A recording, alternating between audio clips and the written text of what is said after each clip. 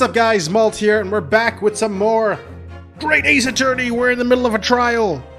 Van Zeek's hot. Alright, let's keep going. Let's do this. I wonder when I'm gonna make original YouTube content again.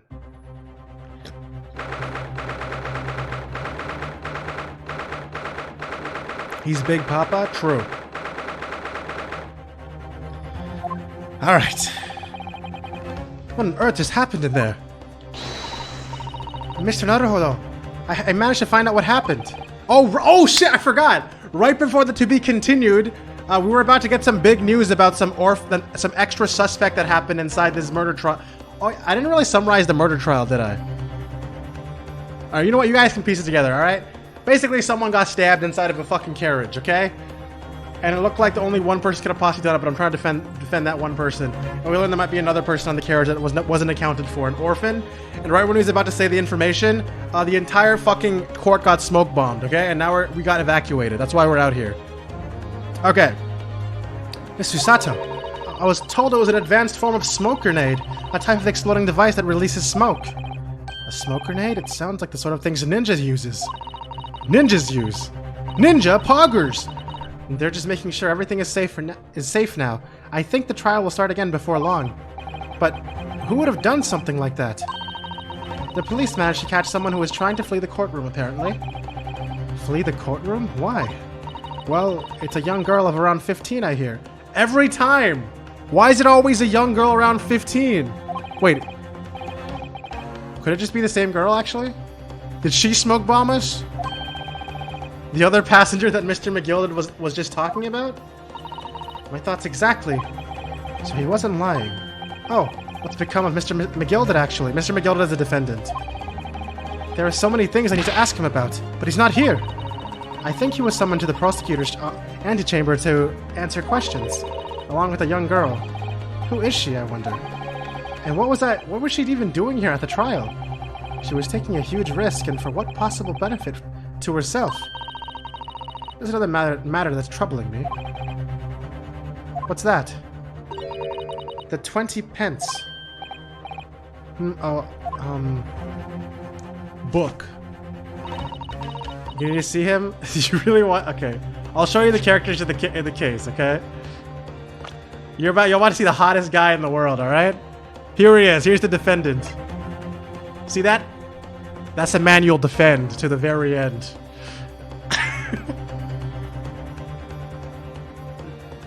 There he is. Also, this is the Lord Chief Justice who made us come and defend the guy. Here's the prosecutor. Look at him. Look at Van Zeek's, man. Holy shit. Dude. And here's some witnesses. This is the guy who died, actually. This guy is the one who drove the carriage. He's one of the guys who was in the carriage. One of the guys who was in the carriage. Wait. I swear there's missing people. Oh, they didn't show the jury members. Okay, that makes whatever. Who cares? According to the coachman, Mr. Beppo, 90-degree chin, he took 4 passengers that night at a fare of 5 pence each. That comes to a total of 20 pence exactly. But now it seems there were in fact 5 passengers, which means the figures don't seem to add up again. Yeah, I think one of them was actually riding free. She's right. That is strange. She was inside the compartment, guys. She was in the goddamn compartment. Okay, I'm pretty sure. Counsel for the defense, kindly proceed into the courtroom. The trial will recommence in 5 minutes. Oh, thank you, officer. We're going straight away. Well, whoever she is, I imagine this young girl will be asked to take the stand and testify now. I can't really imagine what she's going to say, but it could alter the whole direction of the trial. We'll know soon enough, Miss Susato. Oh, also, during a cutscene, everyone starts... maybe not everyone, but there was a lot of people spamming Xenoblade Shulk sounds, and it sounded just like Ryunosuke, and it was really funny. I should go back and clip that, actually. Yes.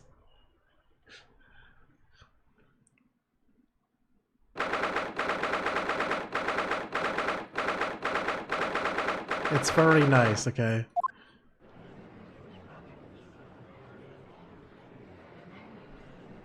Nice one, my furry friend. Oh shit, is that the orphan? Why should be the same Russian girl? There's the young girl next to Mr. McGilded, look. She must have been the one who caused the disturbance before. Well, after that rather eventful recess, or that rather eventful ruckus, this court will now resume the trial of Mr. Magnus McGilded. Now then, Lord Van Zeeks, my lord, I believe you've established the cause of the smoke which veiled proceedings earlier. My favorite, the fucking maid, okay? It's the maid 100 P. Come on, let's be honest. Alright. Anyways, it seems to be an advanced form of smoke grenade, of the sort typically employed by the army. Good gracious, the army? What in the devil's name? It was an elaborate attempt by a young girl to cloak her escape from the public gallery, but she was caught. And now occupies the stand. Your name, girl? Are you responsible for the smoke grenade which induced such pandemonium here in my courtroom? I don't know why I asked when you got 2 rims above your head. It's the dancer. You can spend 7,100 points on a 30-minute cooldown for the entire stream to change the dancer to whichever other dancer I have available, which are all available. Which the list is on ! Commands.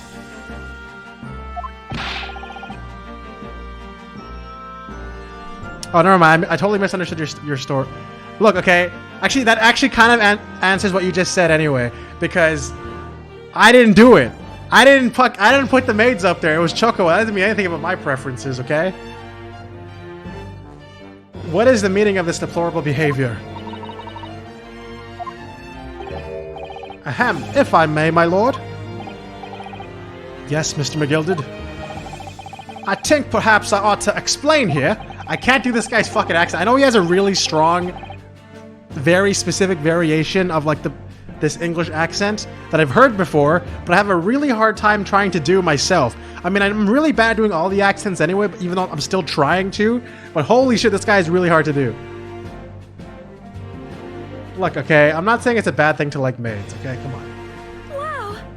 Why is it this wee lass was here in the first place, and why she tried to bolt like that? 'Tis all tied up with all... I think it's like that. 'Tis all tied up... Fuck. 'Tis all tied up with the event of the night, so it is. He's Irish, is he? I don't know. I don't think he was Irish. Is he Irish? Very well, Mr. McGilded. Give your testimony.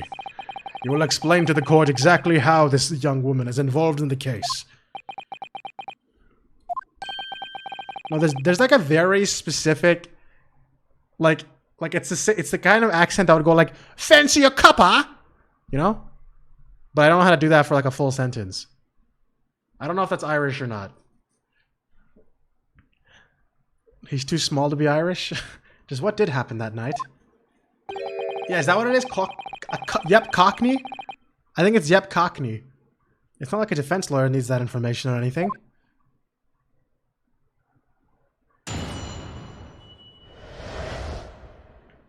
The young girl. On the night in question, I took the back seat in the omnibus and promptly nodded off. Then begorra! A loud thud and a wee scream woke me up with a fair start. Am I doing it better now? I don't know. There was a fella collapsed on the floor at my feet. So I sat him up on the seat across from me. Nah, I'm losing it. Then I turned to find out where that scream had come from, and bless my soul, now it's becoming a wet fucking cowboy accent. And bless my soul, what did I find? There was a child in there all curled up in a ball, hiding her wee self away. I knew it! I knew she was in the compartment! maybe he should just be a redneck, dude. I remain somewhat baffled, I confess, but from what I gather on the night in question, this young girl was indeed riding in the omnibus, is that correct?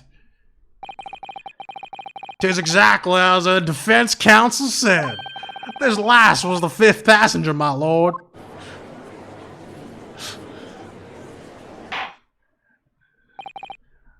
Very well. The defense may now cross-examine the witnesses. Are you ready, counsel? Yes, my lord. Or rather, no. No. I have no idea where to start. No. He straight up just Mario knowed them, dude. The young girl. On the night in question, I took back the backseat in the omnibus and promptly nodded off. Hold it! Hold it! Oh, I said that way too loud, sorry. I hope I didn't just kill everyone's ears. And when you first got into the omnibus, were there any other passengers already on board? No, there were not.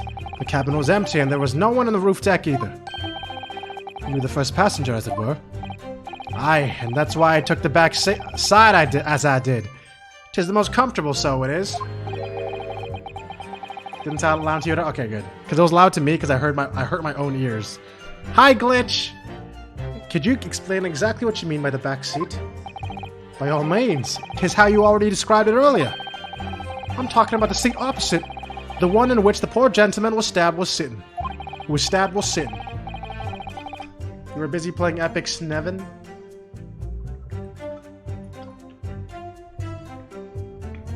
All stars on chapter 1 and 2. Nice. I just happened to notice you finally started doing an art in his gamer girl Chiaki. Yes, I did! Actually, how did you see that? Is that on my Twitter or are you still on my Discord server? I have no idea. I'm so excited to continue that Chiaki. I've been too busy in the last few days, though. I will hopefully have time to work on it tomorrow. I probably won't be able to work on it until Friday, actually, because tomorrow basically, my today and tomorrow has been go to work, come home and stream, then probably sleep, then go to work, and then come home and stream. So that's literally what I'm doing for the next 2 days.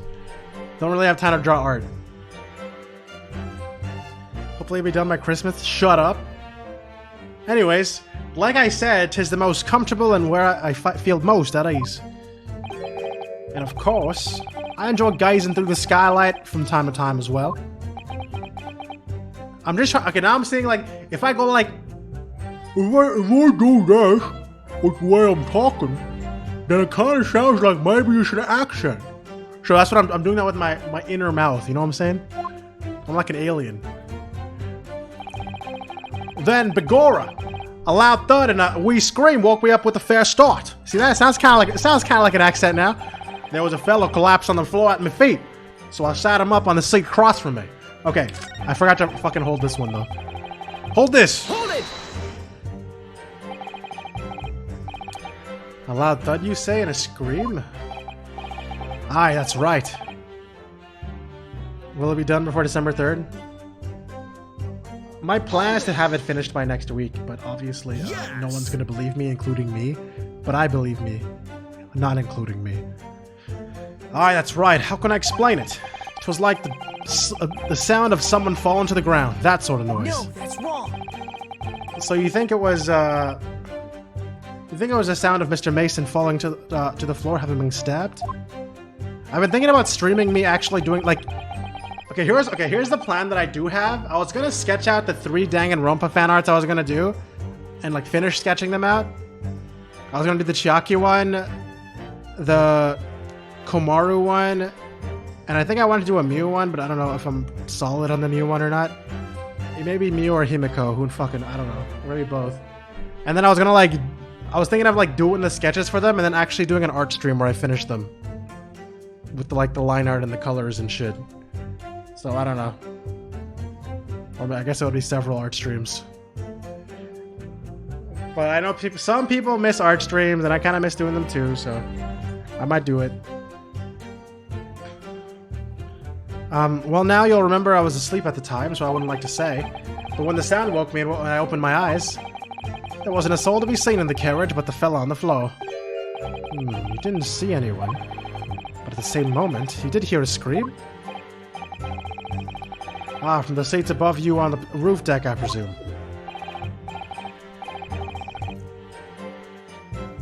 No, he's talking about Epic 7, man.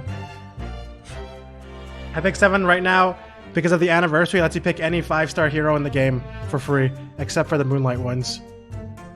You picked Euphonate? You really unsurprisingly picked the booba again? Of course. I understand, okay? Not above me, no, my lord. It was from inside the cabin.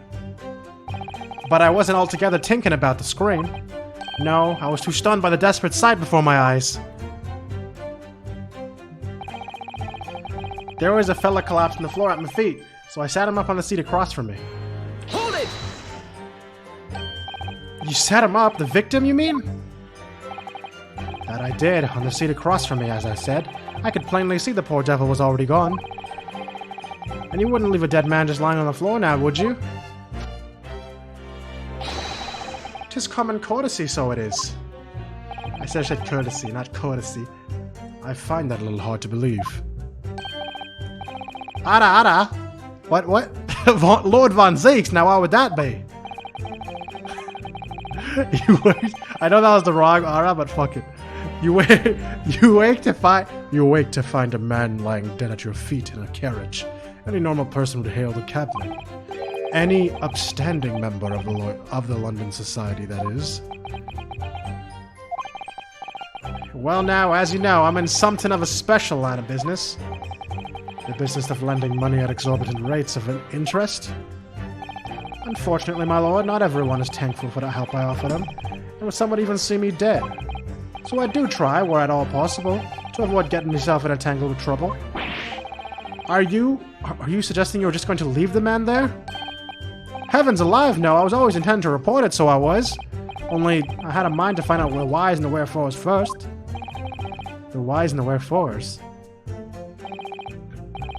You're rank 14 now? Bro, I'm rank 69! Nice! Right you are. There were some details I wanted to understand before anyone else got to meddling. That wee scream I heard, for example. Wouldn't your good self just do the same? Yes. The scream he says he heard at the same time as the thud of the victim collapsing. Then I turned to find out where that scream had come from, and bless my soul, what did I find? Hold it! I can't keep it at 69. There's no way to freeze XP, and I play the game too much. I'm afraid I don't understand. I'm sure you told the court that there was no one else in the carriage except yourself and the victim. So I did, sir, so I did. As far as I could see, that is. What do you mean by that? Well now, 'tis a queer thing! The wee scream I heard as I woke up. It came from, if you'll excuse the vulgar expression, under me backside. Good gracious! Under your backside? I know it was the fucking compartment, bro. Oh wait, he already explained it though. When I looked at the seat on which I'd been sitting, I found there was a wee cubbyhole there for storage. Mr. Nunderholder, we can examine the omnibus ourselves, remember? Remember! Yes, of course, the whole bus was submitted as evidence. This would be a very good time to have a thorough look around inside. I already seen it! And that's when I found her. Well, that's what happens when you miss streams, Glitch.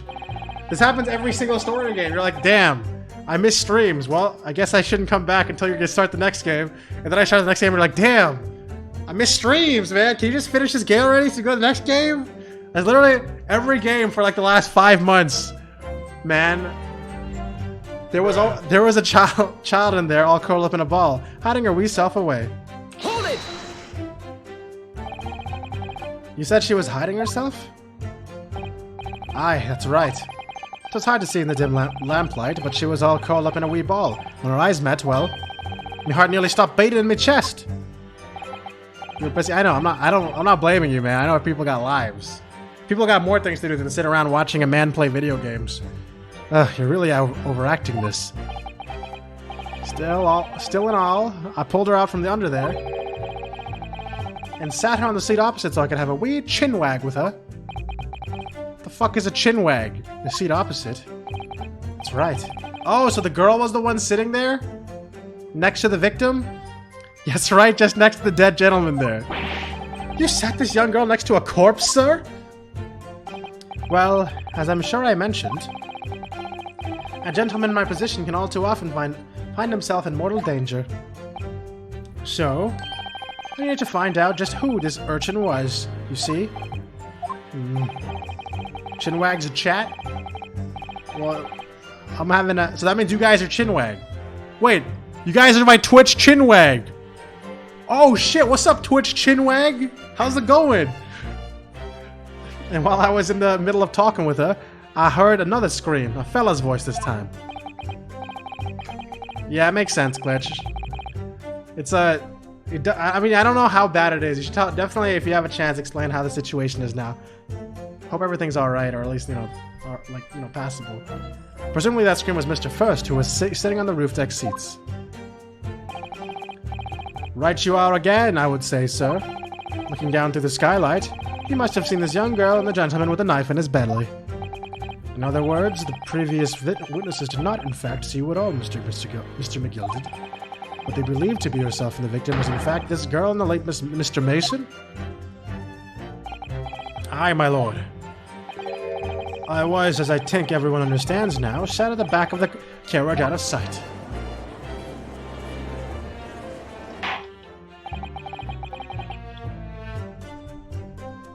It is certainly plausible. The defendant is somewhat diminutive in stature, and readily confused, perhaps, with this young girl. After all, of course, the scream from the gentleman over us, the driver realized something was wrong and pulled up the horses. Thank you, I've heard enough. The events explained are clear in my mind. However, at least one conundrum remains. Who is the girl? Her name is Gina Lestrade, my lord. She's a chancer, earns her crust among large crowds, relieving people of their purses. Oh, she's one of those. What's commonly called a pickpocket. What? This girl here? A petty thief?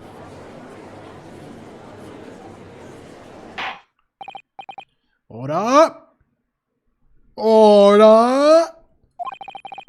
Is this true, Mr. Lestrade? I mean, Miss. Whoops. Hope she didn't hear that. Miss Lestrade. Is it Lestrade or Lestrade? I don't know, man. Alright, you will answer the question. He's got a gun! Arg. How dare you? What is the meaning of this?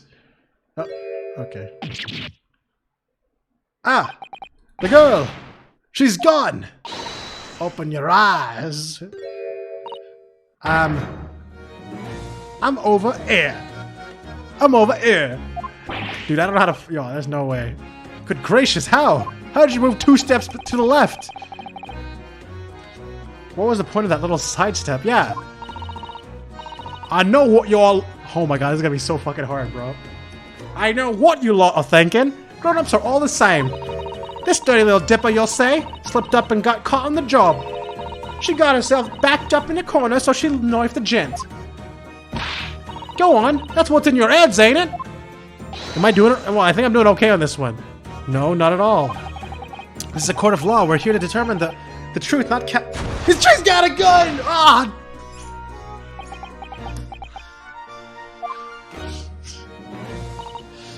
Look, knives are for cowards. Only thugs use weapons like that.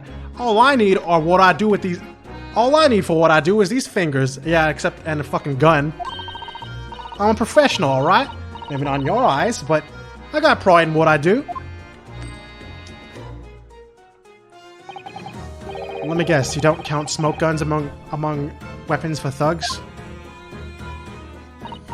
Oh, this? Yeah, this was in a bag I lifted the other day.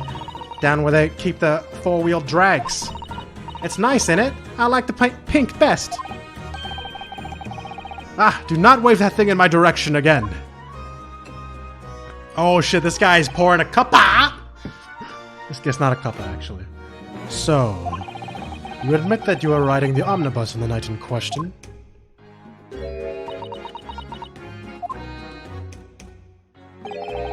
Tis alright, lass. You can tell them the truth now. Is she an older Tita? Oh shit, you're right. We're actually playing the sequel to Trails in the Sky. Alright, yeah. Just like the art. Irishman! Damn, you were right! You were right! I don't even know how to speak Irish. Just accents. The court accepts this girl, Miss Gina Lestrade, as a valid and significant witness in this case. Accordingly, young girl, we'll now hear her testimony, if you please.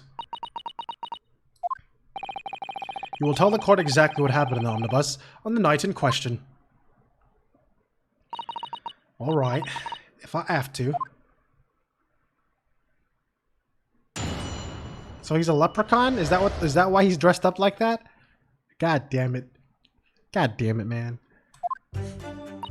So I snuck inside the carriage before they hooked up the horses as like always.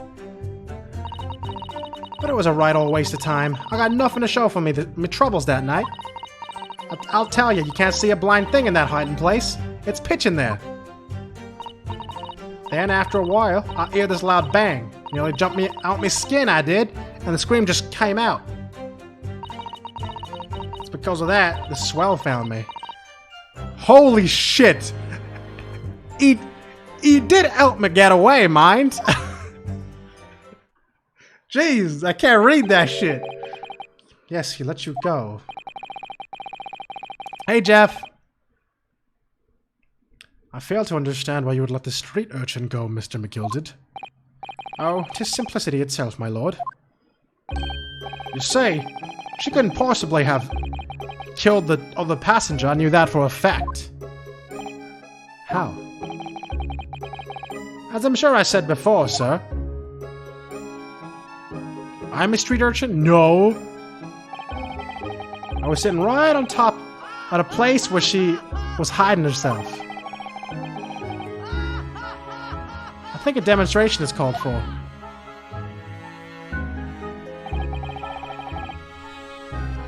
This is where I was sat that night, and the cubbyhole of which you have spoken is underneath this seat, I presume?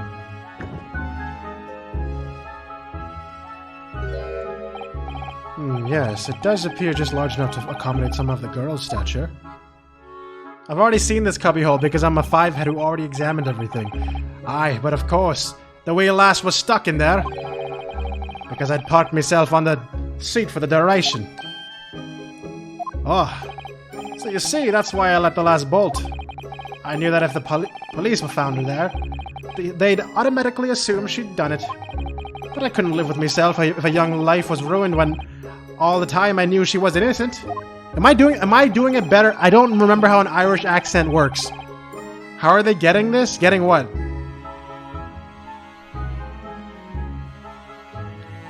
Even though you must have realized your action would result in your own innocence being called into question?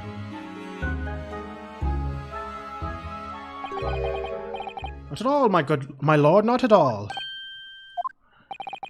I knew in my own heart that I was innocent. So I thought it was worth taking a punt on my own good name for the sake of this less fortunate lass. Footage because Van Zeeks brought the entire whole ass carriage into here and it was a huge thing. You're like, what the fuck? How'd you bring a whole carriage into evidence? Everyone got shocked, even the judge. Van Zeeks was like, the fuck? My goodness. By the way, that's the best jury member. What a perfect gentleman. It's not a flashback. It's actually in the court. I'm not even kidding. That's why I know about it, because I didn't know about the original shit happening. My lord. This... Yo, stop spitting. This is just an example of a man kept processing thinking. I'm ashamed of myself for ever doubting you, sir.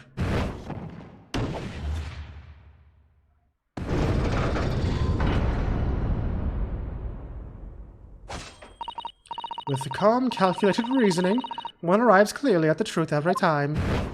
Oh shit, we got everybody to say he's innocent? Did we win? Did we win? Saints alive! All 6 members of the jury consensual and they're leaning to a verdict of not guilty? Mr. Naruto, this, well, it must mean... It must mean what? That we're victorious! We've won? Are you sure? Objection! Oh, okay. Oh, shit!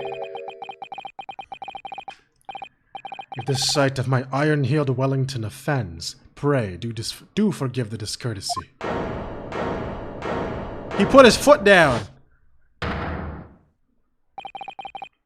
This really is a consummate example. of the one monumental flaw in the British judicial practices. Where evidence and reasoning should be paramount, emotion rules the day. Emotion? The witness's latest statement gives us clear insight into his true nature. What do you mean, his true nature?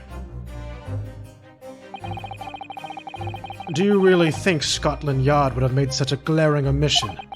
After the incident, the omnibus was comprehensively searched by officers of the police. This is Van Zeek's theme. It's so good. Obviously, the interior of this cubbyhole, as the witness put it, was included in their investigation. The compartment under the posterior seat was full of the coachman's belongings. It's noted in black and white here that in the police report. Good Lord! The evidence has been tampered with. In order to corroborate Mr. McGilden's story, someone has unlawfully removed everything from under the seat. Wow!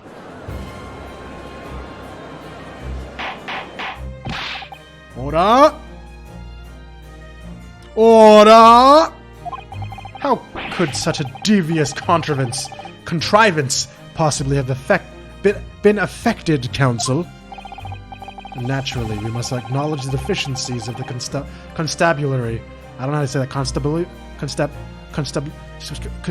In allowing this to have happened. However, I assure you, when the omnibus was wheeled into the courtroom this morning,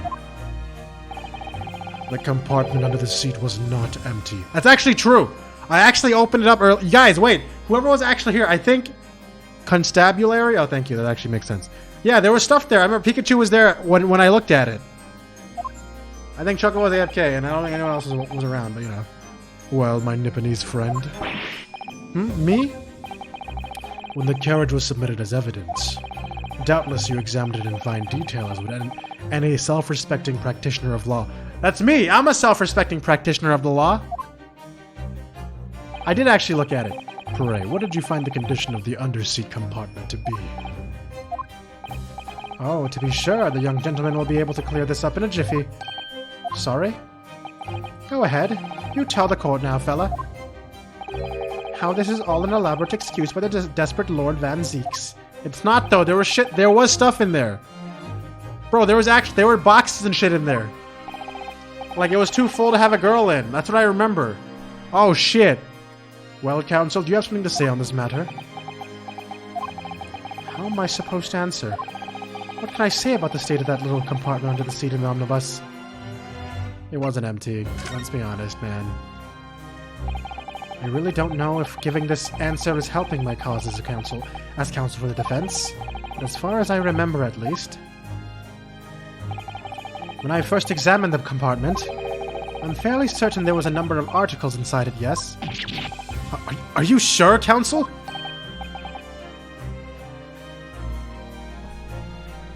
Ara, be whist! What are you saying now, you daft daw? I thought you were on my side here. No, I'm on the side of truth and justice. What game are you playing? Your task is to defend the man in the stand. Why would you say something to compromise his position?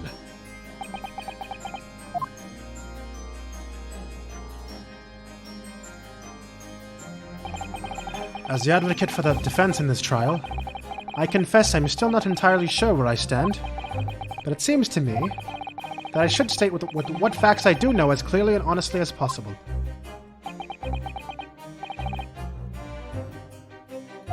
Interesting. 'Tis not altogether pleasing, fella. I'm simply telling the truth, Mr. McGilden. Well, don't forget you're supposed to be representing my best interests here, lad. Now then. A fellow's memory is a curious thing, and not altogether reliable. No, the court must consider the facts. That there cubbyhole under the seat is as empty as the devil's heart, so it is. Do you think that perhaps it would be in your best interest now to admit that you might have been mistaken? Dirty eyes! No No, that's wrong. Why? Why do I feel like something's not right here? I should like the jury to weigh in on this matter, I think. The compartment is designed to house equipment used to maintain the smooth running of the carriage. The Guild's rules state that the omnibuses should be properly and fully equipped at all times, so it certainly wouldn't have been empty on the night in question. Beppo isn't that irresponsible. That money-lending fleecer and the pick purse are lying! Uh-oh. Uh-oh. I'm ruining everything. And did I do a very long game over here? I can't believe I was nearly taken in. The stinking rich are always stinkers, nothing but cowards, a lot of them. What? Oh no. It's a trick! Of course it's a trick. Yeah, it's probably not a very long game over, but they normally, if it was an actual game over, would just be very obvious. I don't think they'd let me see this whole thing. Quite so, I must concur here.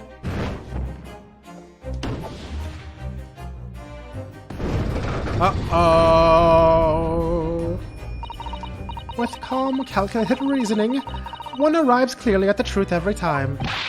Yes, but every time a different truth, it seems.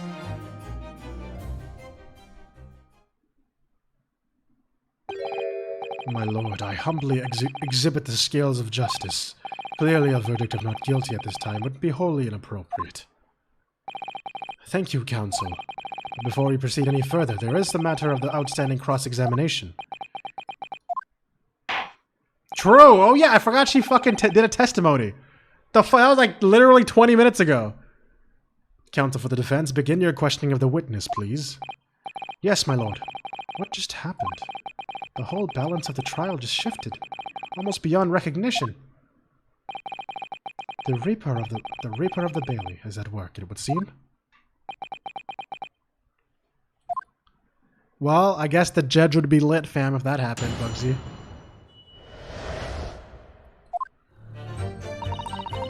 So I snuck inside the carriage before they hooked up the horses, just like always. Hold it! So, you were already in the omnibus before it ever even set off on its run? Well, yeah. I mean, what's the point of spending a joey to make a few bob, eh? That's a rum idea, ain't it? That's a rum idea, ain't it? In it? I suppose she means there's no point spending money to make money. It actually makes sense. Counsel, may I remind you that this girl is a petty thief? Kindly refrain from entertaining her tenants. Well, that does clear up the little mystery of the fare and all. 4 paying passengers at the 5 pence apiece, making the 20 to which the cabman testified. And what a little scapegrace. Scapegrace, riding for free. The red conch of a driver always goes for some grub his last run, see? And that's when I slip into the carriage and get myself in under the seat. Nice and easy, right? But your hiding place is a storage compartment. Full of equipment for the coach, no?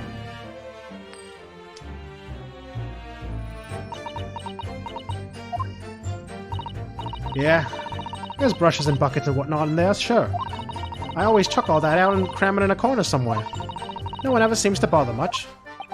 And yet, according to the report filed by the police officer who first arrived at the scene, the compartment was full of such the compartment was full of such paraphernalia. Oh my god, dude. Well, I don't know nothing about that. Like I said, I moved all the stuff out so I could hide under the seat. That's all I can tell you. It seems we've reached the end of that line of inquiry. Continue. But it was a right old waste of time. I got nothing to show for me and my troubles that night. Hold it! A waste of time? Why is that? Well, most nights I'm on my own in the god permit at some... What the hell does that mean? In the god permit at least some of the time. I beg your pardon? Did you say god permit? Or god permit? I don't know. Oh yeah, that's what my kind called it. You'd say the omnibus, I suppose. The point is, any normal run, the carriage ain't got no one in it for a while. And that's when you come out of your hiding place and get away. That's it. Only that night, this cove was selling me seat from the start. And he didn't budge the whole way, did he? Not 1 inch. I was totally stuck. So you mean to tell us that you were present in the carriage for the duration? You were under the seat the entire time while the events unfolded in the enclosed cabin? Yeah. Right, mister? To be sure. But I was shocked as anyone. You don't expect to lift the cushion you've been sat on and find a child now, do you? So this Miss Lestrade couldn't possibly be the culprit then. Now, there's probably holes in it. You know, for the carriage, the luggage. I tell you can't see a blind ting in that hiding place. It's pitch in there. Hold it!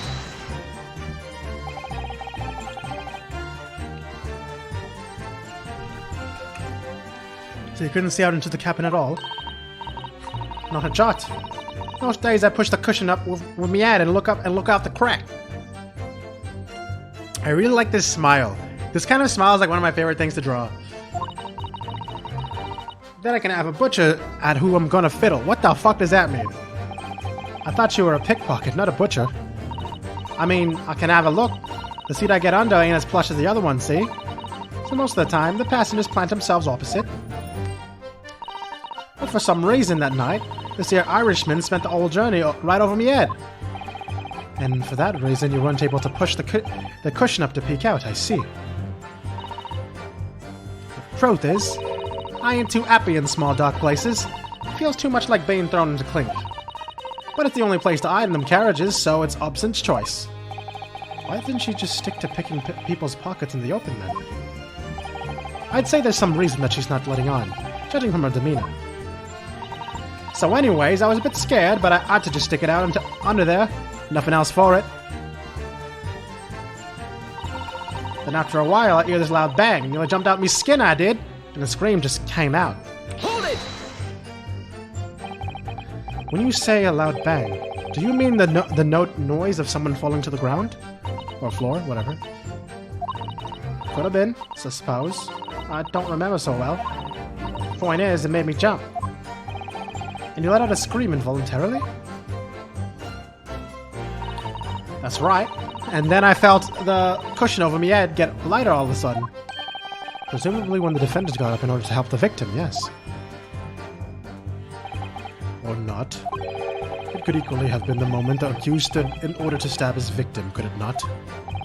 Well, girl, did you see what happened at that crucial moment? Yeah, I saw it. I pushed up the cushion and had a quick butcher's while I had the chance, didn't I? The Irishman was sitting up and the bloke would had fallen on the floor with the seat opposite. It matches Mr. McGilder's account, of course. But then, the fella suddenly turns around and looks right at me. I sunk back down again, but it was too late by then. I should never have risked looking. It's because of that, the swell found me. He did help me get away, mind. Hold it! And when Mr. McGilder discovered you, he pulled you out from your hiding place? I was scared stiff, I was. It dragged me out and sat me down in the seat and all. Next to the victim, Mr. Mason. Yeah, the bloke had a knife in its oh my fucking god. The bloke had a knife in its guts. It was still bleeding. And the carriage lurched a bit and he ended up falling onto me. How awful. Both me and oh my god, dude. Both me aunts got covered in blood. It made me feel sick as a dog. With her hands covered in blood. It must be what the rooftop passengers saw. After that, I believe you talked with Mr. McGilder for a while, is that correct? He asked me some stuff. Wanted to know my name, and what I was up to, and all that. And I heard something, Finn! Something from up above! Someone screamed! Yes, Mr. First on the roof deck, one would presume. Well, I didn't want no one seeing my face, so I didn't look up. And the horses were drawn up smartish, and this eared Irishman says to me, "Get back under the seat. I'll see that you get away later."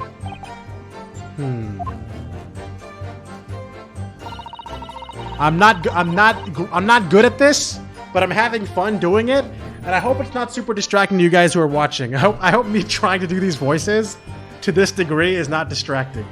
and hopefully at least somewhat entertaining. All 6 members of the jury had decided the defendant was innocent. For one brief shining moment, yes. It's clear that they're all still very unsure. If we could just find some conclusive piece of evidence among this new testimony, I'm sure it would clinch the verdict we want. Yes, I think you're right. And I have this niggling feeling. Something's bothering me, but I just can't quite put my finger on it. It brings you more into the story. I'm super glad to hear that. So I snuck inside the carriage before they hooked up the horses just like always. Oh yeah, wait, she already said that. Fuck. Okay. Wait, I already pressed everything. That means I gotta actually do something here. Okay, let me actually use my brain.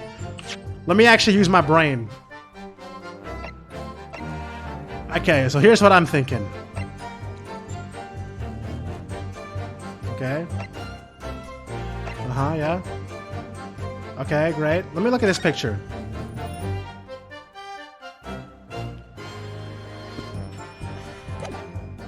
Okay.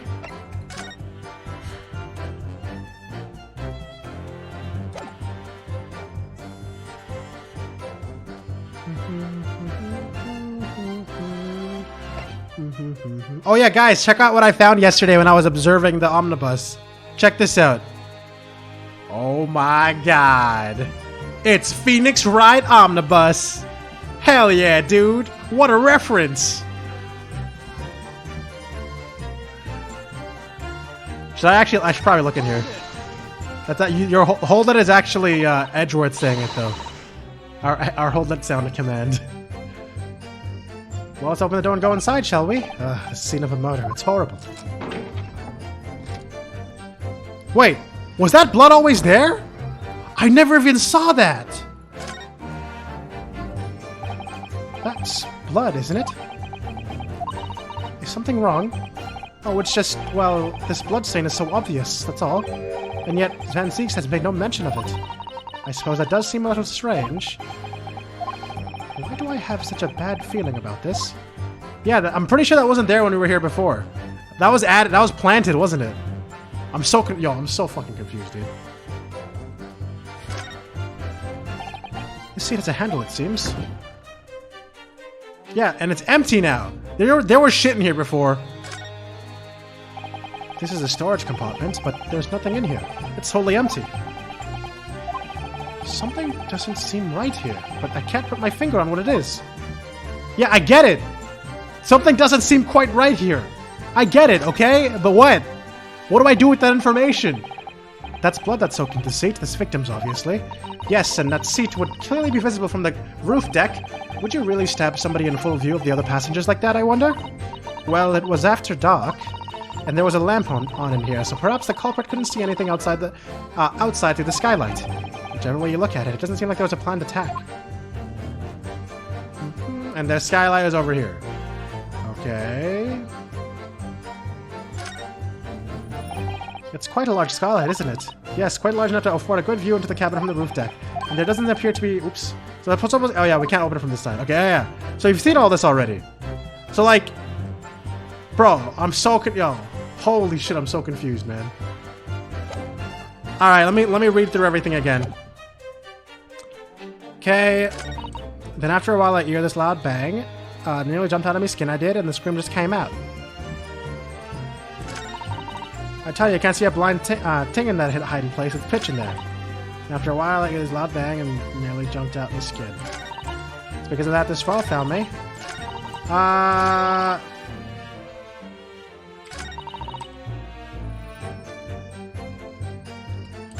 What do I do? What do I do?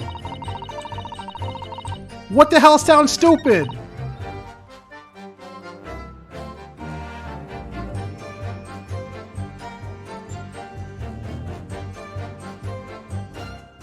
Wait, but didn't she just say that she got caught because she peeked out rather than get it because of the screaming? Can we prove it's not dark in there? Can we? Oh my god, man. Let's go see again. Let me go. Let me check this again. Let me actually see if there's a.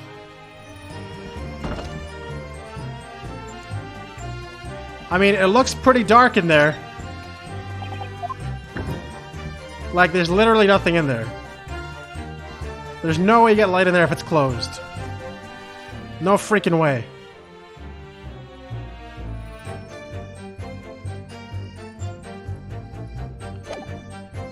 Bro, I don't know, man. I don't want to just randomly guess this shit.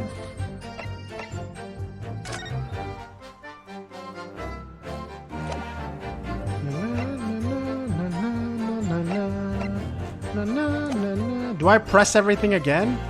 Or do I just, you know what, let's see what the ending comment is again. All 6 members of the jury decided the defendant was innocent. One brief shining moment, yes. So they also are very unsure. If we could just find some conclusive piece of evidence among this new testimony. I'm sure we would clinch the verdict we want. Yes, I think you're right. Please bother me, I just can't help my feet. Okay. That doesn't help me, man! Man, that doesn't help me, dude!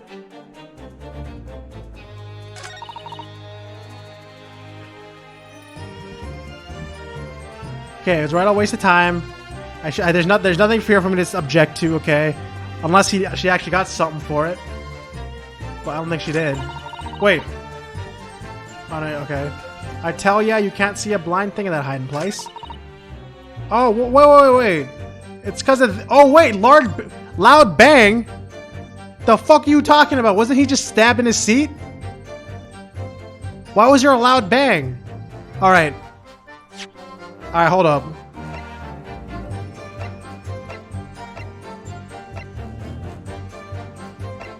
Now, how do I actually say that, though? Is this the best way to do it?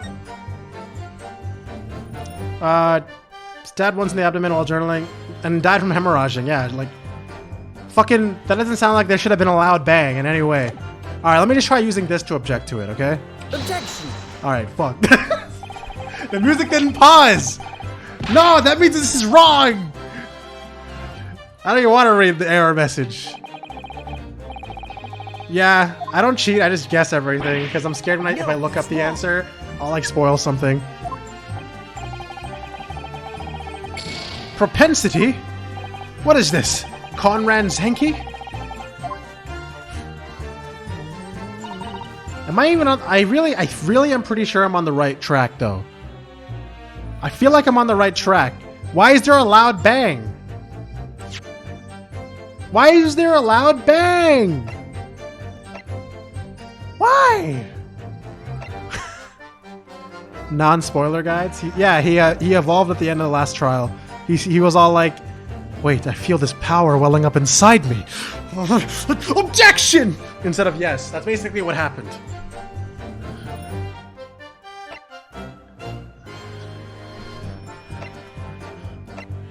It was a very hype moment.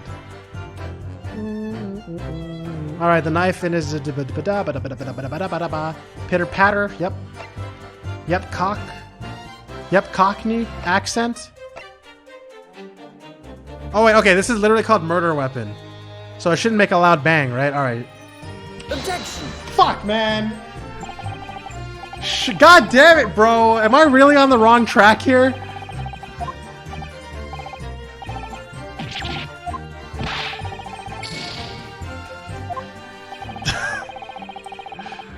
I won't lower my hand until I prove my client's innocence. Okay. This is actually so annoying, dude. No one has an idea? I mean, I know Taco would know the answer because she's literally my spoiler-free walkthrough if she wants to be, because she's ahead of me.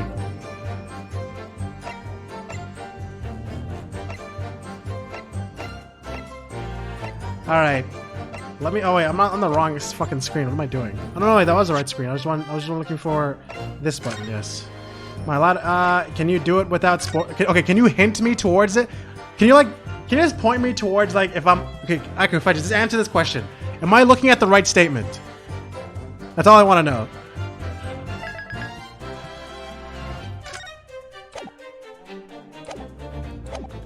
No.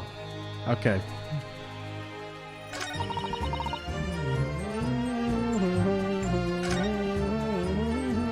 Fuck, I didn't mean to do that.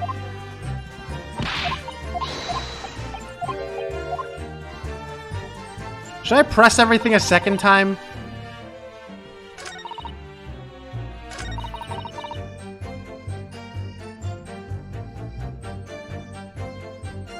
Hold it! No, John, most days I push the cushion up with my head and look out the crack.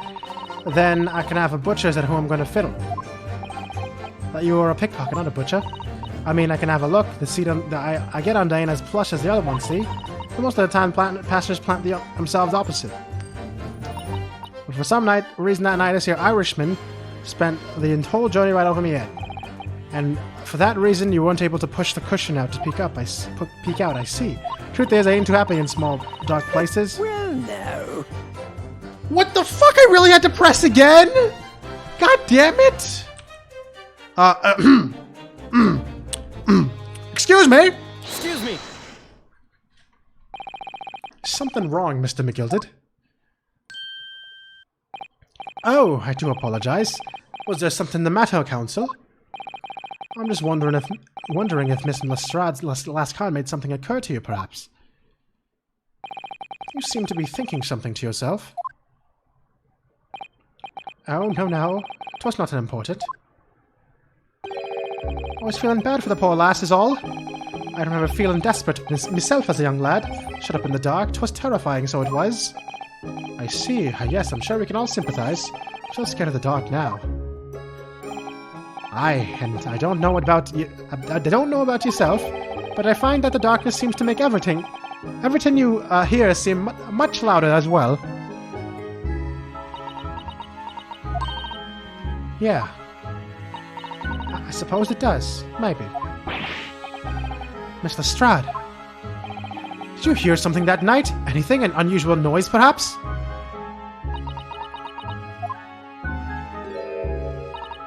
Nah, not really. All I could hear was the Irishman snoring. Be jabbers, there's no need to tell the whole crowd of me. My foibles, you little scamp. What a pity. Well, if only Miss Lestrade had heard something, it might have given us a vital new clue. Yes, what should we make of that last statement of hers? It's profoundly important! My lord! I believe the statement just made by the witness is profoundly important. Profoundly important, but all she said was that she heard nothing. Yes, which is profoundly... I'm almost sure of it. I'm almost sure that I don't understand the inner workings of your Eastern mind, Counsel. Nevertheless. Miss Gina Lestrade, you will supplement your formal testimony when repeating the last statement, please. What? Supplement? What are you on about? Don't give me all your fancy talk. I know what you're trying to do, but it won't work on me. That's right. Insult the judge. Always a good move. I was straining my ears to work out what was going on, but all I could hear was snoring. Oh yeah, why'd you say this shit? Oh, okay. Wait, what? Yeah, how did what? Whoa, I pressed the wrong button. Hold it! So you were straining to hear what was happening the entire time, since the moment you hid yourself? Not exactly, no. Whoops, I didn't mean to look at him. You keep sitting there doing nothing. Sorry? Well, there was no one in the cabin to start with. I could just push the cushion up and have a butcher to see what was what. But then, when I saw this swell getting on, I got my head down so he didn't notice me. And Mr. McGilded sat on the seat under which you were hiding, correct? Yeah, would you Adam and Eve it, eh? What a mug! So then all I could do was listen. I was waiting to jump out of there as soon as I heard him leave, see? Would we? Not likely. Even though we stopped here and there, I never heard the door open. So I just had to stay put and listen to him driving his pigs to the market, snoring like a dog he was. Are there any conclusions we can draw from that, I wonder? It doesn't add up. Mr. Lestrade! I mean, fuck, dude, I keep saying Mr. Miss Lestrade, what you have just told the court is clearly at odds with the facts. Ah. At odds? Are you sure, man? Absolutely. It seems my learned Nipponese friend is not as dull-witted as I feared. So Van Zieks realized it too.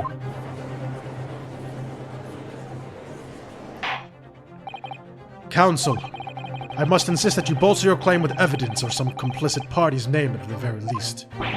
Yes, my lord. I expect you to demonstrate this alleged contradiction to the court. According to Miss Lestrade, while she was hiding in the omnibus that night, she heard nothing but the sound of Mr. McGilded snoring. But think, Renosuke, think! Double slap! There's something else she should have heard. Show a person or show a piece of evidence. Or forget it. Wait, fuck, man, this is so hard. Okay, let me look at the court record. There's something else she should have heard. Okay. Clearly not this. Clearly nothing I can show. None of this next sounds very loud. But there was a person that was loud, right? Didn't someone scream? Didn't you scream?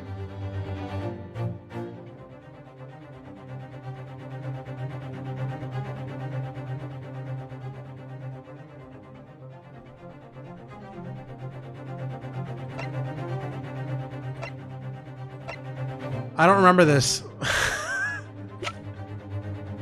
I don't remember. Bro, I don't remember. Oh, God. The scream came later?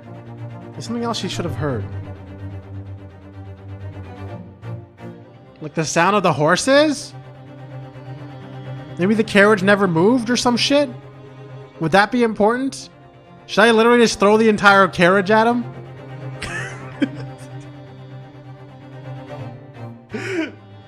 Fuck it, dude. Very well, my lord. Allow me to elaborate. On a particular sound that Miss Lestrade could not have failed to hear on that night in question. The sound very clearly explained by the following piece of evidence. I'm fucked, man. Bro, I'm fucked. Unless it was a glove slap. Is there anything loud in this? Guys, is anything loud in here? Is anything loud in this picture, guys? Anything loud? Does anyone see anything loud? Is this loud? Is this loud? Just me? This is so fucked, man. Take that! Yeah, it's fucked. It would seem phantoms are at work again, this time in my Nipponese friend's ears. I concur. No sound is apparent to me at all. Oh. Allow me to introduce you to a sound that will be very real indeed, however. The sound of your death throes. Garg! He's right. That was loud. Well then, counsel. According to... Okay. Sure, don't think of the sound of Mr. McGill's snore, but think, Renosuke, think. Slap, slap! There's something else she should have heard. What should she have heard?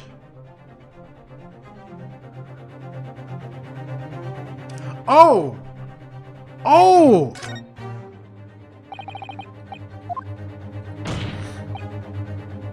There was supposed to be someone else in the fucking car that was alive before he got killed.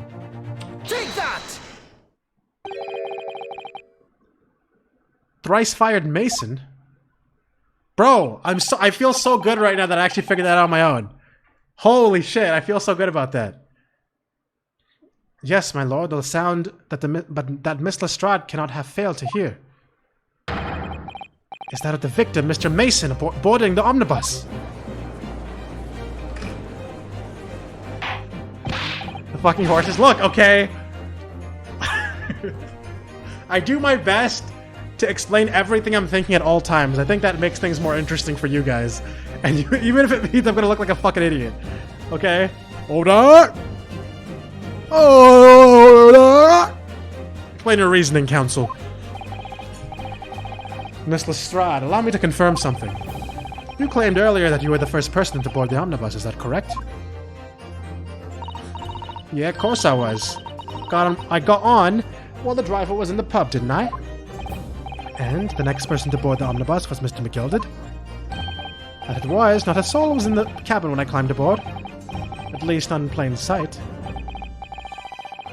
So you are, to all intents and purposes, alone in the enclosed cabin of the omnibus at that time? Did I not just say as much? I wasn't traveling with anyone else, if that's what you mean. Yeah, I saw him get on, remember? Through the crack in the seat cushion. He was on his own for sure. And from what we've heard, the carriage made a number of stops after that on its onward journey. During which time did you not hear the door opening or closing at all? Nah, I never heard it. I never heard it. That's exactly what I was listening for, wasn't it? Waiting for the swell to leave. In which case, when and how did the victim end up in the carriage? We know that the victim collapsed inside the enclosed cabin of the omnibus. Therefore, Miss Lestrade's statement about what she did or did not hear is at odds with the facts.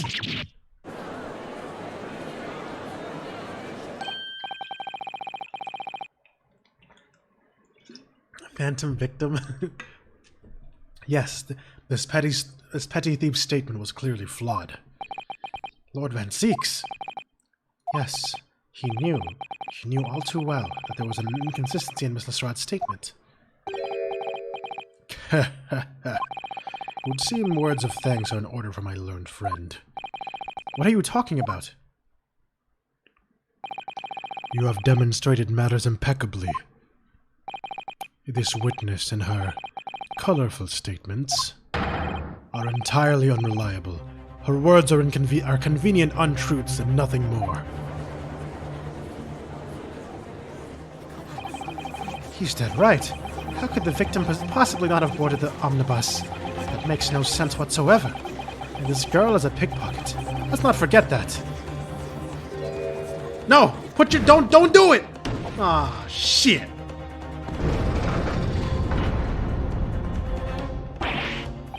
She didn't even say anything. I didn't want to judge the dear little mite just because she has some other naughty ways. But I must say, I can't abide liars. And neither can I. Mr. Foreman, I didn't want to judge the girl just because she has some less than salubrious ways. But I must say, I cannot abide liars. Uh-oh. Urge. Mission Naruhodo, that's 5 jury members leaning towards guilty. So now she's the maid who hasn't switched back. Can she prove that she's best girl of the juries? Well, your consideration for others is refreshing, my Japanese friend. To the considerable troubles you have spared me.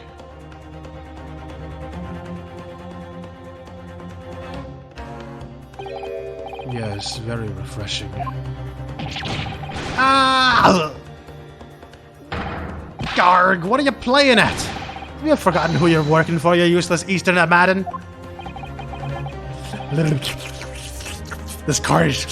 Let's do this perfect.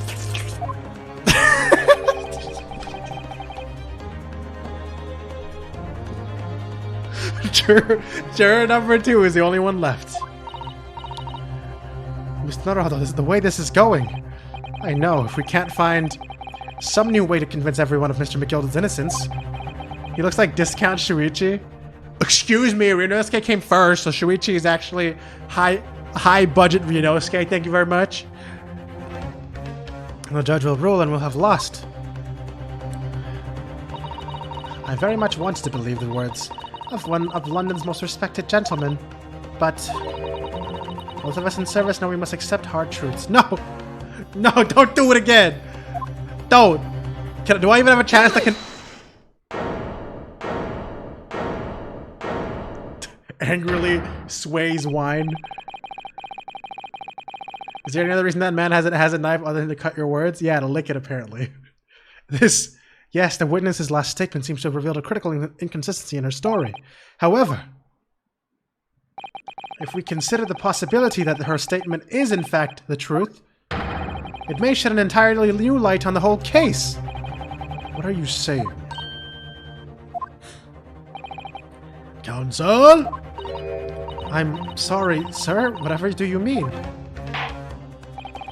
Counsel, I will not tolerate your attempting to prorogue my education. Explain yourself at once. When the accused boarded the omnibus on the night in question, the victim was nowhere to be seen. Subsequently, The carriage door was not heard opening a single time, as testified by the witnesses in the stand. And yet the victim's body was found inside the carriage. If this petty thief's words are to be believed, how do you explain the victim's miraculous appearance inside the cabin of the omnibus?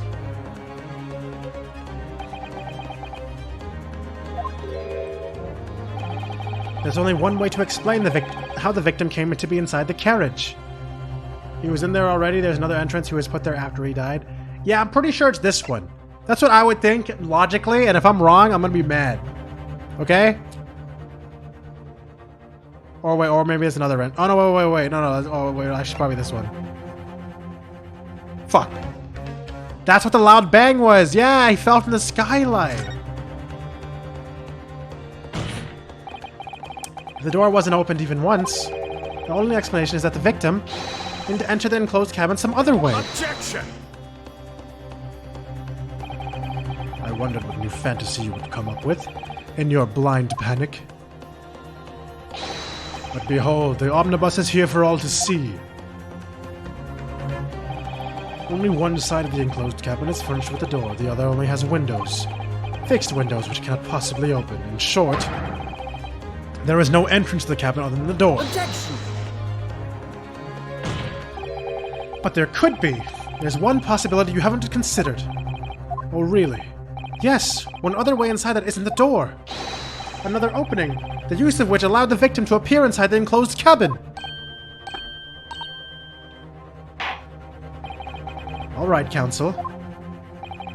The defense will identify the location for the court. Here is the omnibus on which the incident occurred. Where on earth is this entrance by which you propose the victim enter the cabin? Right here! There it is! Do it! Take that! The answer is obvious. It can only have been the skylight. I say, the skylight? Objection! Your ludicrous proposal almost has me lost for words. However... Objection! Shut the fuck up. I'm gonna object over your ass. The skylight may well be large enough for someone to pass through. Objection! So you claim. But do you have a shred of evidence to support your addle-brained theory? Yes, the blood on the floor. Both Mr. McGilded and Miss Lestrade said the same in their testimonies. They each claimed to have heard a loud thud, such as this noise made by someone falling to the floor. Yes, which has already been explained as the sound of the victim falling from his seat, having been assaulted with a dagger. Yes, it has, but would a man slipping from the seat onto the floor really have made such a loud noise as the witnesses describe? A noise loud enough to cause Miss Lestrade to let out an involuntary cry, in fact? Good gracious!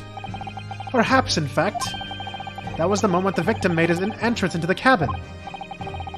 No, let me rephrase that. The victim didn't enter the cabin as such. He fell into it. Objection!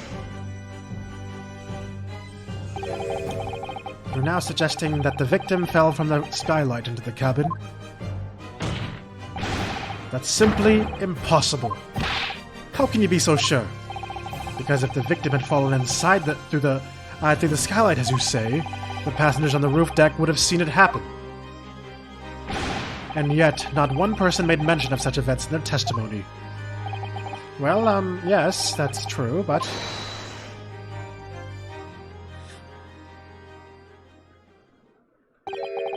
Quite a humble fella. Make a wee comment here. Mr. McGilded? To be sure now, the two fellows who were sat on the roof that testified afore said nothing of this victim falling through the skylight. But it seems to me that, my lord, that 'tis not much a case of them not saying, but... Aye. 'Tis a case of them being unable to say... What? I think perhaps that the two fellas do be having something of a compelling reason not to mention what happened. Would you not agree, fine ladies and gentlemen of the jury? What? Oh my goodness, surely not. Those two chaps on the roof. You mean the ones who stuck that knife in the man were... That was what I was thinking.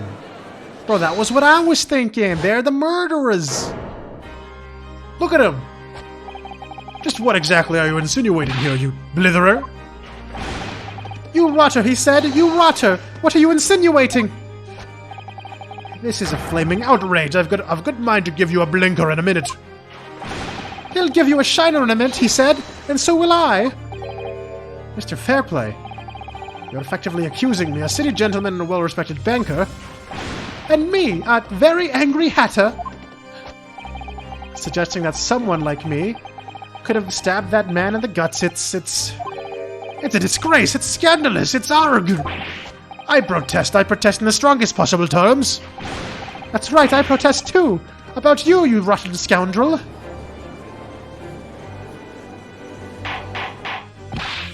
Order! Order! Order! This is not the time, witnesses. I will not permit this wanton invasion to the stand. Return to the anteroom at once. But this is beyond reason, my lord. It's outrageous. It's very hurtful, you know. My lord, if I may comment. Go ahead, Lord Lanzeeks. It was the defense that incited this outburst from the witnesses. My learned friend has seen fit to abandon all protocol and accuse the witnesses without proof. Accuse? I never intended to. It seems, young Nipponese, that your command of the English tongue is wanting. You propose to this court that the victim fell through the skylight from the roof deck of the Omnibus. That hypothesis cannot possibly stand without the rooftop passengers being aware of the events. You have branded these gentlemen liars. You've intimated their criminal guilt. In our British courts of law, that is what's termed a baseless accusation. I know it was a rash to put this idea forward without any actual evidence, but you can't just dismiss it without a second thought.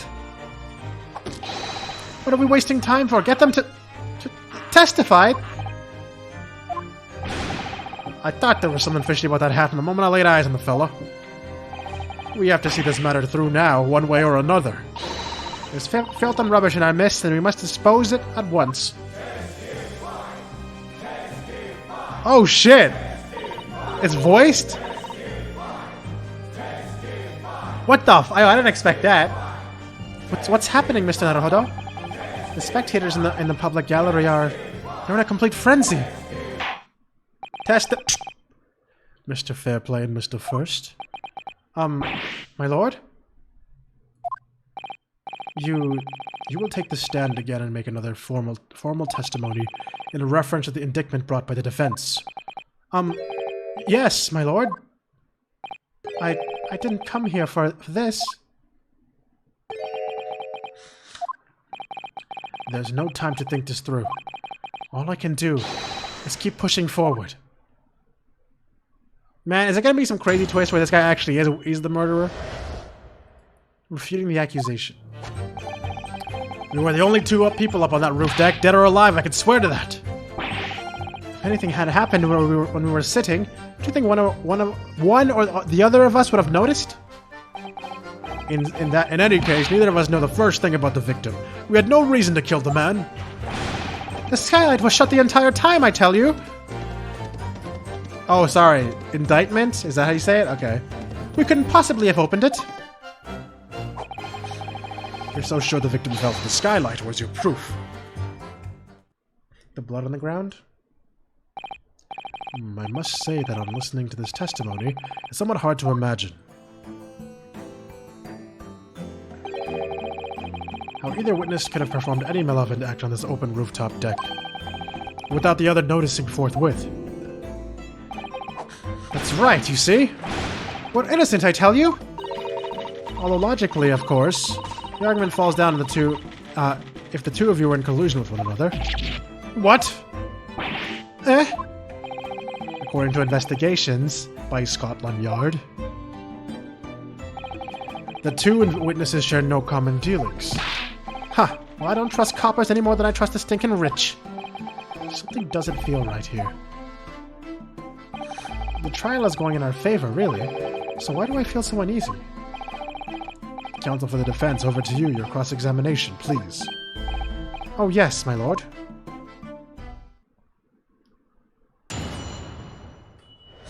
Is it indictment or indictment? Like with the C? We were the only two people up on that roof deck, dead or alive. I can swear to that. Hold it! So at no time did the victim, Mr. Mason, climb up to join you on the roof deck? Statement?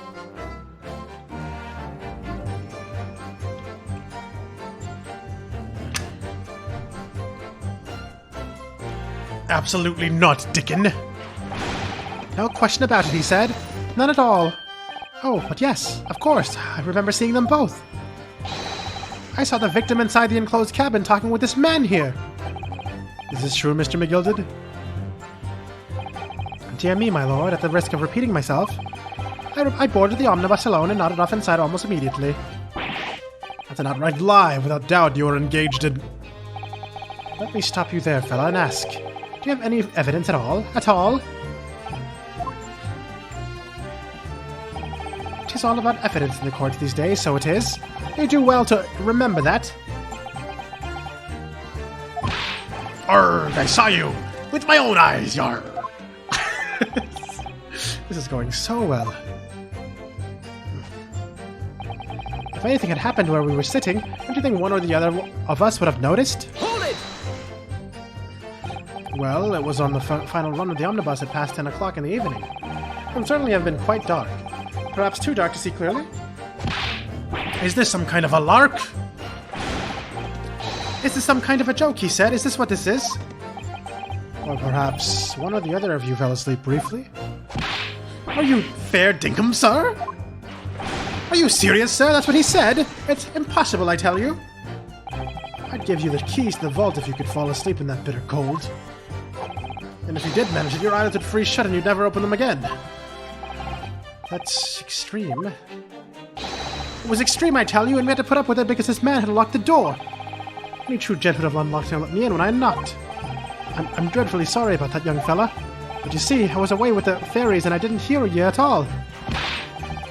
That's a lie. I saw you through the glass. You were talking to someone. Now, 'twas a cold night, so it was. People do be seeing things that aren't real in the cold. Is hardly surprising. Saying things! Saying things! I believe we have reached an impasse here on this particular point. You! Don't take it personally now, lad. If I'm a suspect in this case, then it's only fair that you and I and the other fiend are too. Open and free competition is what capitalist society is all about. This isn't a competition I should like to be involved in, really. In any case, neither of us know the first thing about the victim. We had no reason to kill the man. Hold it! So, you had never met Mr. Thrice-Fired Mason before? Oh, Lumen, no! Not once, never! He'd never met the man before, he said. Never! And you, Mr. First, had no prior dealings with the victim either? That's right, sir. Hatches don't have much to do with brickmakers, to be perfectly honest, sir. No, I imagine not. You see, how many different ways can I put this? Neither of us have the remotest connection to the... No. Gentlemen who were inside the cabin. Yeah! Except, you know, the time you said that... you owe this guy money, though. You owe this guy money. Excuse me. What do you mean you don't have any connection? Mr. McGilded? Yes, counsel, what can I be doing for you? Doing you for? Did the witness's last statement give you pause for thought somehow? Not the remotest connection. Is that right now? I wonder. What are you insinuating now? Ah, Mr. Fairplay, it has been too long, so it has. If I'm not very much mistaken, I believe it is fast approaching, is it not, your repayment debt? I beg your pardon? Bro, that happened in the first part of the case! This is not even a reveal! Hey, you borrowed 20 guineas from me, sir. At an unconscionable rate of interest, you tricked me, it's extortion! Well now, is that a touch of begrudgery, is it? The sort of begrudgery that might motivate a fella to pass his crimes off on another. Arrgh! And young Mr. First? Me, sir? What do you want with me, sir? You do me making hats for a living, do you not? That top hat sliding about on your head, is that one of your own creations, is it? Oh, well, I'm still just an apprentice, you understand. I'm learning to find the perfect fit for whatever fine gent walks through the door. The perfect fit, is it? It is a very distinctive design, so it is. Many customers like it, I tell you. They're a distinctive touch. They like a distinctive touch. Customers, such as thrice-fired Mason. There was a photographic print of the victim submitted as evidence for, my lord. Oh, this you mean? True. This fucking hat. I can't help thinking the poor fella's hat looks distinctly familiar, wouldn't you say? Oh! That's one of my hats. Aye, that it is. So it would seem the brickmaker was a customer of yours. The sort of customer, I'd wager, you could have had a wee quarrel with over the distinctiveness of the goods. Oh no, sir, absolutely not, sir. Well, there's really nothing more to add. It wouldn't be right to say that two fellas here haven't the remotest connection to the victim, you see.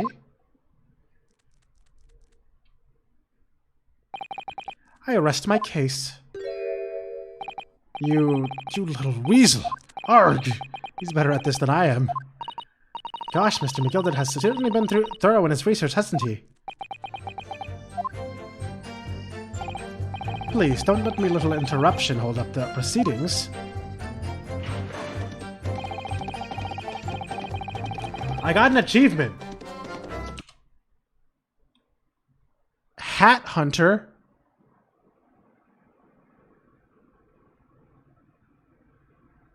What the fuck? Weird. For having identified the something responsible for the victim's hat in episode 3. Great. Was that an optional thing or something? What the fuck? The skylight was shut the entire time, I tell you. We couldn't have possibly opened it. Hold it! You didn't get that? I guess that was an optional. Wait, so you never saw that conversation? Yo, easy clap, dude. Yo, easy clap. Yo, I'm so good at this game. Are you quite certain about that? That the skylight was shut the entire time? I guess I do get rewarded for pressing every statement in this game. I should probably do that more, huh? I'm going to lose my block with you in a minute. He's going to lose his rag with you in a minute. That's what he said. Take a look for yourself. Go on. You see, it's shut fast now, just like it was on that night. So it is, of course. Because you knew we went. Yeah, I understand that. I don't actually know what I'm supposed to do yet, so you know. Of course, a fellow the size of Mr. Mason could likely break through it. It's still and all. What? Just looking at the size of the ting, you understand? Now you hold on there a minute, sir. The size of the ting means nothing. On its own, let's consider the bigger picture here, shall we? Let's not biting our cane, shall we? I was riding the omnibus on another occasion when while I broke winds loudly. I shocked myself with it as it happened. Why did you say that? This is an unexpected confession, Mr. First. Oh, I just mean to say, well, the point is that I tried to open up the skylight, you see? But, just my luck, I couldn't make it budge. The stench was terrible. Everyone was looking daggers at me, sir. I went as red as the rouge, I did. Are you expecting me to sentence you? Oh no, sir! The point is... The skylight can't be opened! I tried when I was inside that cabin of shame! Oh my god, I heard her voice for a second. The fuck? I could barely understand what she just said. Excuse me! Do you have something to say about that, Miss Lestrade? Miss Lestrade! It opens. The skylight. This is what we're talking about, right? Stop. Stop. Stop. Stop. No. All them skylights open. Dead easy. More easily than you can load that weapon. That's a lie, I tell you. Otherwise, when I broke wind, You can't do it from inside, you mug. Oh. Look, a few weeks ago, I was up on the roof deck on one of them drags. And I had a great all. I mean, I had purses coming out at me ears. Miss Lestrade, this is not the forum to be eulogizing on the subject of your criminal activities. Well, anyway, I had a bit of the scare. When I lifted the last bloke's purse, he got wise to me. All four of them surrounded me, so I couldn't up off the bus and leg it. So what I did was I used the skylight. Opened the catch, jumped right through. What? What? Yeah, the catch from skylights, holy shit, skylights, is on the top side.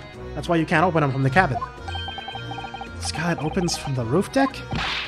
Bailiff, climb up on the roof of the omnibus at once and verify the witness's claims.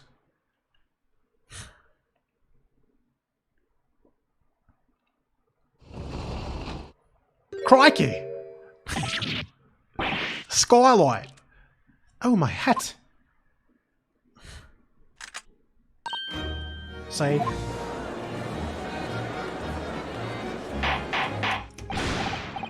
Order! Order! Order! So, it appears that this street girl's statement is quite true. I don't believe it. The skylight opens. And from the roof deck! Mr. Naruhodo! This could be the clue we're looking for. Well, counsel for the defense, please continue with your cross-examination. Yes, my lord, so the skylight opens. Perhaps I should investigate there for myself.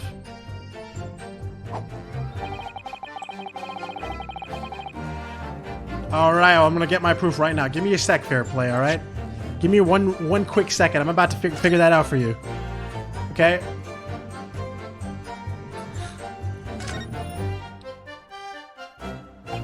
So the skylight was fastened shut before, but now the catch has been undone.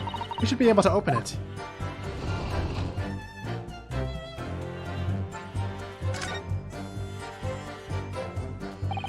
You can certainly see inside the carriage through this opening, but that's for sure. Yes, and there's a lamp in the enclosed cabin. So I'm sure the witnesses would have been able to see quite clearly. That's not good for us.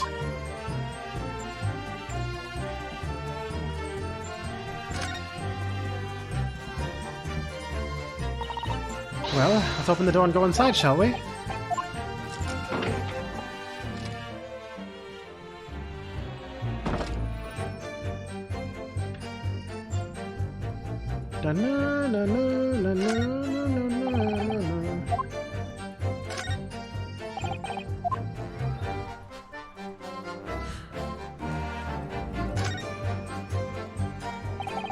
That's blood, isn't it? Okay. So, what? What now? What the fuck? I'm at a standstill again? What am I supposed to do with this opening? I'm looking at it. Alright, let me look at it some more. Oh, okay. Okay, dude. Oh, you must have a wonderful view of the London streets from up here, so people sit up... Bro, that's not what I'm looking at! I'm not looking at this shit! Look at the blood, you idiot! Do I have to go inside again? Fucking piece of shit. Are you like yelling at me like, bro, it's right there!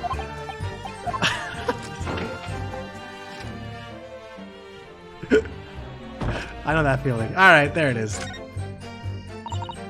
Yes, it... Bruh. Does open very wide, doesn't it? Wide enough to kick someone like you through it, certainly. Mr. Naruhodo, why someone like me? Ah, what is it? Look, just here. Look at this! That's, without question, it's blood. Why would there be a bloodstain there? Surely it can't be unrelated to the case, can it? Thank you! That's very useful.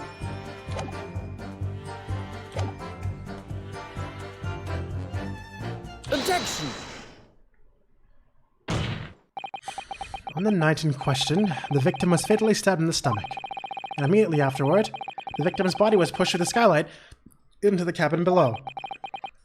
Those are the facts and the irrefutable proof. Remains clearly visible in the omnibus that stands before us today in the very courtroom. What? That's utter humbug. You can't possibly have any evidence. No, you can't. I mean, we didn't do it, I tell you. It's impossible. Irrefutable proof. Here in this courtroom. Counsel. My lord. I believe everyone would appreciate a little clarification here, Where exactly within the Omnibus is this evidence to which you allude? You will point out what it is that proves the victim fell from the roof deck through the skylight.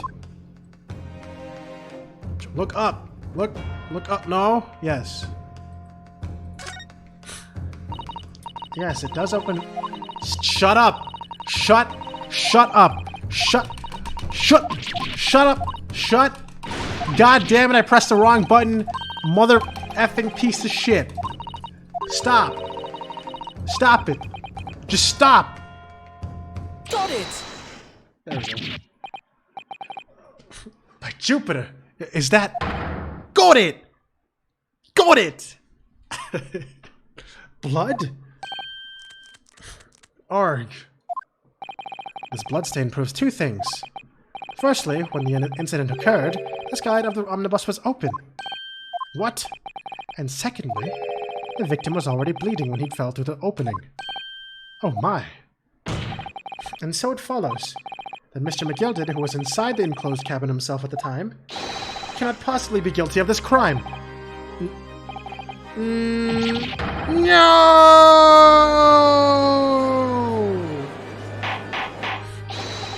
Hold up! Hold up! Hold it! What the fuck? But the blood could have sprayed up there when the fellow was trapped inside the cabin. Objection, bro. It was closed. Only found its way to that one particular spot in the skylight? Sure. And that would be very convenient. And let's keep it in mind that the skylight catch can only be unfastened on the roof deck. I myself wouldn't be able to open it now, would I? But there's no way to know for certain, is there? If the dent really fell through the skylight, I mean? Why don't you have a look at the floor of the cabin between those two seats, Mr. First? 'Tis all too plain, if you see. There's the aftermath that shows the poor fella dropped from a fair height right there, so it is. What? No! But it can't be. It's all... lies! My fellow jury members! I think we can all agree that this is clear proof of the defendant's innocence, can't we? I believe we can, yes, sir. It's clear to me now where the filthy rubbish can be found in this courtroom. So, they thought they could pull the wool over my eyes, did they?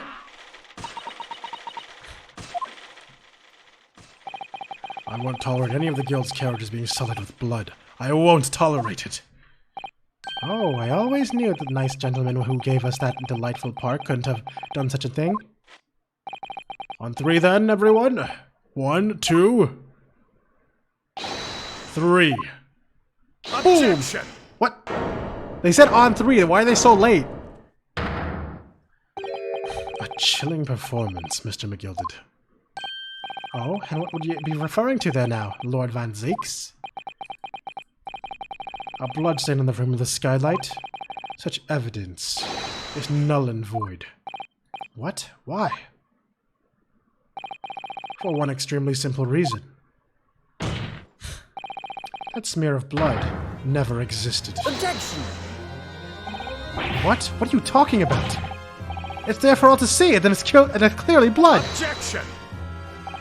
I personally attended Scotland Yard's investigation of the omnibus. The officers involved went over the carriage with a fine-tooth comb. So I can say with absolute surety... Surety? No such smear of blood existed in the carriage. At least, not until this trial began. But... Are you suggesting, Lord Van Zeeks, that this stain of blood was... fabricated, my lord? Yes. And while this court has been in session... What?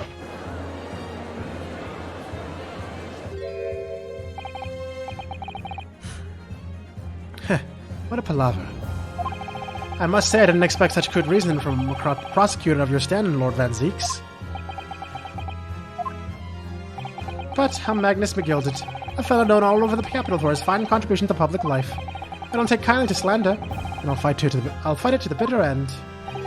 Even if it's rolling off the tongue of the Reaper of the Bailey. Mr. McGilded, I realize that this is your first appearance in court as the accused. However, I am well aware of your involvement behind the scenes in a great many affairs of dubious nature. You're very adept when it comes to avoiding getting your own hands dirty. And each time it happens that a case you're involved in is investigated, you adapt the facts. Adapt the facts? What does that even mean?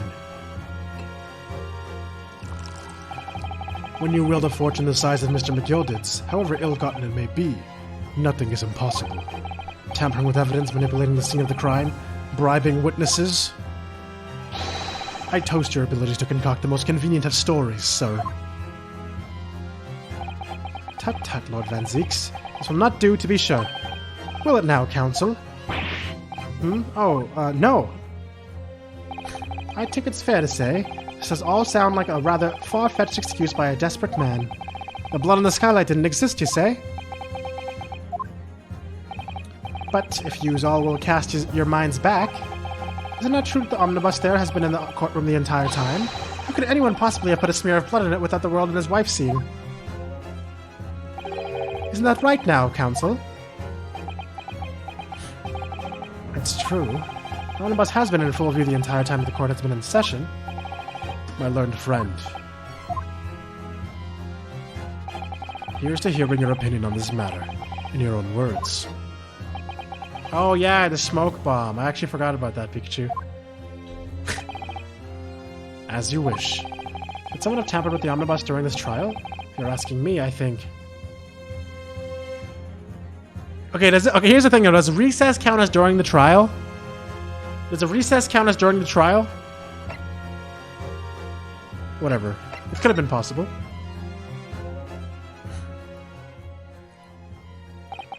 As a defense lawyer, it's my job to advocate for the defendant as best as I can.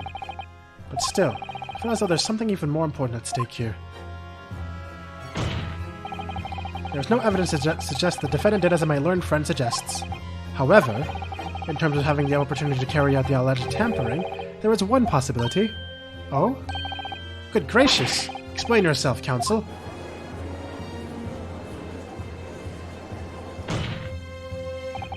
Yes, there is.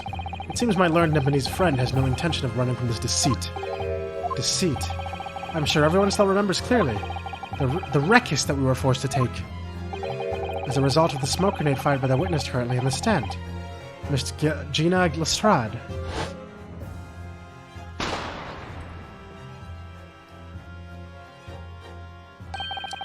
What is going on? Be careful, Mr. Naruto. Don't cover your face. Bailiff, don't let the accused escape. Secure the omnibus. I hereby call an emergency ruckus. Bailiff, ensure the defendant is in custody. And clear the courtroom. The courtroom was filled with smoke, and everyone was thrown into confusion. All of us were made to leave this chamber. In that brief interval, under the veil of smoke and in all the chaos, that 360, it could have been possible to steal inside the omnibus.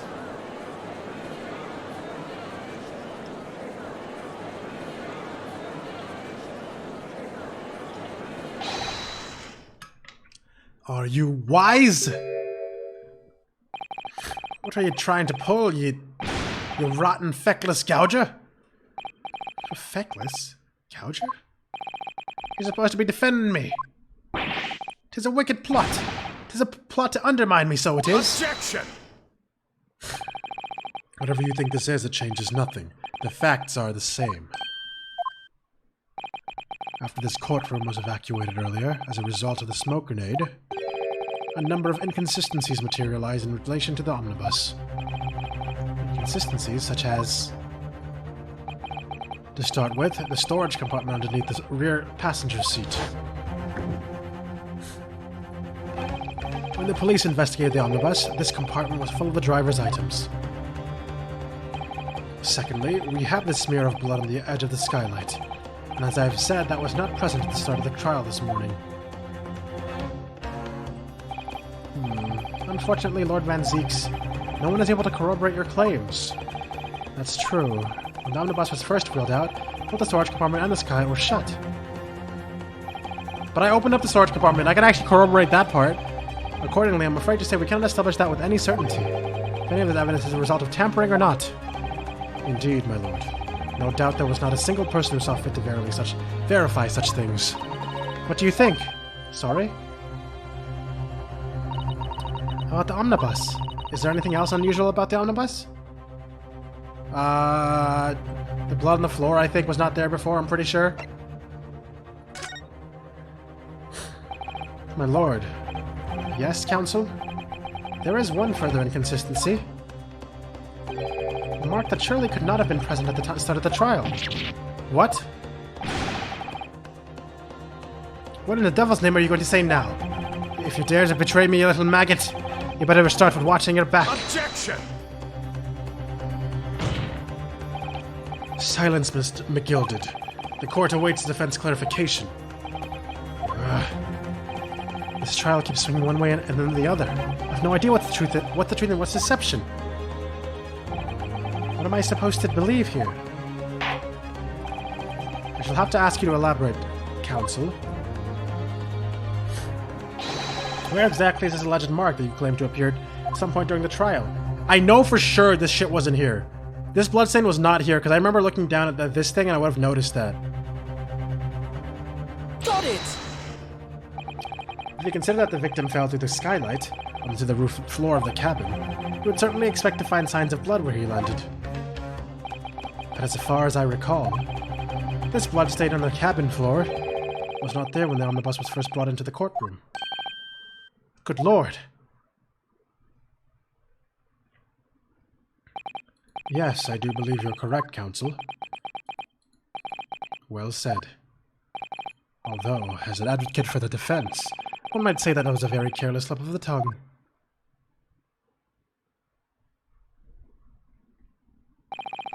I believe that bloodstain at the floor is a decisive piece of evidence.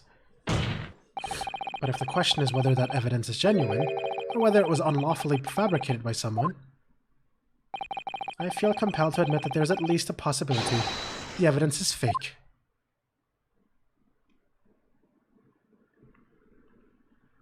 What is this man doing? Is what everyone's thinking right now. They're like, what the fuck, man? What the hell is he doing? He ain't a proper defense. That man ain't right. Ah! This trial is over. Mr. McGilded, I've done everything I possibly can to cooperate with the court, but it is all over now. But you're the defendant.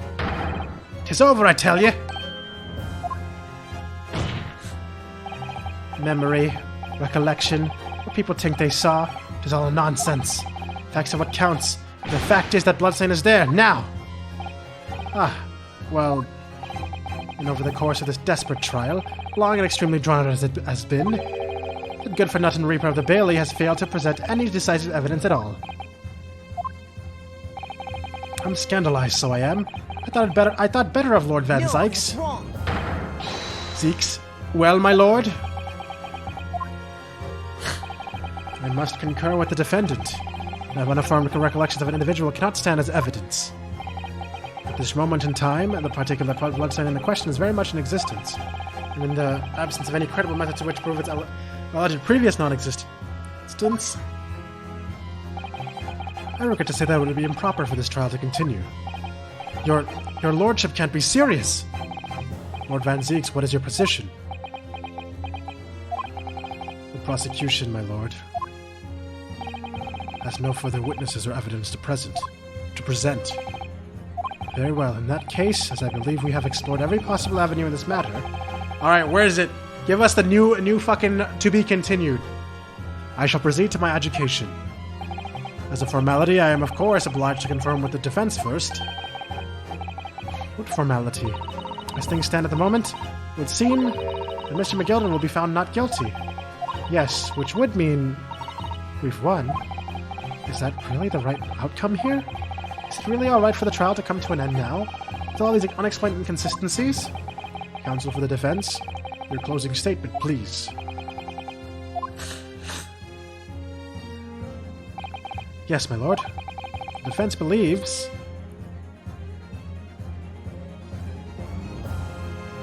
The defendant could be guilty. I am here in this courtroom today to advocate for the defense of my client, Mr. McGilded. However, at this moment in time, I cannot in all good conscience attest fully to the defendant's innocence? What are you saying, man? Without any question, there was no conclusive evidence to prove that the defendant is guilty. However, there was also no conclusive evidence to prove that he is innocent. Good gracious me! This guy is out of control! What is he doing in this courtroom? Order! Order! This is unprecedented behavior, counsel. The defense lawyer calling the accused innocence into question? Are you of sound mind?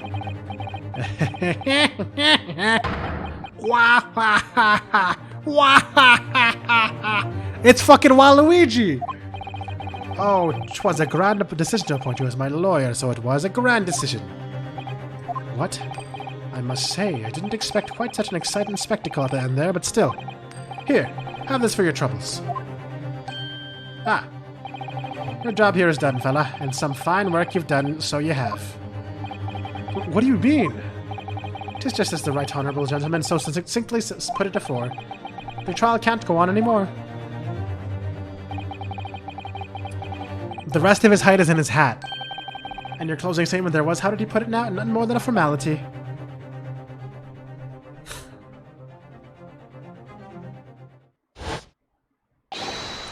Wah ha ha ha ha.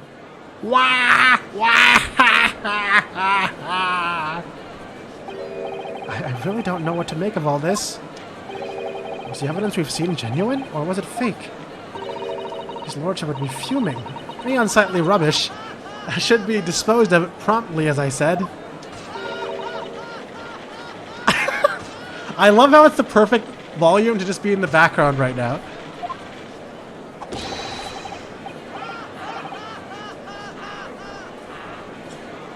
He won't stop laughing! He won! Stinking rich are always guilty of something. You, mark my words. I feel terribly ashamed that I ever doubted that lovely man who gave us the lovely park.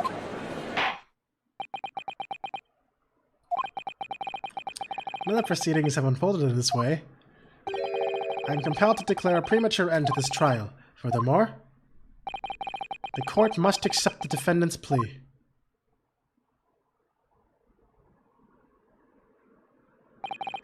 I thank you kindly, my lord.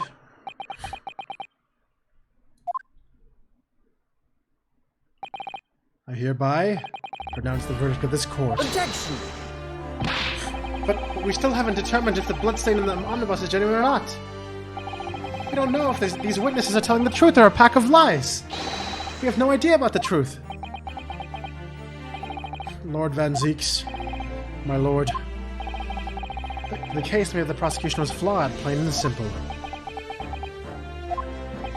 If indeed the omnibus presented as evidence was tampered with, the prosecution is at fault for allowing such a disgraceful perversion of justice to take place. My sincerest apologies, my lord. Objection! But wait! When we were evacuated from this courtroom, Lord Van Zeeks ordered the evidence to be secured. I'm afraid the prosecution cannot shun responsibility in the matter. That's so unfair!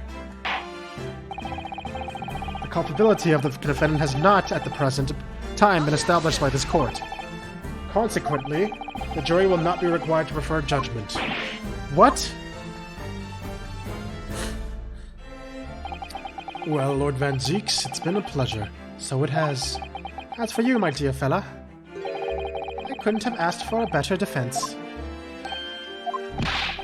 Do you mean to tell me this has all been a grand waste of time? 'Tis the law of the land, my good man. If you'd like to pursue this matter further, you can always go ahead and try to change the law. Magnus McGilded. Good grief, you've more to say to me, have you? Just one thing, a warning. This is far from over. Well, something to be looking forward to then. Wah ha ha ha ha. What? I hereby to pronounce the defendant, Mr. Magnus McGilded, not guilty. Damn! I didn't expect one of the early the fucking trial to make me feel like this. This is so unprecedented in the series. I mean, it's almost like the fifth trial in the second game, but where it actually went bad, and the miracle never happened. This is an outrage. What are you talking about? The man's been cleared. He's innocent. Damn, this shit's real life. This shit's real life, dude. The fuck? I didn't expect that. Where you kind of know he's fucking guilty, but there's no way to stop him. In the courtroom in Pandemonium for the second time that day, the judge delivered its verdict. My first ever trial in Great Britain came to an abrupt end. The defendant being found not guilty, ostensibly a victory for us.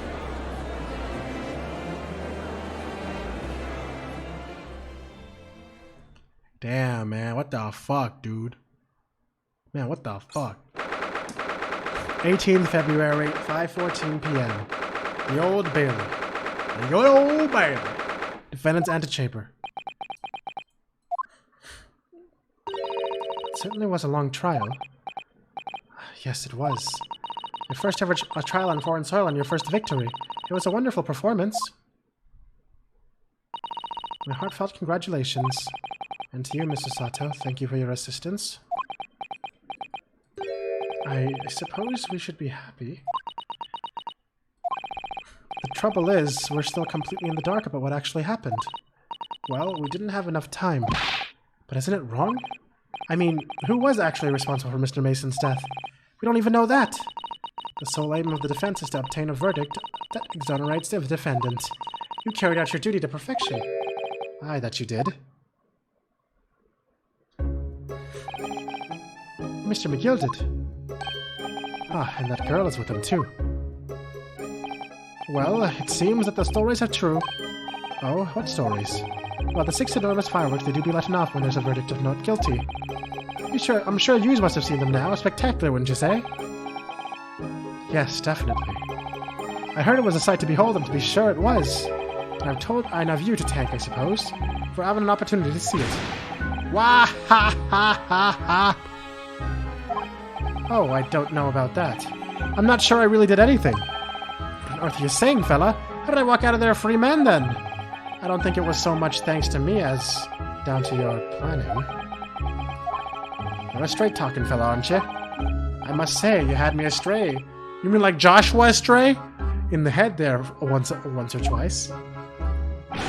But you're young and headstrong. Wah ha ha ha!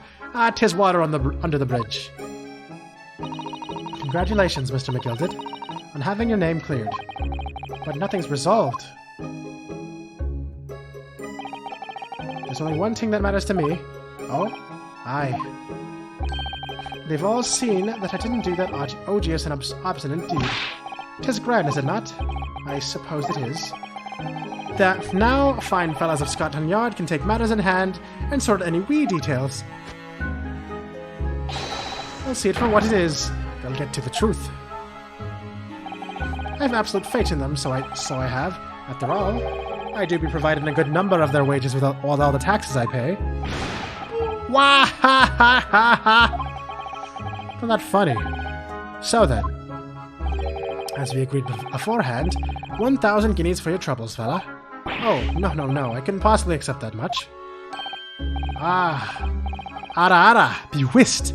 You're a humble people, are you? You from the east? Well, if you insist. But have this, still and all. You deserve a reward. Mr. Magnus McGilded. What the fuck? I've never expected a faceless bailiff to show up in the front of the screen like that. That's scary. Everything is ready, sir, if you'd like to follow me into the courtroom. Into the courtroom? What's this, officer? 'Tis sooner than I was led to believe. I hope it's not inconvenient, sir. There were some changes to the schedule. Well, I must be making tracks now. 'Tis time for the inspection. Sorry, what inspection? They're going to examine the Omnibus again, so I'm told. I asked if I could be present for it myself. They're going to examine it again? Now? Naturally, I'm under no obligation to take part in any more of this matter now. But as an upstanding member of London society, I do be doing my best to help where I can. 'Tis a gentleman's duty, so it is. So then, fare thee well. 'Twas an absolute pleasure meeting yous. I hope you have a whale of a time while you're studying here in Great Britain.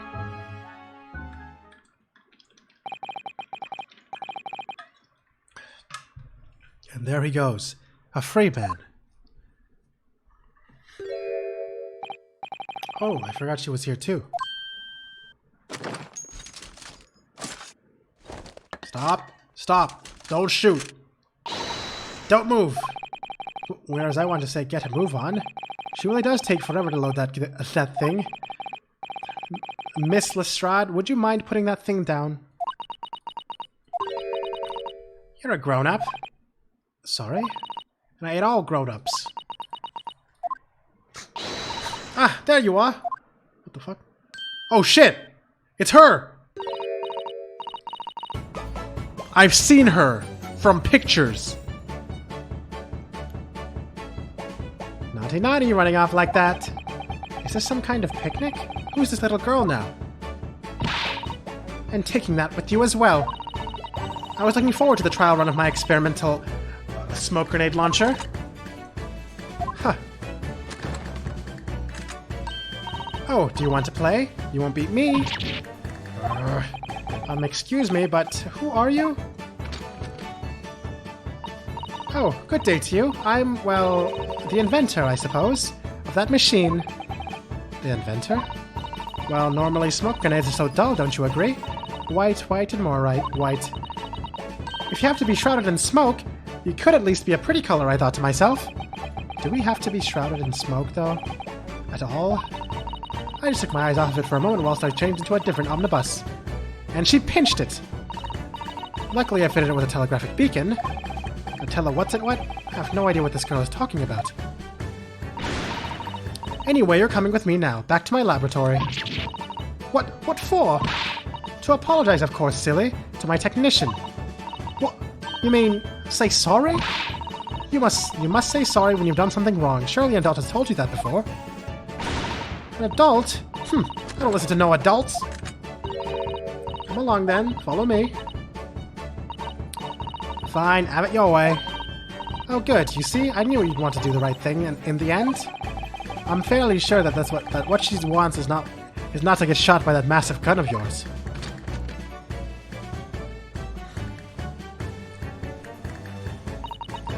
You'll be leaving now then. Bye-bye. I'm so sorry for all the fuss. She was a lively one.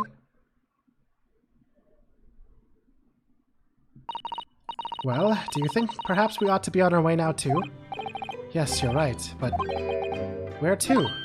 Oh, we haven't had time to find a place to stay. No sooner had we arrived in London than we had to rush here. All our traveling cases are still with the bailiff. I was originally planning to spend today in research of lodgings, but at this late hour into the day, I'm afraid we may be out of luck. Don't worry though, I have a plan. If the worst comes to worst, I've heard of a lovely park where we could spend the night.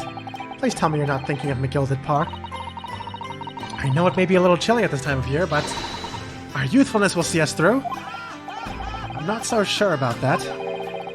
I think a midwinter London night will freeze a young person to solid just as easily as an elderly one. Oh dear, that doesn't sound agreeable. Aw, the fuck? She's so cute! Now I'm starting to regret turning Mr. McGilded down. 1,000 guineas would have paid for a lovely warm room or a mansion. Yeah, why does the main character always have to turn down a huge amount of money that would help them out?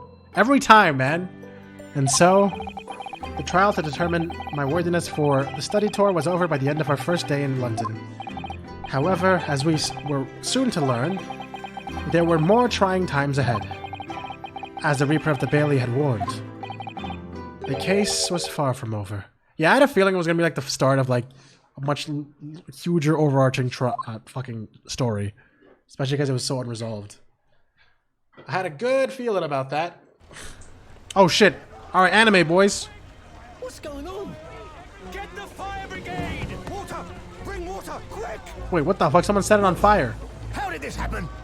I don't know, sir. By the time I got here, it was already engulfed. See, I'm doing a pretty good job with these voices. In here before we started investigating.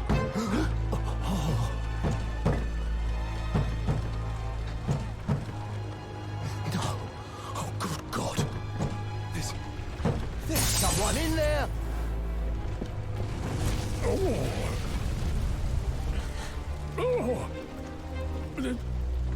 This can't be. Who do they kill?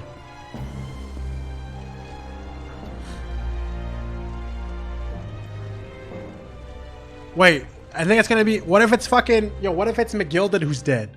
That'll make things even more confusing, and it sounds like the good thing for them to do. And. What the fuck? Well, there's chapter 3, guys. We made it. Wait, we've already done 3 chapters? Holy shit.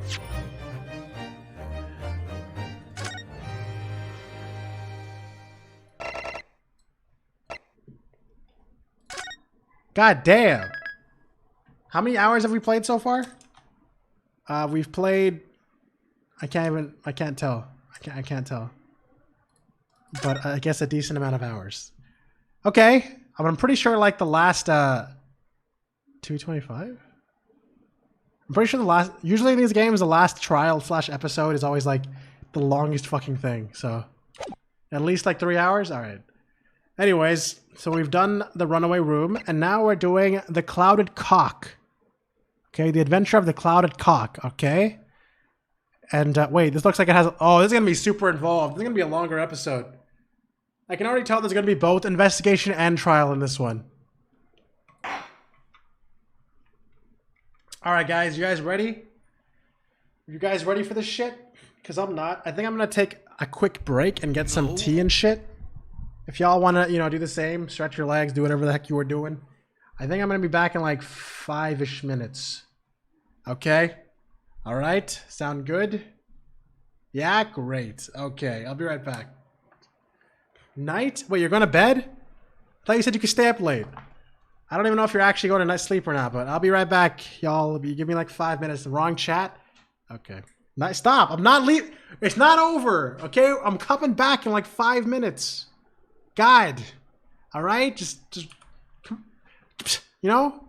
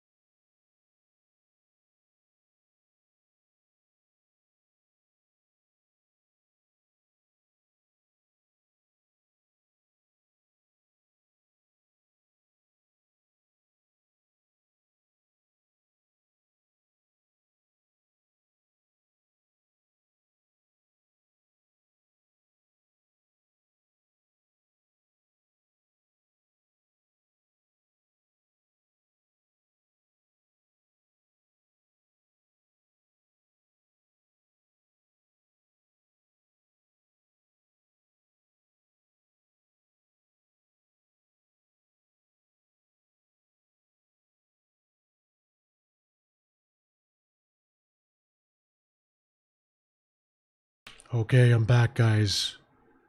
Okay, is anyone still here? Alright.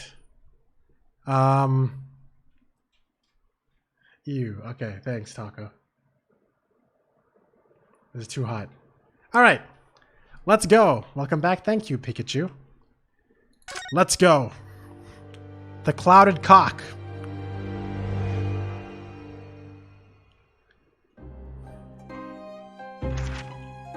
I begin to think, Wilson, said Sholmes, turning his head languidly in my direction, that there is more to this case than that which we have observed.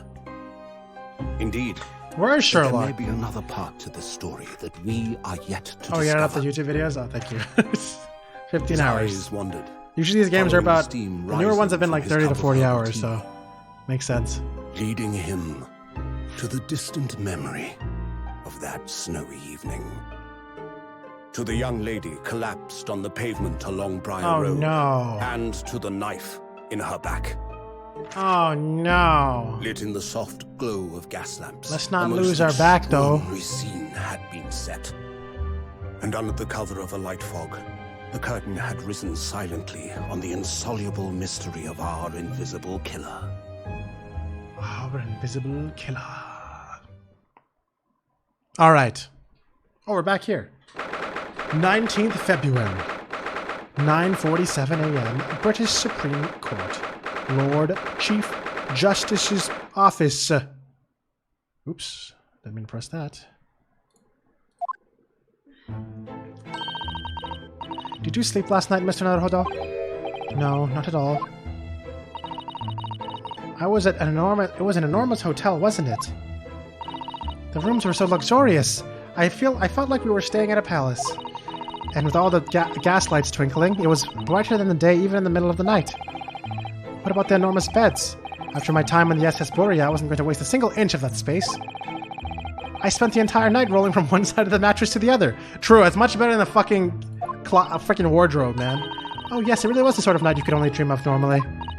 Except, when I learned that we owed £3 for the rooms, the dream quickly turned into a nightmare. Oops, sorry about that. The building was so impressive and the entrance so inviting, I just wandered in without thinking. In a lodging house in Japan, that sum of money would put a roof over your head for a whole year. I did try, but I'm afraid I couldn't help my tears when we were presented with a bill. I really am sorry. Well, never mind. We must find some more affordable lodging straight away, though. If we're not careful, our entire stipend... I don't know how to pronounce that properly. It's stipend? Stipend? Stupa? This game loves messing with the evidence, both first trial and second trial. How'd that happen?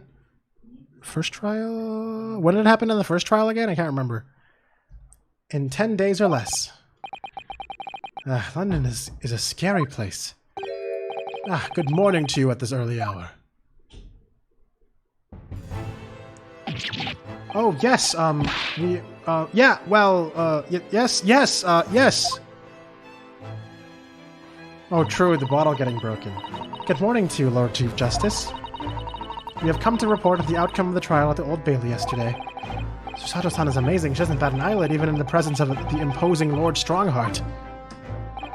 Yes, I believe you had a very comprehensive initiation into British courtroom practices. Oh yes, it was very eye-opening, thank you.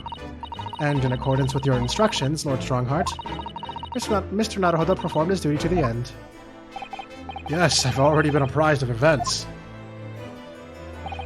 You conducted a remarkable defense. You may consider the test passed. Oh, no longer a student from the Empire of Japan, I may henceforth claim to be a fully fledged lawyer. The fucking birds, man. My country is delighted to welcome young talent from such a remote eastern island. Or eastern land.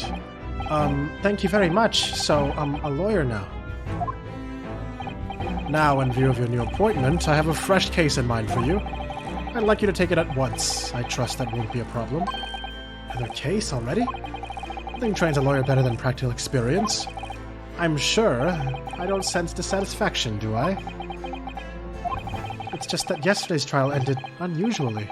I haven't quite come to terms with it. What's to come to terms with? The man was cleared. What more were you hoping for?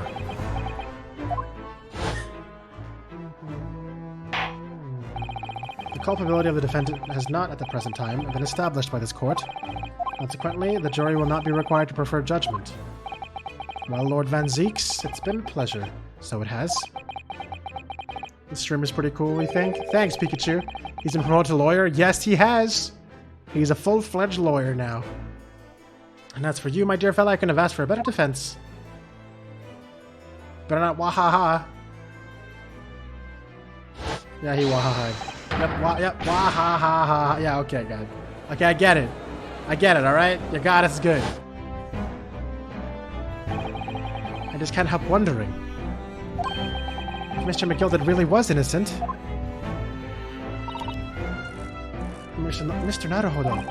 It's just that I never managed to ascertain the truth. And then the trial ended. Well, you needn't let him trouble you for a second longer. Sorry? What do you mean, Lord Strongheart? Magnus McGilded passed away immediately following the trial. I was right? Bro, I called that shit. No. What? Mr. McGilded is dead? I have 19 minutes and 41 seconds until my next engagement. Time enough to talk. It just felt like a super Ace Attorney thing to do. Just fucking kill him. Before I do that... He looks like Grant. Who's Grant? Look at these menacing metal giants facing each other across the room. I believe they're suits of armor. Oh, right. I thought maybe they were like the lion dogs we have in Japan guarding shrine gates. No, not at all. In fact, in Europe, suits of armor like these are always possessed by evil spirits, you know? And they roam around in the middle of the night. Really? Is there nothing you don't know, Mr. Susato? This book tells me everything I need to know about everything. If you're ever unsure, just ask. Where did you get that incredible tome?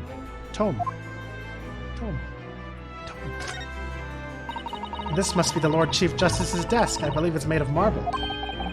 It looks like an over-the-top tombstone that's toppled over to me. Damn, that's a fucking line, man. It looks more like an over-the-top tombstone that's toppled over to me. That's you know? I think that's your fanciful imagination at work again, Mr. Naruhodo. It feels like everything that's normally made of wood and paper at home is made of bricks and stone here. I know, that's why this place feels so overbearing, I'm sure. Is this some kind of cock? Actually, I think we might be inside some sort of giant clock. But those gears are larger than anything you'd find on a steam locomotive even. It's eerie. Do you think clocks are some sort of hobby of his? Lord Chief Justice, I mean. Well, boys do enjoy fiddling around with machines, don't they? I'm not sure you could fiddle with cogs that size. I'm sure you wouldn't call him certain you couldn't call him a boy. It's set in the 1800s, but you like the variety of style of steampunk and classic suits up top. Yeah, me too. Or Verity. I don't know if he meant Verity. So it's amazing how little noise the cogs make, considering how large they are. There's actually something quite soothing about their precise rhythm.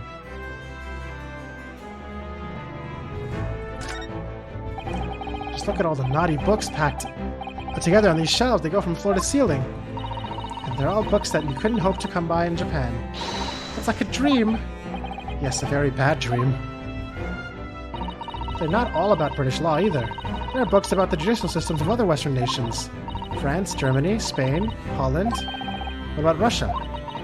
Why do you ask? I was wondering about asking the Lord Chief Justice how you say wardrobe in Russian. What do you think? I think perhaps it's a thought best abandoned. Wait, why not? That's a very important thing to learn. Alright, cool.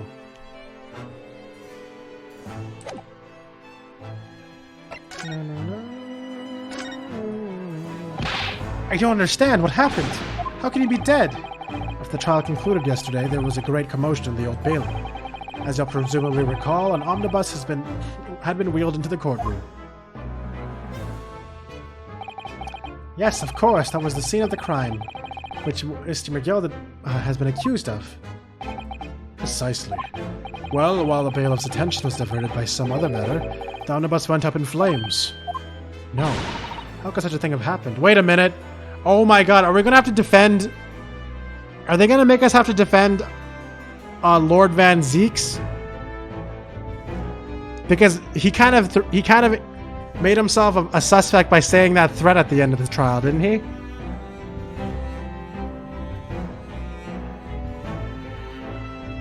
I wonder if that's going to happen. That'll be kind of interesting, but I feel like maybe that's too much. Who died? Fucking McGill did. He died immediately after the trial where he got innocent. He was burned alive inside his fucking evidence. Who died? Good? Yeah, true. How could such a thing have happened? That is being investigated as we speak, but already.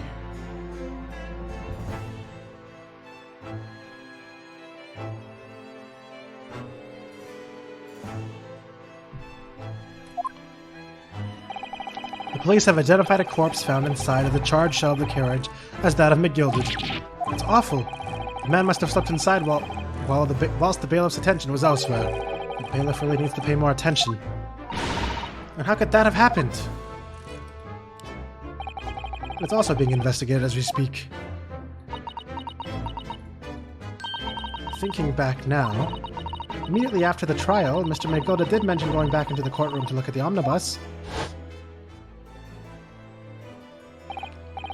Well, I must be making tracks now. 'Tis time for the inspection. Sorry, what inspection? We're going to examine the omnibus again, so I'm told. I asked if I could be present for it myself. An inspection of the omnibus. Not to my knowledge. I don't believe Scotland Yard had any intention of re-examining the carriage. But then who was Mr. McGilda talking about? Never mind that now. The Yard is making a thorough investigation. The matter is no longer any concern of yours. Leave it to the police. Poor Mr. McGilded. Really? Is it really poor Mr. McGilded? British court. So, how did you find your first taste of our... Man, so you're saying he burned away with 1,000 fucking something on him? That's some shit tons of money that we could have used for a nice house. God damn it! We could have made a law office. We could have made Naruhodo & Co. law office. So, how do you find your first taste of our country's Supreme Court? Oh well, I don't know. I mean, it was wow, amazing. Mr. Naruhodo means that the whole experience was steeped in the solemnity of the Great Britain's long history. It's really a world apart from our own judicial system in Japan, which is only a few short decades old. Wow, Susato has such a way with words. And you seem to have a way of failing to find the right ones. How'd you hear me? I thought that, didn't I? The judicial system here is the most advanced in the world. Learn all you can. The most advanced in the world, is it? It was fortunate that your very first trial was a simple affair. Simple? That was simple? As I believe I mentioned yesterday morning, it was a trial you couldn't lose. I don't mean to be contrary, Lord Strongheart, but the case was anything but simple.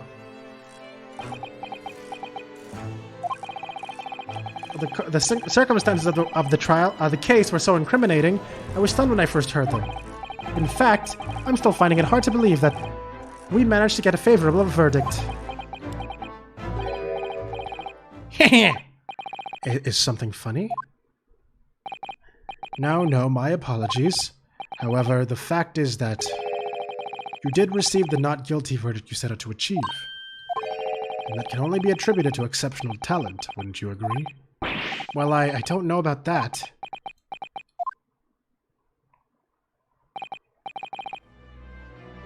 Perfect timing, bot. True. Well, never mind.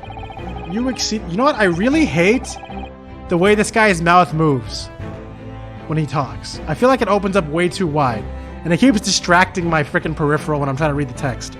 It looks like he's doing like a full-on Donkey Kong face at times. Does anyone else feel that way? Or is it just me? You exceeded my expectations, I freely admit. That much at least is an undeniable truth. Which is precisely why I have prepared the new case for you that I mentioned before. What is going on? What was he going to say before?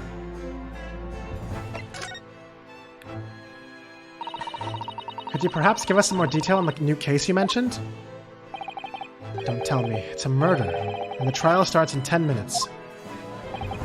Don't worry. It's nothing so alarming or quite so urgent as your last assignment. In fact, the case is completely different. Oh, I see. Did he just read my mind? That is to say, no one has died. Yet. What the fuck? And the trial will not be today. There is plenty of time to research the case thoroughly. 23 hours, 43 minutes, and 19 seconds to be precise. Yeah, right? He has that gorilla look. So the trial's tomorrow then. Is everything alright? Oh, yes, I'm just a little confused, that's all. Yesterday's trial was... well, it's left me wondering if I'm really cut out for being a lawyer. Oh, Mr. Naruhodo. I don't know if I could face standing in that courtroom again after Mr. McGilded's trial. Ah, yes, I nearly forgot. There's one similarity with yesterday's case. Once again, there is currently no one to advocate for the defense. Oh, if the situation remains unchanged, the trial will start tomorrow with the defendant unrepresented. And if that happens, I need not remind you of the inevitable outcome. The most terrible end awaits the defendant. Yes, that's right. Here we go again.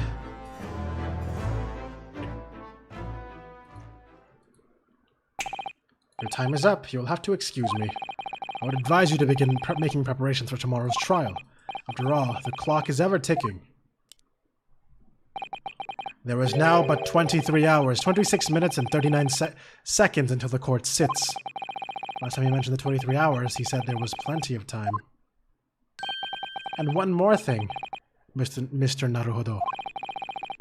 If there is something I should like to ask you.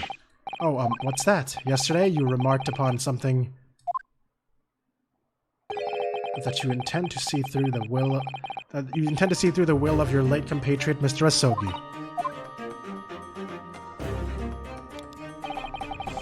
I would be interested to hear what exactly you mean by that. Inside 34 seconds. Oh, well, Kazuma always used to say, you see, that he wanted to learn how the greatest justice system in the world worked so he could change hours in Japan. And now that he's gone, I'd like to work towards that myself. And there's another thing. Oh. Another thing. Continue. On the way here, on the steamship, he said something to me. There's something very important that I have to do. Something very important. And what exactly would that be? He never had a chance to tell me. I suppose he would have done... you're out of time. Well, thank you for an enlightening discussion. Mr. Naruhodo, what is this all about? Mr. Asogi never once mentioned anything of the sort to me. I urge you both to focus your attention on the matter at hand. I've taken the liberty of summoning the police inspector in charge of the case. He'll be able to apprise you of the details.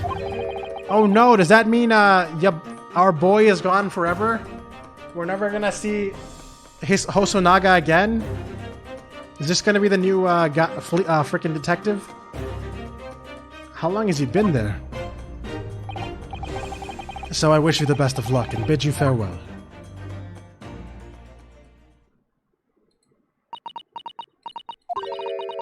There's something very important that I have to do. Kazuma-sama, what did you mean? I wish I knew, but honestly, he never told me. You know what I really want to hear now? A British accent saying Kazuma-sama. Like, properly. Can they do a voice line for that? His body has been discovered. True, he just showed up.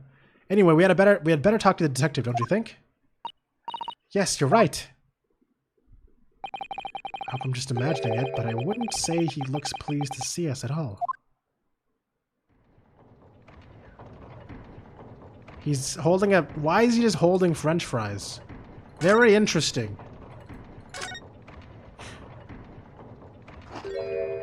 Okay. Wait, it's well, what? He's actually consuming it and then it just respawns. When he shakes it. Infinite Oh, it's fish and chips. That's fish in the middle.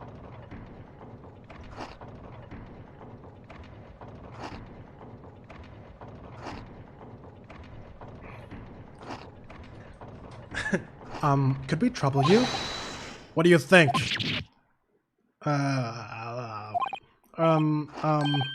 Lovely weather, isn't it?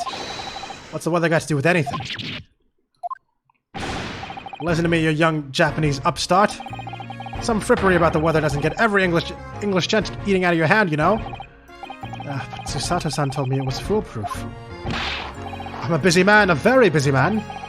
It's a crime scene to investigate, but I'm here having to give the likes of you a talking to. Oh, I'm ever so sorry. Can you imagine what the other officers there will be saying, Haven't seen Gregson anywhere, have you? No, he's too busy with the bigwigs these days. Oh, all because of some bumpkin who's here on a jaunt from a country I've never even heard of. Hear that ripping sound? That's my reputation at the yard going to tatters. There's no need to rip us apart as well. Where's his chin? It's under his face. I don't believe we've been introduced. This is Mr. Inosuke Naruhodo, a defense lawyer. Eh? It's a pleasure to make your acquaintance. I'm Mr. Naruhodo's judicial assistant, Sue... Eh? It's lovely weather we're having today, isn't it? What the fuck is happening?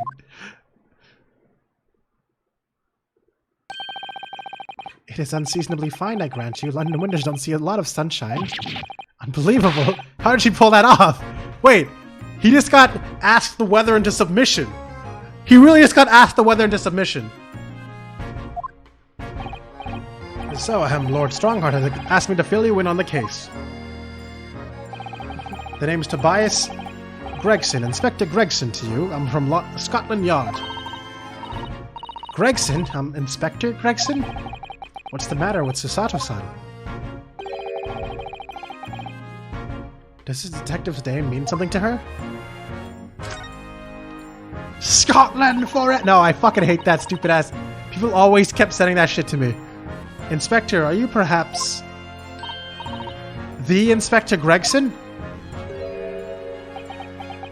It was specifically that, and then this really loud ear rape. The memes, yes. The frickin' memes. You're acting like you know this man, Mrs. Sato, but he's a London detective. Oh, I do know him. Very well, in fact. Very well? Yes, he features prominently in the adventures of Sherlock Holmes. Oh, in that publication. What was it called again? Randst Magazine? That's right, Inspector Gregson and Mr. Sholmes enjoy a wonderful friendly rivalry. Really? You rival the great Mr. Sholmes? That's incredible. Oh, well... I don't know about that. Mr. Sholmes isn't a professional like myself, of course, but he does come up with the goods from time to time. Mr. Sholmes is equally complimentary about you, Inspector, isn't he? You've earned his highest praise. Gregson is the pick of a bad lot of all the Scotland Yarders. Those were his own words. That's his highest praise? Well, Mr. Sholmes isn't particularly known for giving compliments, you see. That he is not, and thanks to that magazine, my name's known all over London town now. That's great, isn't it? I have to admit that to start with, I was a little, well, flattered by all of the attention. Everyone wanted to shake my hand, and my reputation at the yard went through the roof. Well, that's wonderful. No, it is not. There's nothing more sinister than the man on the street. People are always looking at me now. They're whispering rumors about me under their breath, I'm sure. Rumors? Are you quite sure? He's changed since he started appearing in those stories. The fame's gone to his head, stuff like that. Limey's a Scottish too. I've seen a few things from him. I don't know about the Frosty Cider video or something though. But I've seen like a few things from him.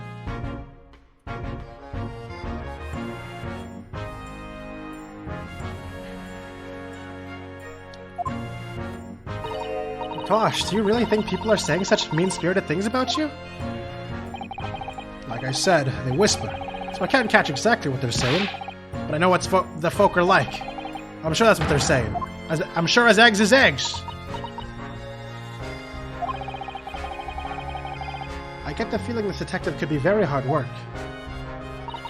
Oh dear, perhaps the sudden rise to fame does change people.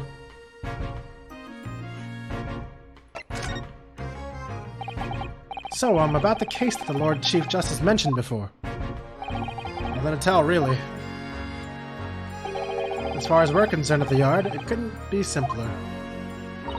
Oh dear, that probably means that as far as we're concerned as lawyers, it couldn't be more complicated. I wish you were wrong about that, but I have a nasty feeling you're right. A young woman was walking along a pavement on the Briar Road when she was stabbed from behind. Fortunately, it wasn't fatal, but she's still laid up in the hospital unconscious. That's despicable. What sort of coward would attack the poor woman from behind? I suppose you would have finished whoever it was off with a suicidal takedown, would you? That is neither here nor there, Mr. Naruhodo. Brace yourself, Mirunosuke. You've angered her now. Anyway, after something of a whirlwind investigation, the criminal was arrested. He barely had time for a cup of tea after the incident had took place, to be honest. So there must have been something left at the scene that led you directly to the culprit? Or perhaps a reliable witness who recognized the person in question. Let me stop you right there. You're wasting your time on this one. Sorry? There's nothing you can do. There's no way to help the bloke now. Why ever not? Simple. The prosecutor that's been assigned to the trial tomorrow is Lord Barak Van Zeeks. Okay, well, he's not the defendant, guys. No. Sounds like you've heard of him, then. Oh yes, we are very familiar with Lord Van Zeeks. Believed to be the harbinger of death itself. The Reaper of the Bailey.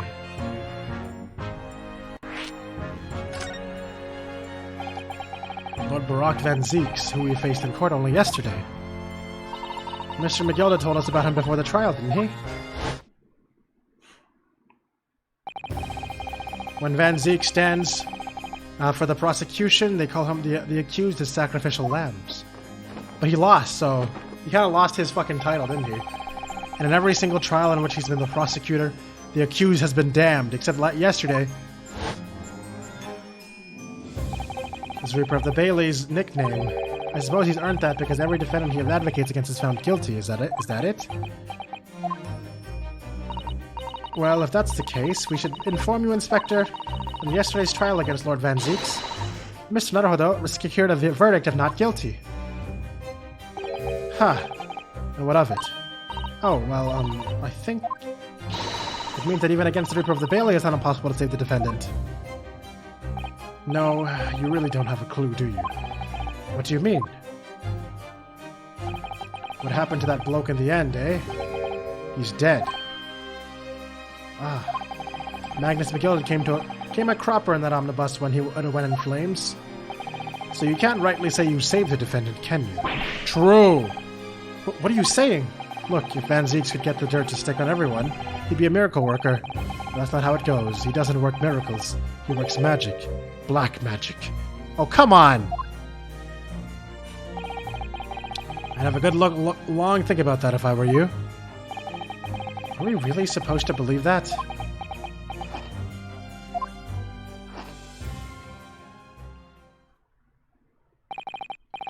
Right, well, I filled you in as requested, and I'm very nearly out of chips. So I'll be headed back to the crime scene now. We're still carrying out a few investigations there. It was Briar Road, you said, didn't you? Where the incident took place. That's correct, ma'am. And if you head over to the holding cells, you can meet the criminal himself. Yeah, they're apparently not bottomless. You've run on him a criminal already? He's as good as, shaking like a leaf in his cell he is. I'll give you a chuckle if nothing else. He's inmate 53. If you speak to the jailer, he'll show you the way. Inmate 53. Thank you.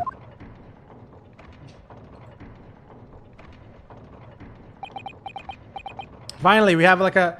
This is like the first standard-ish case so far, it seems.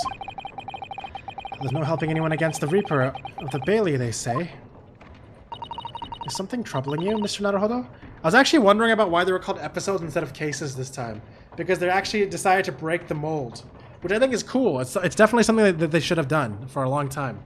It's something they definitely needed to do with how long the series has been.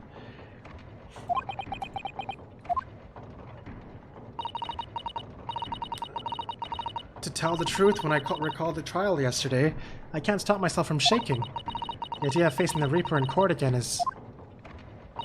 Well, if you think it's too much for you, there's no shame in turning the case down. That takes courage, too. But if the man they've arrested is innocent, you could well imagine who would be shaking like a leaf in his cell. And I, for one, wouldn't find the sight of that funny. So, if I'm honest, I'm still reeling from the shock of yesterday's events myself. I'm really not sure if I'll be able to help this man, whoever he is. But I'd like to try, so I think I'm going to make some inquiries. Will you help? Yeah. There is a story mode that just, like, solves everything for you. You vaguely remember the anime version of Phoenix Wright Ace Attorney and you almost forgot everything? Only some twistings that you know? So is that, like, your only exposure to the story? Yeah, I think... Basically, in most Ace Attorney games, it's basically like this, where where something happens, you have investigation, then trial, then sometimes you have to continue doing another investigation, and the trial continues on a second day, and there's another investigation to the trial again on a third day. So that's usually how the cases go, and they last... That freaking dance is probably like 8 to 9 hours for a case, depending on how slow you read. And then... on this game, they've been shaking it up, though. They had, like, a trial, and then they had, like, an only investigation, and they had an only trial, and now we're having an investigation trial, I'm pretty sure, so... Pretty cool. I like that. After all, I am your digital assistant. Thank you. So then, shall we? Yes. Let's go.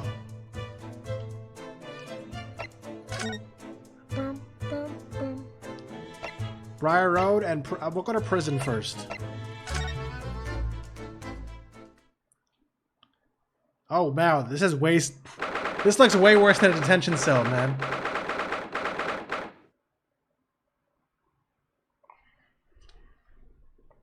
Damn. So these are British prison cells. Oh, they're ghastly. It feels like a dungeon. Yes, and having experienced it in Japan myself, I can assure you that our wooden cells feel a lot cozier than these cold stone walls. Oh, don't, Mr. Naruhodo, you're making it seem worse. Apparently, our client is in this cell here. But it's so dark at the back there, I can't make him out. I wonder what he's like. Inmate 53, your legal representative is here to see you. Stop idling at the back of the cell and show your face at once.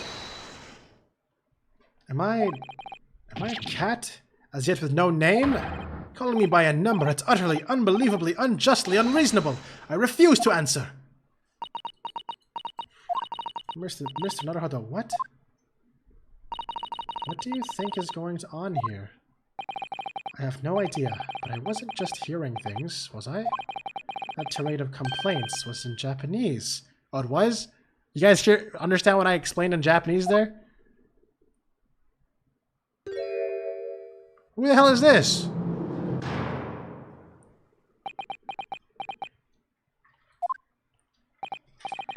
Excuse me, but who? Shh, quiet!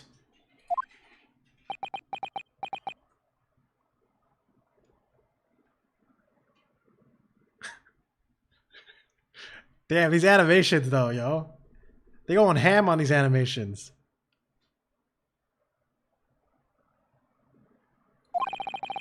They're all around, hiding. I know they are. They're watching, listening. Even now, I can sense it.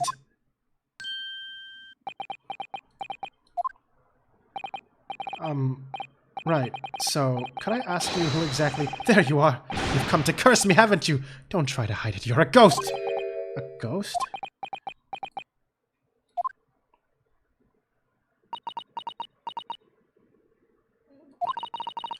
You mean you know harm, prisoner-san? Are you... Japanese by any chance?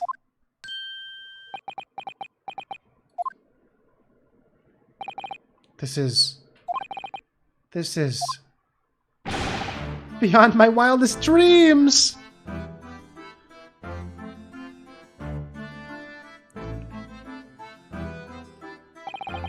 Forgive me for that outburst before.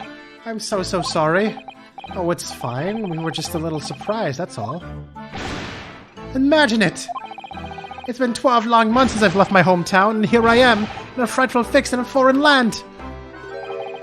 So hearing the sweet, sentimental tones of a compatriot's voice here in this damp, dark hellhole was a most monumentally moving movement! Who could have guessed that this new client Lord Strongheart assigned to us would turn out to be a fellow Japanese? What compassion my fellow countrymen show! To dispatch a first-class lawyer all the way from Japan to defend a mere foreign student! Noble, nurturing, never-failing Nippon! I bet you he's actually posing in, like, Japanese characters. Fairy godparents! You're right, that is what it reminds me of! That sounds like... Wait, these lawyers sound like fairy godparents! A first-class lawyer? Oh dear, I think there's something of a misunderstanding here. Yeah, that fucking just jumped me into my childhood too. I wonder, could you be so kind as to tell us what's happened? Why you've been detained as a suspect, for example. Yes, I can, I will. Shan't stay sullen and silent.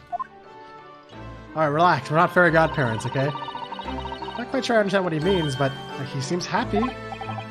Yes, he does. I just hope he actually has a good reason to be. Thank you for your cooperation. I am a lawyer, as you said, and my name is Ryunosuke Naruhodo. And I am Naruhodo-san's judicial assistant, Chisato Mikotoba. I am a visiting student sent here by our government. Notably, notoriously named Natsume. Soseki Natsume. Is this guy like a fucking English prof? I give your lawyering skills an F? Oof. Wait, hold on. This is important.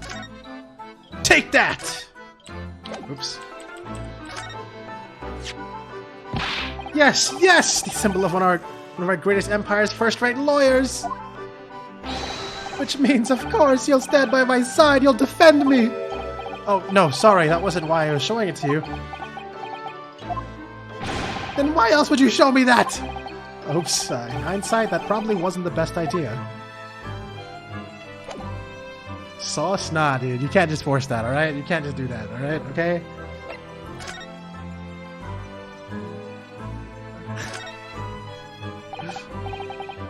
Soseki Natsume, son? What an unusual name. Call me Soseki, please. I'm a poet, you see. A writer of haiku. I mean haiku. Fuck, I fucking said haiku, man. This guy writes volleyball? Is something of a nom de plume. A nom de plume? You mean an alias?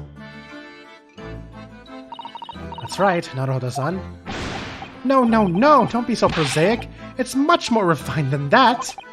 And haiku? That really reminds me of home. Did I hear you say that you were a visiting student sent over here by the government? Yes, that's right. A year ago I was told to go and study in English. First I had to suffer that misery, and now this! It's beyond the pale! Suffer that misery? Did you not want to study here? No, I mean, I've had an interest in Great Britain for some years, of course. Oh. But just because the government tells you to do something, does it mean you can do it? No. What do you mean? If they told me to study English literature, that I could have understood. That's my field. But no, they told me to study the English language. Utterly, unbelievably, unjustly unreasonable. Man just did a fucking thrust twice. I see. Only the other day I was told to send a report about my first year here. I tendered a blank piece of paper. Wise words on whitewashy. You must be a man of great standing. Oh yes, so I'm often told. And often like to be told, it seems.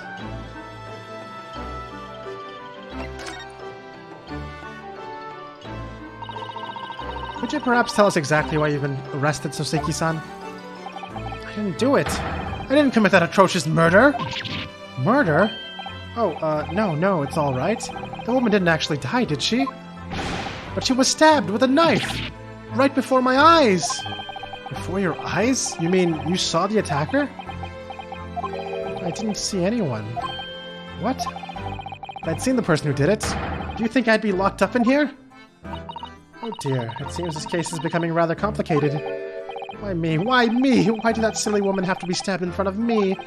It's the curse of London. It's incredibly, inexcusably, irritatingly inconvenient. I mean, the person's not dead yet. She's been stabbed, and she's now in the hospital. So yeah, that's actually pretty new too, honestly. So but she probably watch her just bleed out mid-trial. So Soseki-san was there at the scene, but he didn't see the attacker. It's vital that we find out more about the case.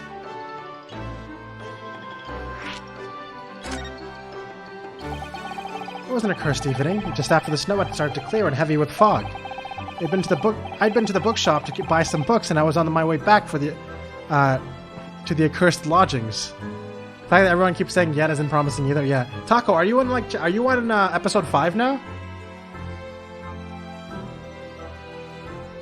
You're right, Pikachu. That's what I remember. Oh, so you're actually on this episode? So I'm rapidly catching up to you? I'd been to the bookshop to buy some books, and I was on my way back to the accursed lodgings. Sure, the bookshop wasn't accursed too.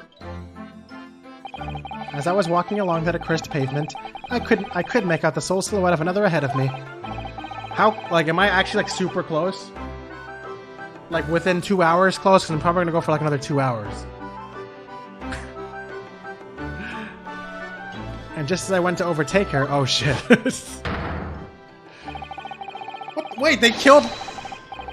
Wait, that's who was killed? It looks like Link. Link is dead! I mean, not killed, stabbed. She suddenly let out a little scream and collapsed onto the cold, hard slabs of stone at my feet. That's why you're quiet? Oh. So, okay. How terrible. Link really let himself go. I called out to the woman, but she didn't move. It was like a ghostly, ghoulish, grim graveyard. A fairy godparents! Slight exaggeration there, perhaps. I was terrified. I had to get away from there. So I ran. And I ran so far away. I just ran. I ran all night and day. Couldn't get away. That's not good. Hell, they'll say it was shameful, I know. To run away like that. Tell me, Soseki-san, was the victim an acquaintance of yours? Don't be ridiculous. You think I know any of these fair-haired English? And a young woman at that? I'm diffident, shy, timid, unsure. I can't talk to people. I see, a young woman, unknown to Soseki-san. And at that time it happened, who else did you see nearby? Did anyone pass you? Regrettably, apart from myself and the woman, I didn't see a soul. No one? Oh, great. So the victim was unknown to you, and there was nobody else in the street at the time. That creates something of a conundrum, doesn't it? What conundrum? A ninja assassinated her?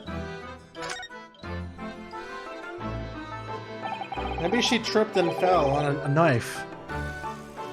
A cat that had a knife. What do you mean, Susato-san? What's the conundrum? Well, if Soseki-san has told what Soseki-san has told us is true, there's something I can't explain. He says that he didn't know the victim, and that there was no one else at the scene. And he apparently fled without having been seen. The knife of that stole her life? The knife of the... Oh my god, what if it was Stewie? What if it was Stewie Griffin who did it? I did. But if that's the case, surely this man has to be the culprit. Ah, you... Did you just say? Nothing? I didn't say anything. Oops, perhaps I thought that a little too loudly? Actually, that's not what was troubling me. What I was thinking was, how did Soseki-san actually come to be arrested? Sorry? He didn't touch the victim, and there was nobody at the scene to see him. So how did the police ever discover that he was there in the first place? Oh yes, she's right. It was him. An accursed great detective. He led the police to me! Of all the bad luck. Accursed great detective. Could it be? I shall never forget that man's name as long as I live. With his haughty laugh and his self-proclaimed greatness. Brash, big-headed busybody, begone! Ah ha ha ha ha ha ha! Ah!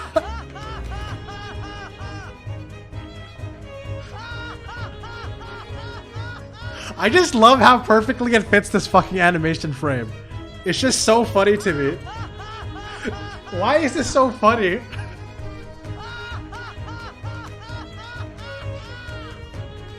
It's like the perfect voice, man. May you be cursed until the end of your days, Sherlock Holmes. I knew it. Mr. Sholmes. Sherlock Holmes. I don't know how to pronounce that properly. Her forehead. Well, I didn't expect to hear that name from this man's lips, that's for sure. It was the morning after that nightmare had unfolded in the pavement before me. I was gnawing on a silver heart of a hard cheese when some men suddenly burst into the door. They started shouting at me. This is the police, put the weapon down. Yes, it was a thin silver, and yes, it was hard. But I wasn't eating a weapon. Disgusting dietary discrimination, devils! You clearly had a trying morning yesterday. And there he was in the middle of all the policemen, grinning like a Cheshire cat. That Sherlock Holmes? It's actually just Sherlock Holmes. He's English. I've since found out that he's a famous name in detection here in London. Yes, the great detective is really very well known. And his awfully sharp mind managed to deduce my whereabouts, apparently. He thinks I'm a knife-wielding madman. Me! This weak, stooped kitten of a man! I wonder what the great deduction process led on to his conclusion this time. Do you mean to say that Mr. Sholmes' deduction was the only reason that the police arrested you? That would be really most unreasonable. Well, the thing is, I was thrown into a panic when they barged their way in. Of course you were. That's only natural. I was terrified and trembling, and they kept throwing question after question at me in impossible English. Fiendish, foreign, flammery. Well, we are in England. You can't really blame them for questioning you in English. Good point, but my mind went blank. I knew I had to answer, but I didn't know what to say. So I just kept repeating things like, yes, I do, and I'm fine. And the next thing I knew, I was in manacles, and before I knew it, I was thrown in here. Oh dear, I'm afraid that's hardly surprising. I'm fine? He's not fine now. Yeah, it's alliteration. Is in agony.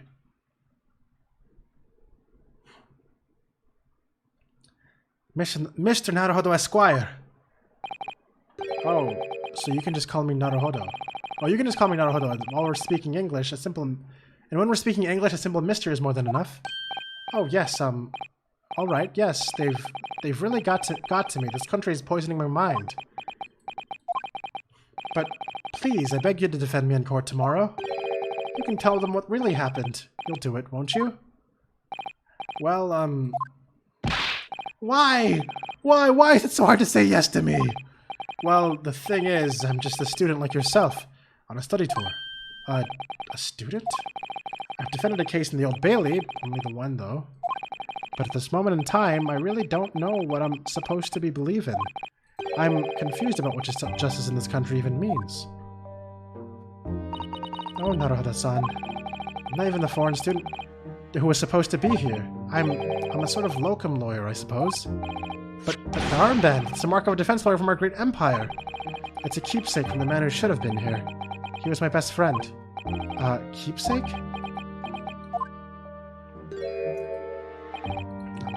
I know exactly what they're saying about me.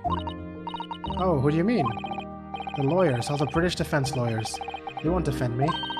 Goodness, why? Why do you say that? For the same reason as you noted before. When it happened, there was only the victim and myself around, and I ran away from the scene of the crime. I'm not a fool. I know it looks as though I must have been the culprit. It must be very hard for you, Sasaki-san. And anyway, I'm a student from overseas. I'm just a foreign nobody to them. Someone not to be trusted. I heard them openly laughing about me before, in my earshot without any compunction at all. Any trial for this man would be a waste of time, they said. And of course the foreigner did it. They even had the gall to say the man doesn't understand half of what he's been said. Anyway. It's awful. They're wrong. I've studied more English than half of the policemen out there on the streets. I've traveled halfway through around the world to learn about these people's country and its great history.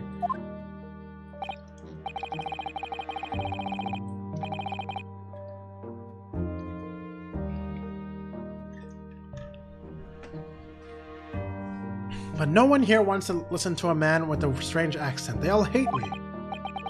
So at the very least, I'd like to entrust my fate to someone who can listen to me in my native tongue. You could do it, couldn't you? When I look into your eyes, I can see it. I can see what you've been through. So Seki-san, it's just that...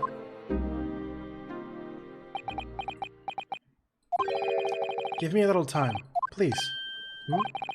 I'll do what I can, for the time being. What do you mean? We shall investigate the case as thoroughly as possible. If we can find some clues, it will give us a much better chance, I'm sure. Oh yes, thank you. I'll be here, all alone, waiting for you. Locum student Mr. Naruhodo Esquire. We should be going then, Naruhodo-san. We have a case to prepare for. Okay, so I kind of understand now. So she only says Naruhodo-san when she's, I guess, implicitly talking to me in Japanese. And she says Mr. Naruhodo when she's talking in English. That's what it sounds like to me.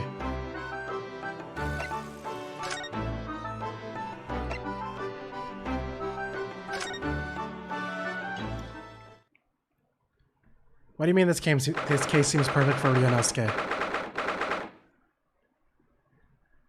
19th February, Briar Road. Ooh. Look at this place. Wow. Look at that snowman. I'm gonna investigate that snowman. So this is where it happened. Briar Road. Ah, look, Mr. Naruhodo. Look at that regulation metal helmet. It's unmistakable. The men of Scotland Yard are here, and they're investigating as we speak. That is their job, you know? Mr. Naruhodo, to see one with my own eyes. They're often depicted in the adventures of Sherlock Sholmes, but I never dreamt I'd ever come this close. To a real Bobby's helmet. What? The helmet? Hee hee, of course. I have to try one on one day. Well, I hope your hatty dream comes true.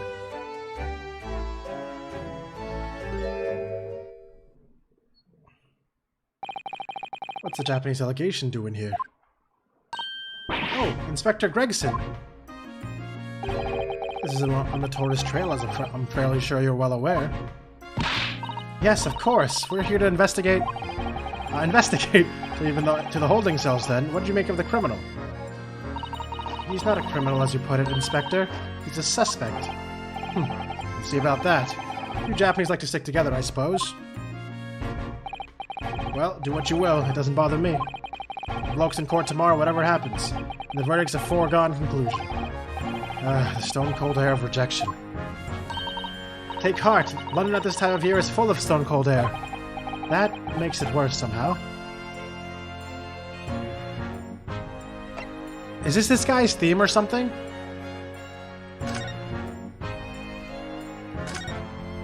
Nothing beats Gumshoe's theme in any game.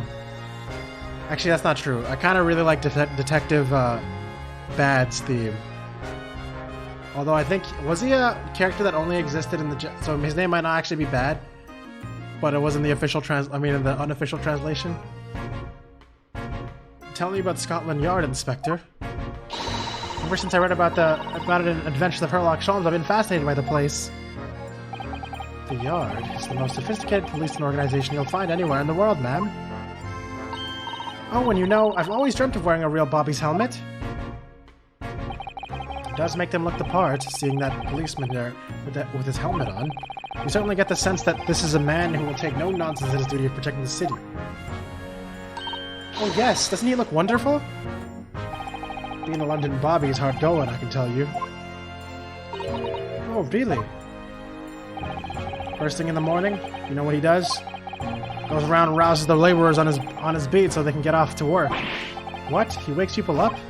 Yep, raps on their windows with a long pole. Look at myself going back a bit. I had no idea. The Bobby works for the people of the town. It's just another one of his duties. After that, he starts tirelessly patrolling the streets, all day long. He has to cover 20 miles a day. That's the regulation distance. I can't really imagine how far that is, but it sounds like a long way. Let me see. 20 miles. That's approximately the distance from Tokyo to Yokohama. Miles? There's no fucking way these guys would be talking about miles, right?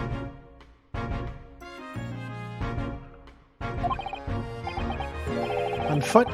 That's definitely taking things a step too far. I get it, step too far. When it gets dark, of course, he has the important job of lighting all the gas street lamps. Oh my. Am I supposed to be... And I suppose in between all those duties, I was expected to investigate cases as well? And chase after criminals trying to evade the law. I'm not sure you could call it in between exactly. More alongside, but yes. They're expected to handle those jobs as well. Have men keeling over from time to time, I admit. I'd always dreamt of wearing one of those helmets, as I said. But it's with a heavy heart, and I shall have to relinquish that dream to you, Mr. Naruhodo. Your heavy heart will be my heavy head if you do. True.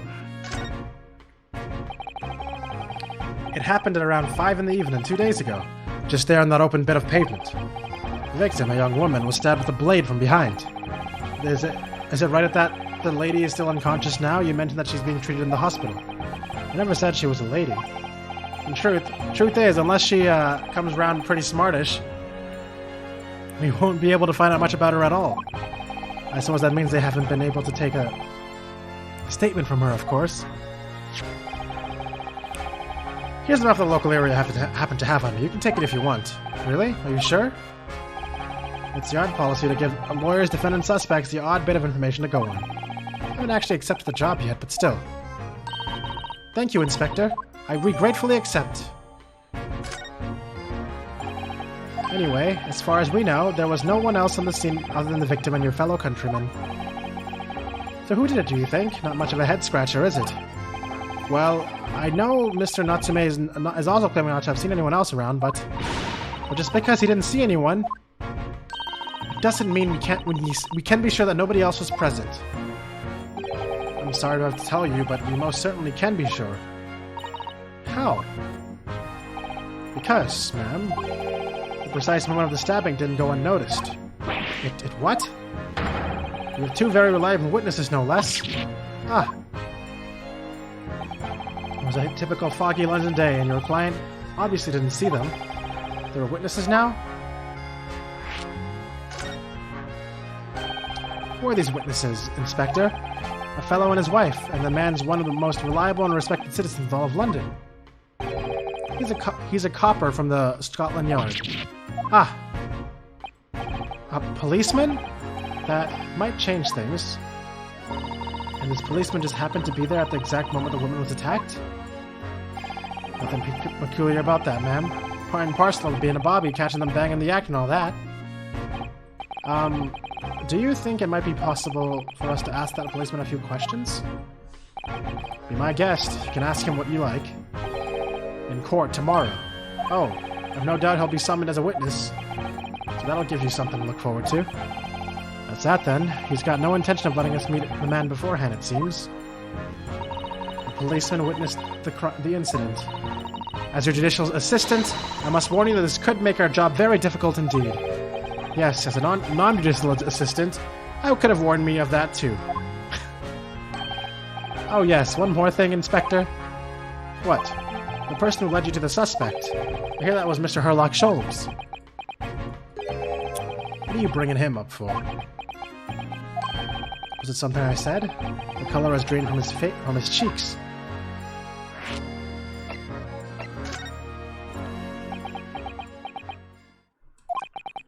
Who did you hear that name from? Oh, well, it was Mr. Natsume who mentioned it. He said that Mr. Sholmes was with the police when they entered his lodgings. I'm sure it was a result of one of Mr. Mr. Sholmes' inspirational great deductions. Fiddle faddle. Ah. The man's an amateur, and I'm getting sick and tired of him showing his mug everywhere. Oh, I don't know where he gets his information from, but he turns up at the scene of the crime, wanders around spouting incomprehensible rubbish, and before you know it, he claims to have solved the case. Yes, he's quite astounding, isn't he? He is a great help to Scotland Yard, though, isn't he? Gibble gabble. Ah. Ever seen this before? Oh yes, that's Ranched Magazine. The wonderful publication in which the adventures of Herlock Sholmes appears. Yes, well, that wonderful publication, as you put it, sees fit to include several of the Yard's detectives in its stories. And the so-called Great Detective makes a mockery of all of us. If you ask anyone at the Yard, it's a misadventure to be included in any Sherlock Sholmes tale at all. A misadventure? Isn't that literally like... Alright, whatever. I'm pretty... Okay, wasn't there some... Okay, I'm just gonna Google it right now. I'm actually super curious. I don't know why it's like...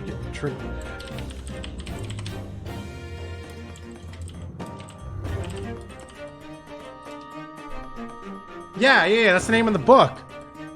The Misadventures of Sherlock Holmes. Okay, I get it. I get it, game. I figured it out.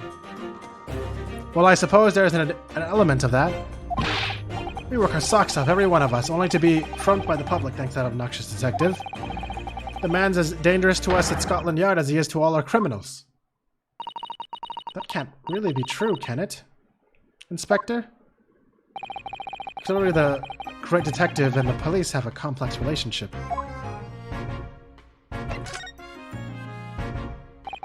A twitchy Japanese bloke goes on trial tomorrow. Are you going to defend him or not?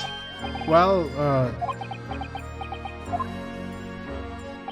makes no difference to me. I'll just say this. No one lawyer worth his salt would ever touch that case with a barge pole, because the prosecution is being handled by the Reaper of the Bailey, you mean? There's no way to save that man now. It's a waste of time trying.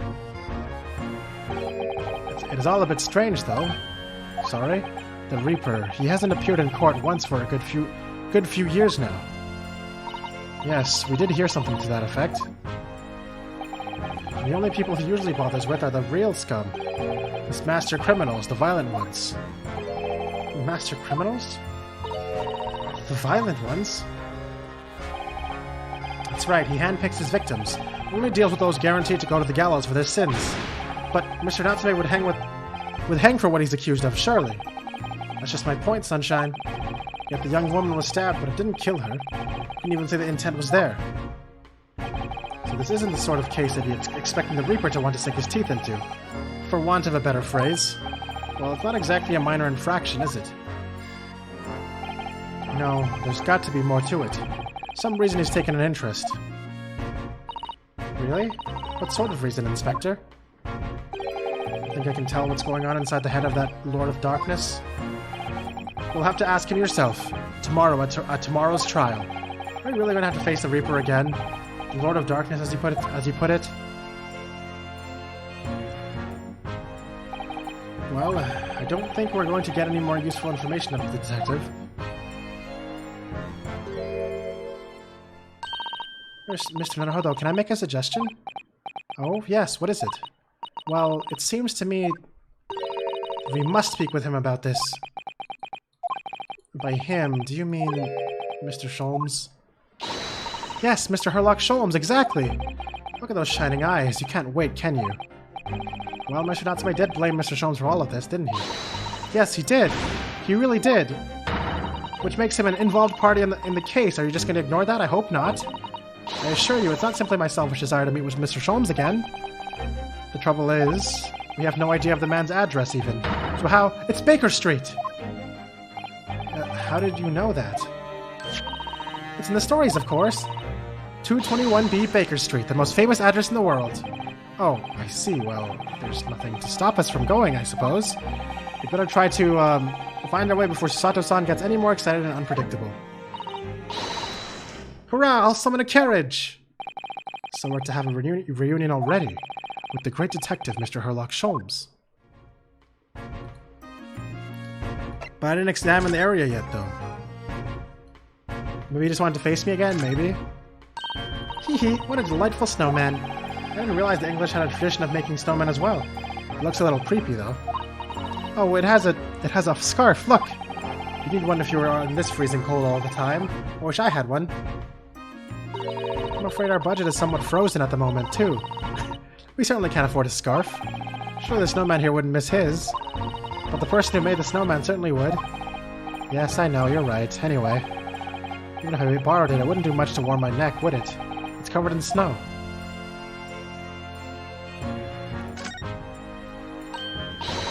Oh, it's a Scotland Yard carriage! We use vehicles like that to rush the crime scene and cart away criminals. You're very well informed, aren't you? It's long been a dream of mine to ride one of those through the streets of London. Well, just pick up a stone and throw it through one of the windows then. But that would mean being arrested in order to ride it. Wouldn't it? Still, if it's the only way... Help me find a good stone. No, I wasn't serious!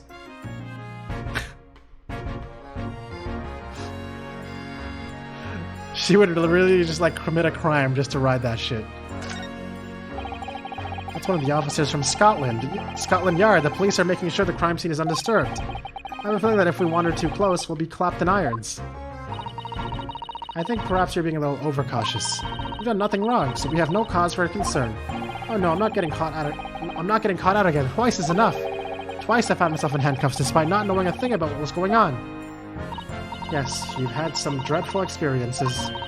I'm sure it's that wide-eyed look of panic that you're so prone to, as you know favors it all. True. Even chat hated him for his darty eyes. This patch of pavement must be where the incident occurred. Yes, it's a very wide open space, isn't it? That's true. I can't see anywhere an attacker could have been hiding. Oi, what are you foreigners doing here? Ah. Oh, conspiring with that mustache fellow from Japan, are ya? Conspiring? Come here to destroy evidence, have ya? Get out of here before I give you an idon. Go on! I don't know what the fuck that means. He shoot us away like rats. Yes, we should give him a wide berth, I think. What a disappointing experience.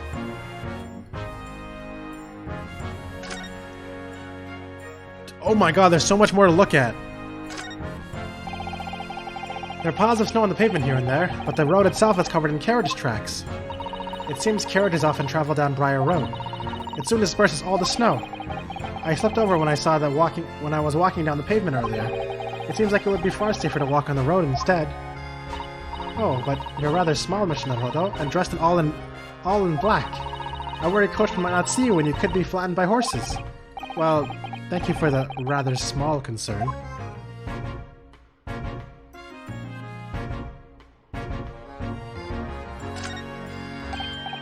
Oh, look at the windows of that building there. Are you sure they're windows? Yes, but they're all filled in with bricks. Oh, you're right. I wonder why. Perhaps it's an empty property where nobody lives at the moment. There's smoke coming from the chimneys, though. Oh dear, everything still feels very foreign. There's so much we have to learn about this place. Why do they do that, actually? I don't even know the answer to that question. Why do they do that?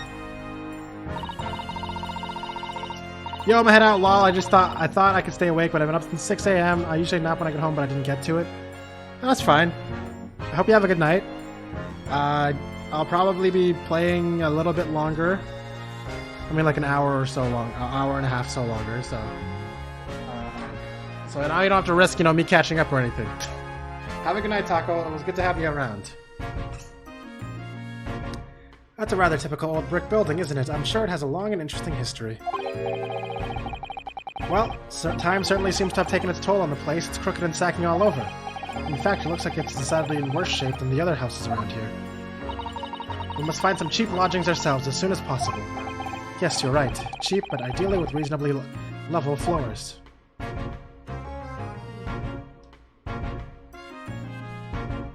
And this bike.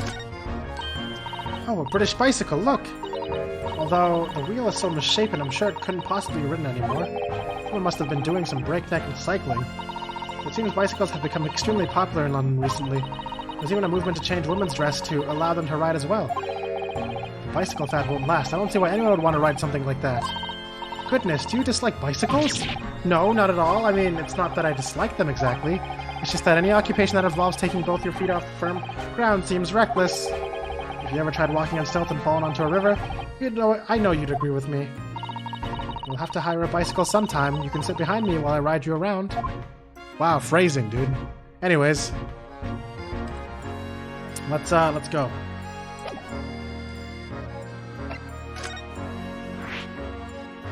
A new location has been added. Sholmes' Suite. This is gonna be sweet, guys. This is gonna be sweet.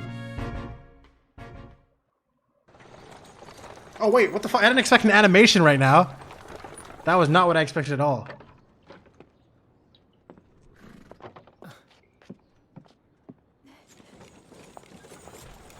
Thank you very much. It's just up there overlooking the street. Good day. Thanks again. I don't even know what that thing is for it. I'm really feeling it. Okay. This is it. The residence of Mr. Herlock's Shores. This is a good result.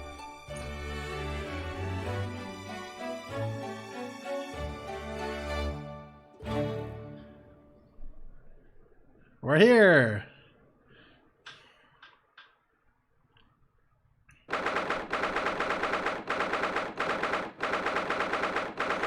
Sholmes' Suite. Wow, he has an animated fireplace. That was a short scene, yeah.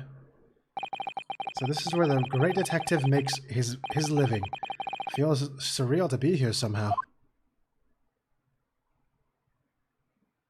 Is it as described in the stories, Mr. Sato? Susato-san? Many famous cases have been solved here, in this very room.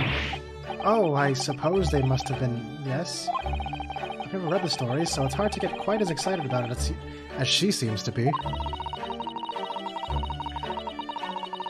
The detective chases the villains relentlessly as he disappears into the fog down an unlit London street. Oh, the thrill of it, the romanticism. Can't you feel your heart thumping in your chest? Can't you, Mr. Naruhodo? Oh, I suppose I can, yes? If you don't mind, I'll just stand here and soak up the atmosphere for a little while longer. Please, don't mind me. She's obsessed. Well, looks like our detective friend isn't home at present. Excuse me, is anybody home? Oh, do we have a visitor? Oh, shit! Hello?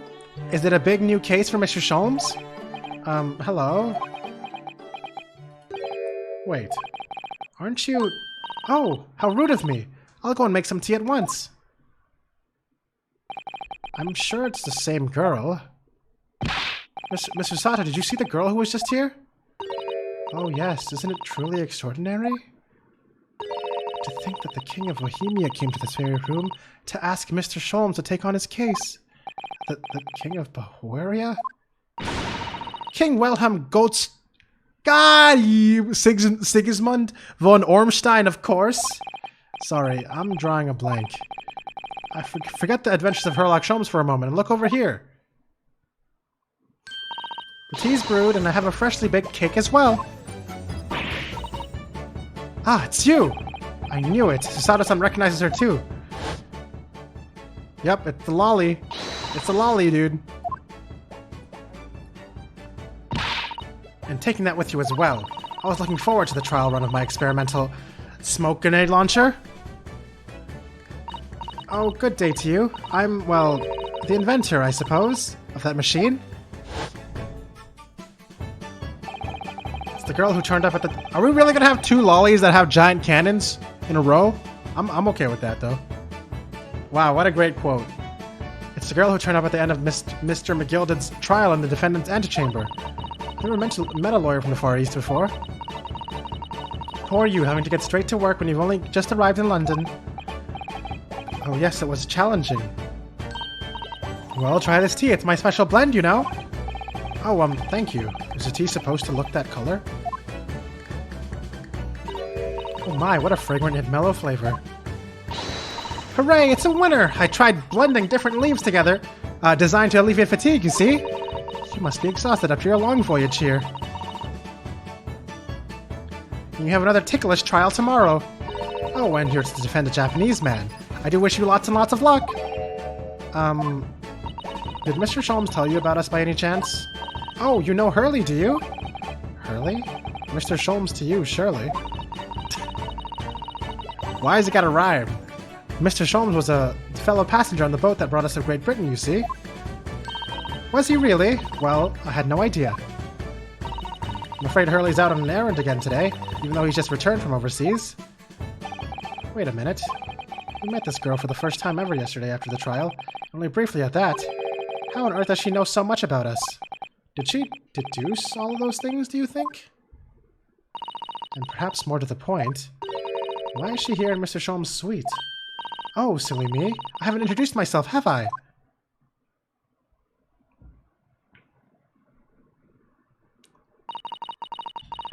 It's a great pleasure to meet you both. My name is Iris Wilson. I live here together with Hurley. Okay, so it's Wilson. Ah, Iris, is it? What a lovely name. What? What's the matter? No, wait, this can't be. Did you just say your name is Wilson? What's the matter with Sato-san? Why is he so flustered all of a sudden? Yes, that's right. And what are your names? Oh, I'm Ryunosuke Naruhodo, and a lawyer from Japan. Oh, sorry. I'm not Mr. Naruhodo's judicial assistant, Sato Mikotoba. It's wonderful to meet you. Lovely, Susie and Runo. Got it. Susie and Runo? Susie? And Runo? There's more to this girl than meets the eye. I have so many questions for her. I don't know where to start. Yes, and so do I. So we met Iris Wilson. Cool. Let's learn more about her. Actually, should we examine the room first? There's so many things in this room, though. Dude, there's so many things in this room. Oh my god, dude. We're never gonna end. Holy sh... Oh my god. Everything is glowing. Never mind, it stopped glowing over here. Oh my god. Wow, actually, this thing has actually kind of stopped glowing all of a sudden. I guess it was just all jam-packed in that corner. Alright, well, you know what? We'll do it. We'll do it. On earth is this huge over-the-top machine? That's the great analytic... Oh, I didn't expect her to actually cut in. That's a great analytoscope. It can analyze anything, really, anything at all. That's absolutely incredible. It's one of Hurley's inventions. It took him a whole year. He said it was to help him with his investigations. Investigations? What sort of things does he analyze with it, do you know? Well, actually, he hasn't used it for anything yet. Oh, why not? Apparently, on the evening he finally completed it, it suddenly occurred to him, I don't actually have anything I need to analyze. Oh dear. How about you, Runo? Do you have anything you'd like to analyze? The only thing that springs to mind is this machine itself. Just put the machine into itself. Done. Are we not going to talk about the skull? Ah, I've seen... I guess in the original it would be Shirley instead of Sherlock. Hurley? It's fucking Hurley, man. What skull? How is it not important? That's so important! What do you mean? I've seen pictures of Western musical instruments like this. This is called a violin, isn't it? Of course it is. Mr. Sholmes is renowned for his violin playing. Oh, really? Absolutely. It's often explained in his stories. It's inspirational, Mr. Naruhodo. Inspirational. I immediately started playing the koto, which is like the closest Japanese stringed instrument I could find. What a shame you couldn't bring it with you to London. Oh, yes, well... Papa was beaming when I asked him if he would buy me one, but after a while he asked if I would only practice when he was out of the house. So now it's merely an ornament in my room. That must have been an awkward conversation. So they told her to stop playing it? Wow. He just told her to stop playing it. While he's home so he wouldn't have to hear it. Ooh.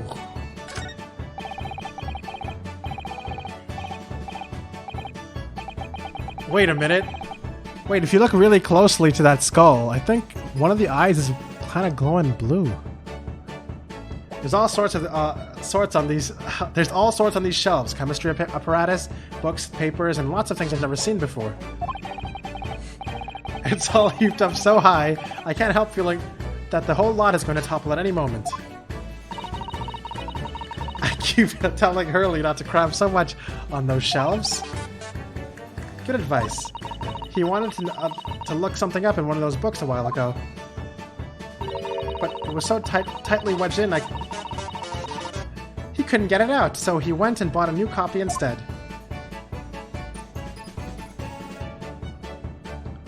The music in here, though, is this that Iris's theme? I'm assuming probably. Wait, I just realized he has a pipe in his test tube rack. Fucking Hurley.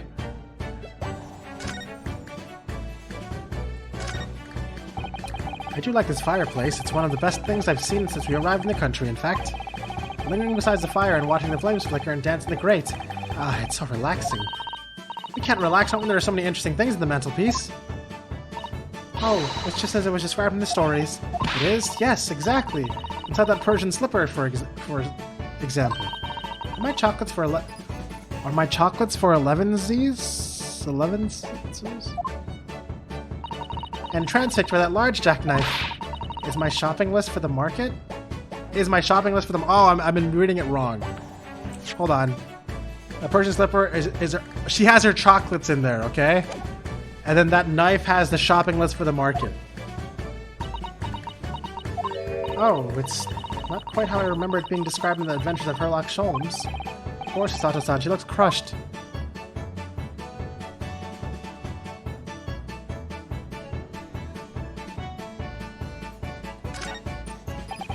Looks like that huge metal chest that's being used as a table for tea and coffee. Seems very sturdy with an equally sturdy lock. Mr. Naruhodo, you mustn't go around opening things. I always have to keep an eye on you, don't I? You're very mischievous. How did you come to that conclusion? Ooh, that chest. It contains some of my most valuable things, and that smile tells me you're not going to give us any clue about what they are.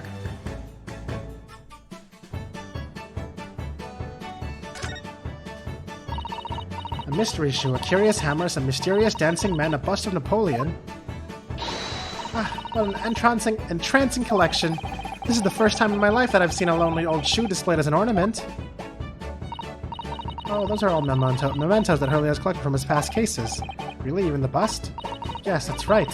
When the mood takes him, he likes to throw it on the floor and smash it to dust. The boy defenses Emperor, Mr. Sholmes destroys it? Yes, and then he buys a new one. You make it sound like he has the temperament of an insane sculptor. Ah, how entrancingly bohemian of him.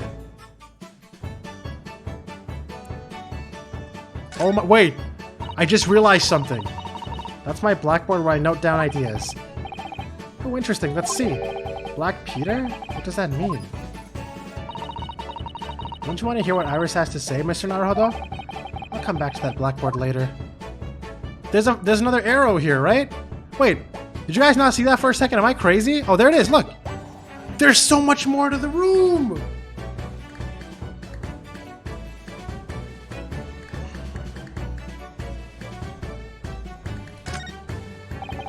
What a beautiful English tea set, and so neatly arranged. It's a favorite pastime of mine, a cup of herbal tea in the afternoon. Tea made of herbs?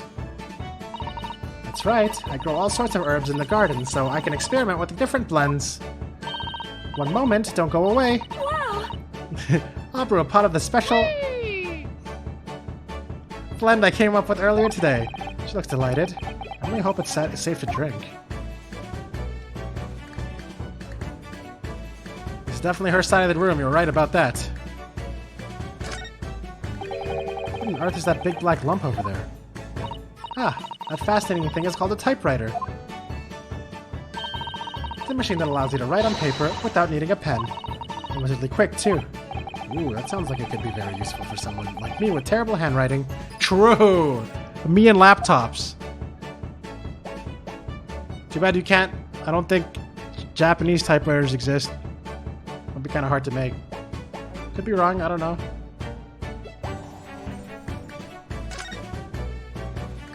Alright, we've seen everything. Oh yeah, you're right. We just didn't talk about that one woman's typewriter, I guess. Oh, wait, before we actually talk to her, we must do something completely worthless. Iris, could I show you this? Oh, how exciting. What is it? Tell me all about it. Oh, actually, I was hoping you might be able to tell me something about it, if anything comes to mind. Oh, why would it? Well, no, I suppose it wouldn't. Tell me, I want to hear everything. This hasn't gone according to plan. Okay, so that's like the default.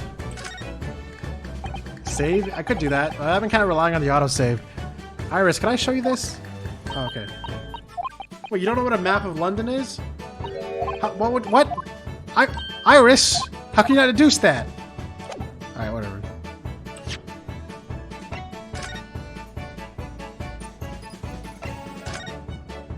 The last autosave was apparently 3 minutes ago. It seems pretty reliable.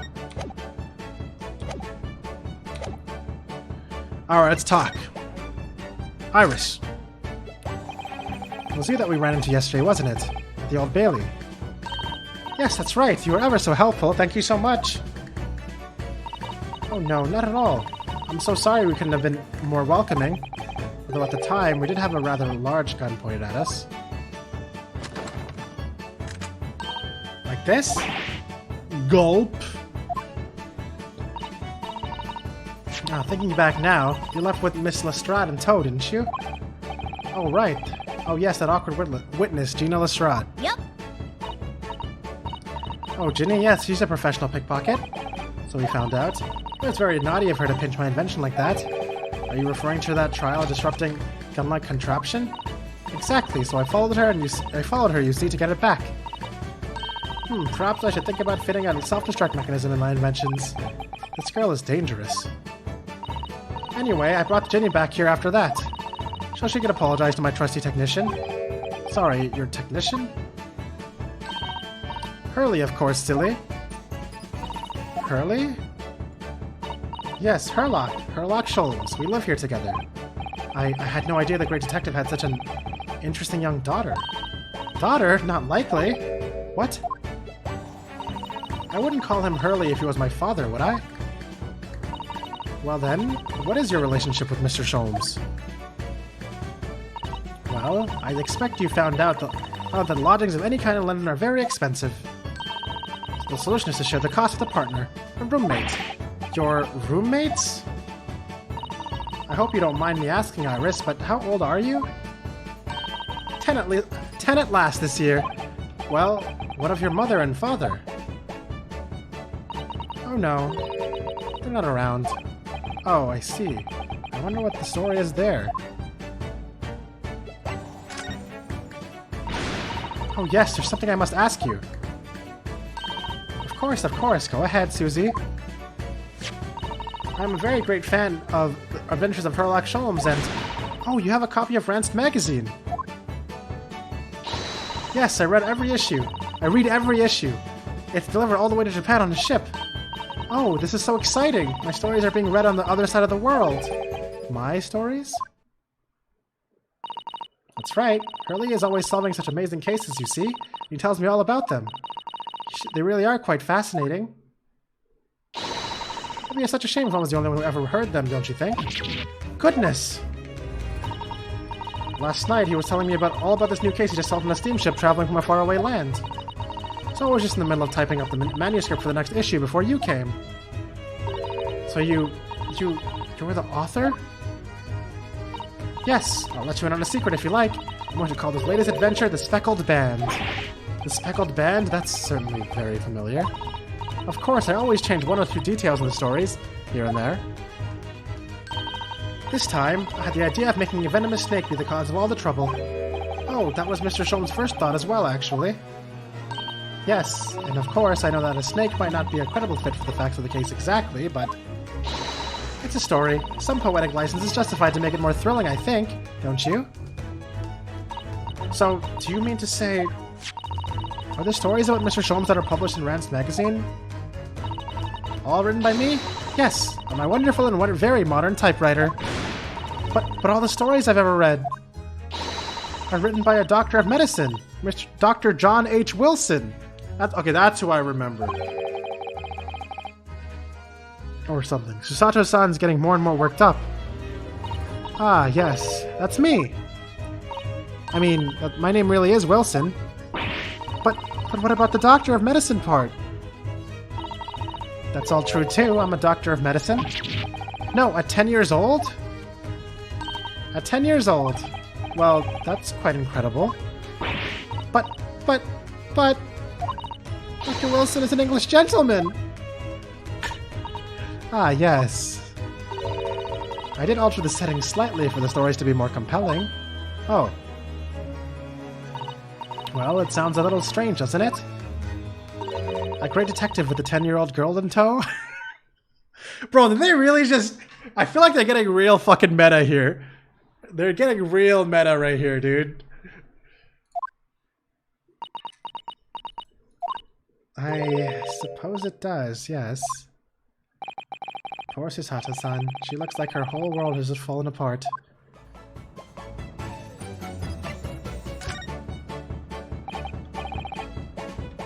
It would be strange, yes. About before... Yes, what's on your mind, Runo? Do tell me. How did you know? That I was a lawyer, and we just arrived in London, I mean. Yes. Oh, and that we have a difficult trial tomorrow. How did you know all of that? Oh, that's what you mean. Please, do tell us how you did it. Explain every detail. Of course, I'll be delighted. Although, there's really no mystery. Now, let's begin. Oh shit, goggles on. Iris Wilson is proud to present her logic and reasoning spectacular. Wait a minute. Well, what? What the hell? I didn't expect this.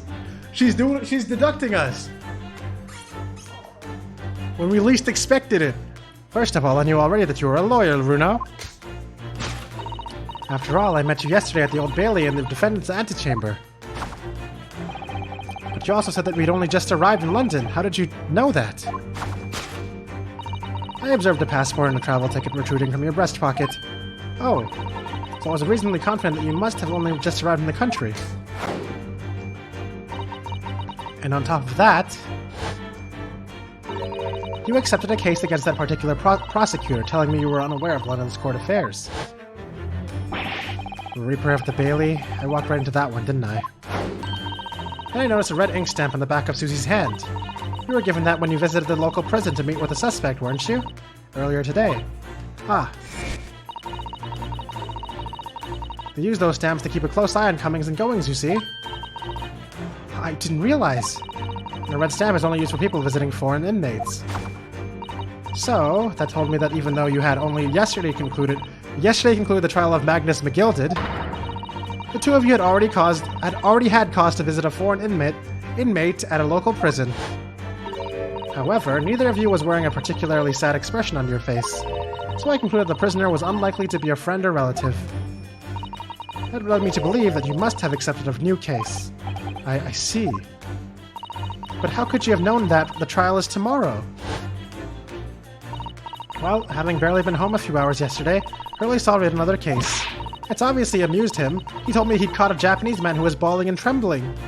Ah ha ha ha ha ha! A Japanese man? Well, clearly that must have been... Sorry, I ruined it, Chocobo. Mr. Natsume. Now, Runo has that fancy Japanese sword. And I think your outfit is called a kimono, isn't it, Susie? Well, anyway, it was clear to me that that you both come from Japan yourselves. So I put two and two together and decided you must be defending the Japanese man Hurley caught. And there was only one conclusion that those facts could lead me to. You both came here to ask Hurley about the case. There's a note on the mantelpiece that says the man's trial will be tomorrow. Hurley is always stabbing his notes with a knife, you know? He is silly. And that's all there was to it, really. Thank you for listening. I'm Iris Wilson, and that was one of my great deductions.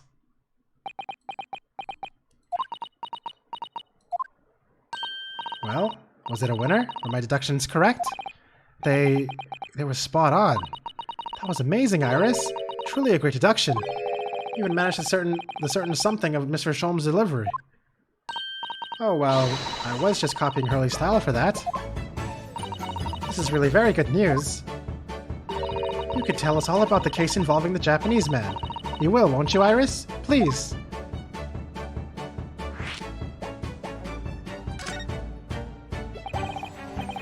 So yesterday, Mr. Sholmes apprehended a Japanese man, you were saying. Yes.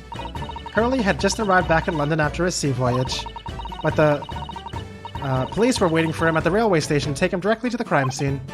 Ah, the great detective is a popular man, it seems. Apparently a woman was stabbed on a quiet street somewhere in town. There were witnesses who had seen a short, shifty-looking, stooped man running away from the scene. A short, shifty-looking, stooped man. Mr. Natsume, beyond any doubt. Soseki-san said that he didn't see anybody else on the street at all, but it seems there were witnesses after all. Hurley used his great deduction power to determine the man's address. It was a lodging room very nearby. He went directly there with the police. What did they find? A short, shifty-looking, stooped man, shivering in fear. Mr. Sholmes' great deduction certainly hit the mark this time. Of course it did. He's a great detective. Still, that means the incident occurred only 2 days ago. Surely tomorrow is too soon for the trial, isn't it? Definitely. We have no time to investigate properly. Hurley says that London is rife with crime. Oh, Scotland Yard is doing its best, but they can't stay on top of it, apparently. Oh dear, I hadn't realized the situation was so dire. That's why they can't afford to spend too much time investigating cases and trying the criminals in court. Staff and money are both short. Crimes are usually pinned on the first suspicious person. That's terrible. I suppose it's the harsh reality of the workings of the world's greatest justice system. I suppose it is, but in that case, I don't hold out much hope for Soseki-san.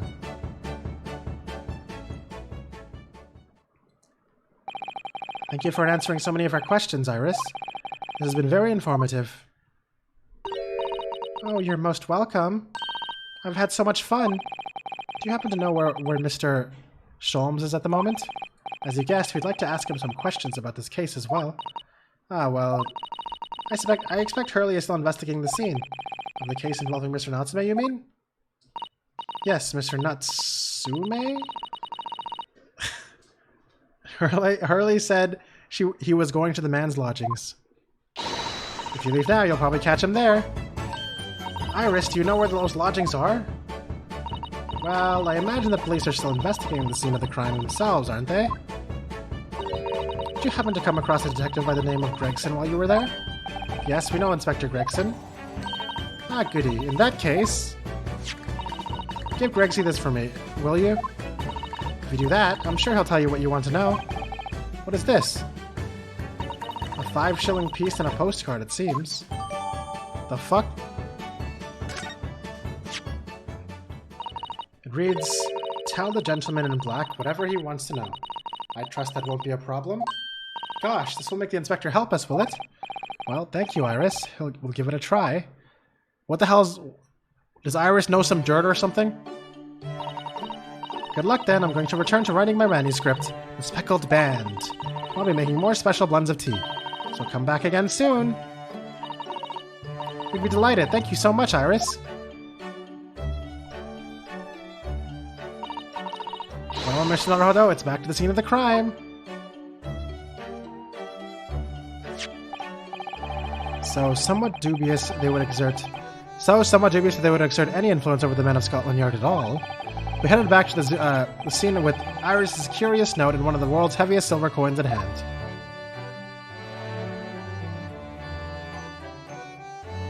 To be continued. We'll keep going. We'll keep going a little bit.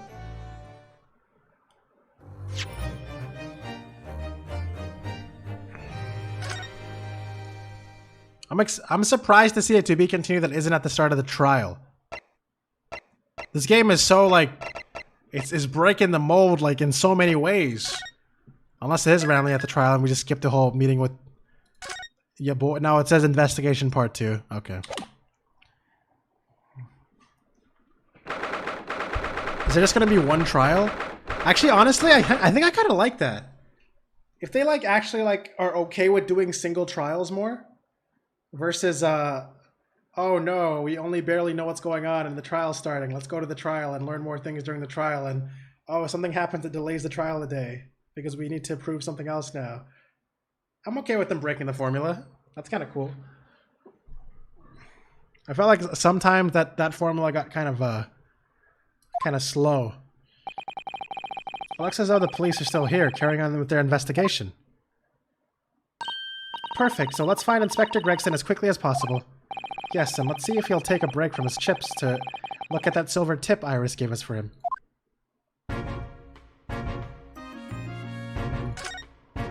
Okay, so it's just straight up like that.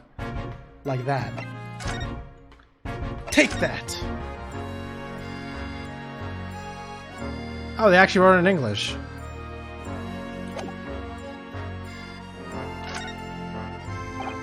Inspector Gregson, do you have a moment? I'm sorry to say I don't. I'm a very busy man. Much too busy to talk to a pair of foreign gadabouts, that's for sure. We have these for you. A present from Miss Iris Wilson. What? From me? From her ladyship? Her ladyship? Give that here at once. Come on, hand it over. That's for me. Don't wait for me to give it to you, will you? What was that coin exactly? It's a silver crown, obviously. But it's a lot more than that. It's, well, it's an appearance fee, if that's what it is. An appearance fee? Oh, I see. You mean... That's right, for the adventures of Sherlock Holmes. Her ladyship always offers me a little financial reward for featuring me. Every time.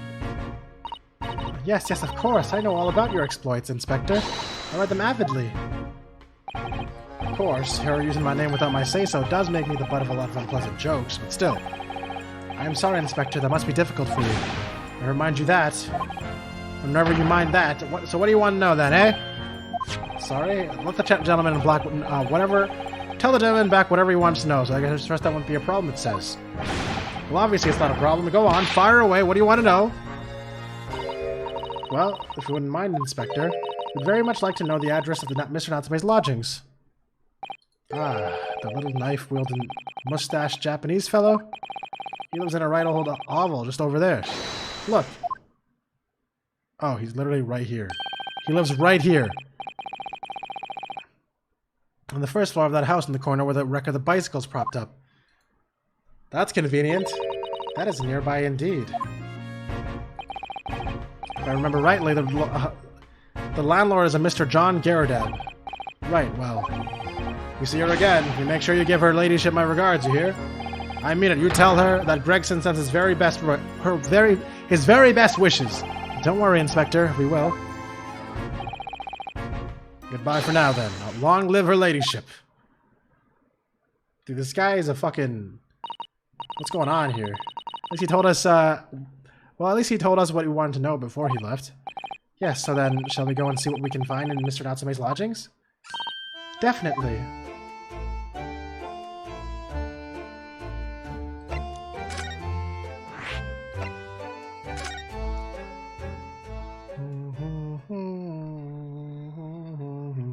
A cannon with the frickin' apron on it.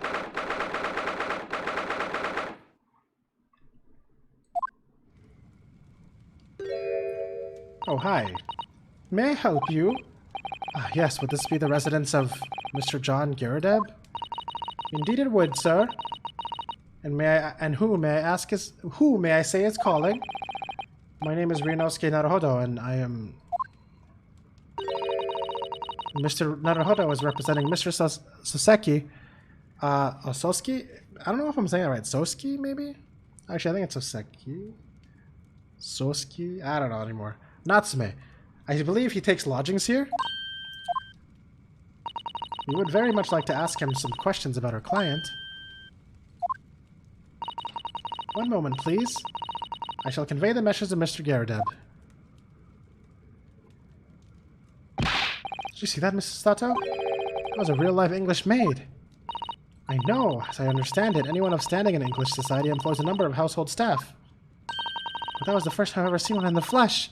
Well, this day keeps getting better. Certainly feels like we've really arrived now, doesn't it? We need only to bean a butler and the experience will be complete. Well, I'm not sure if I'd go that far, but I understand the sentiment. Thank you for waiting. Mr. Garadeb will see you now. This way.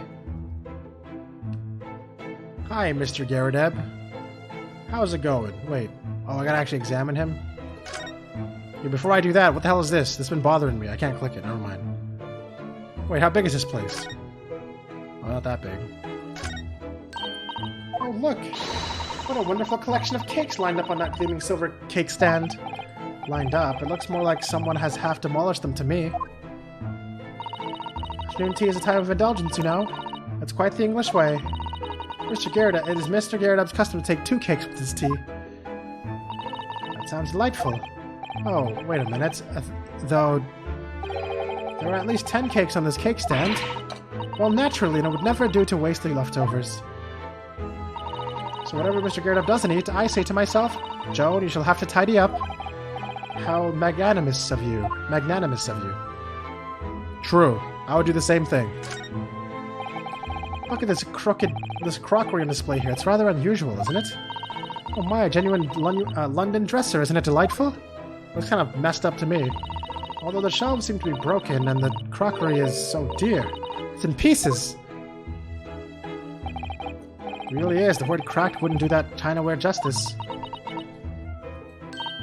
Ah, I wonder. Perhaps the cannon was fired at it. Yes, probably something like that, but let's not delve too deeply here.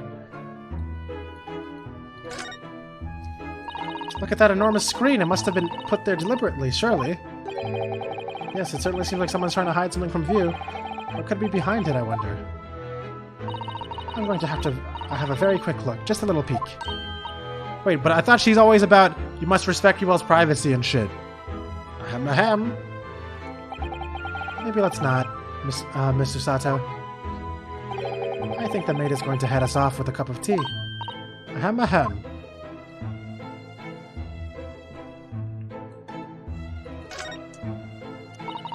This window looks out over Briar Road where the young woman was attacked. Oh yes, I can make out the policeman on the far side of the road investigating the crime scene. The glass is rather murky, isn't it? You can't see very clearly. Is this thing open at all, I wonder? I shouldn't underestimate the bitterness of a London winter, sir. Sorry? As soon as you open that window, the tea will freeze in the pot. No Londoner would go opening windows at dusk in the middle of winter, I assure you. It seems very unlikely these two would have seen anything of the incident then. That looks like a Medal of Honor, and it's showcased on a very grand banner. Yes, it's displayed with some pride, I would say.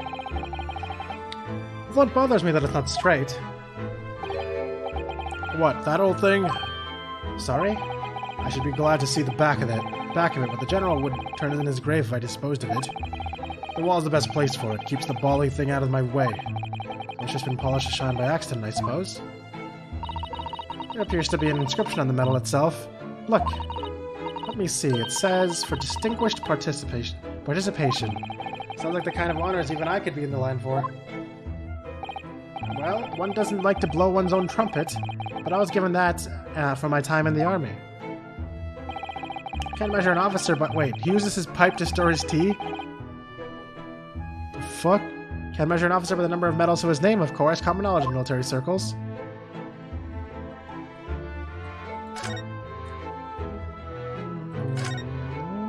That uniform looks fairly ancient, doesn't it? It's clearly been well looked after, though. Like that old thing? Not much better than rags, really. Oh? Wore that ceremonial garb at my retirement bash, you know? I'm not one for dwelling on the past, me. Would have gladly thrown it out, but you know how it is. What am I looking at? Anyway, it doesn't hurt to have the odd piece of memorabilia lying around, does it? Oh, I see. Perhaps we should leave the past in the past. That's a full-sized cannon. I wonder what it's doing here. Oh my. It's real. I thought it might be a replica. That old thing? Bah, that's just a little more than a toy. So this guy is just really fucking sentimental, but he's tsundere about it. Is that what's going on here? The army was selling off when I retired. I didn't notice that I'd given a new home. Never know when the enemy might attack next. It's all useful to have a cannon about the house. Really, it isn't overkill? Be prepared, I always say. You never know what this twisted world is going to throw at you next, boy. Do you think there may be trouble brewing, Mr. Garrideb? Always is. Take Joan here. Never fails to have a clean apron in reserve. Dries over the barrel, you see? You drive very well in the cannon there, Joan tells me, which rather proves my point, I feel. It's been reduced to a drying rack? No wonder the huge cannon looks like it's hanging its head in shame.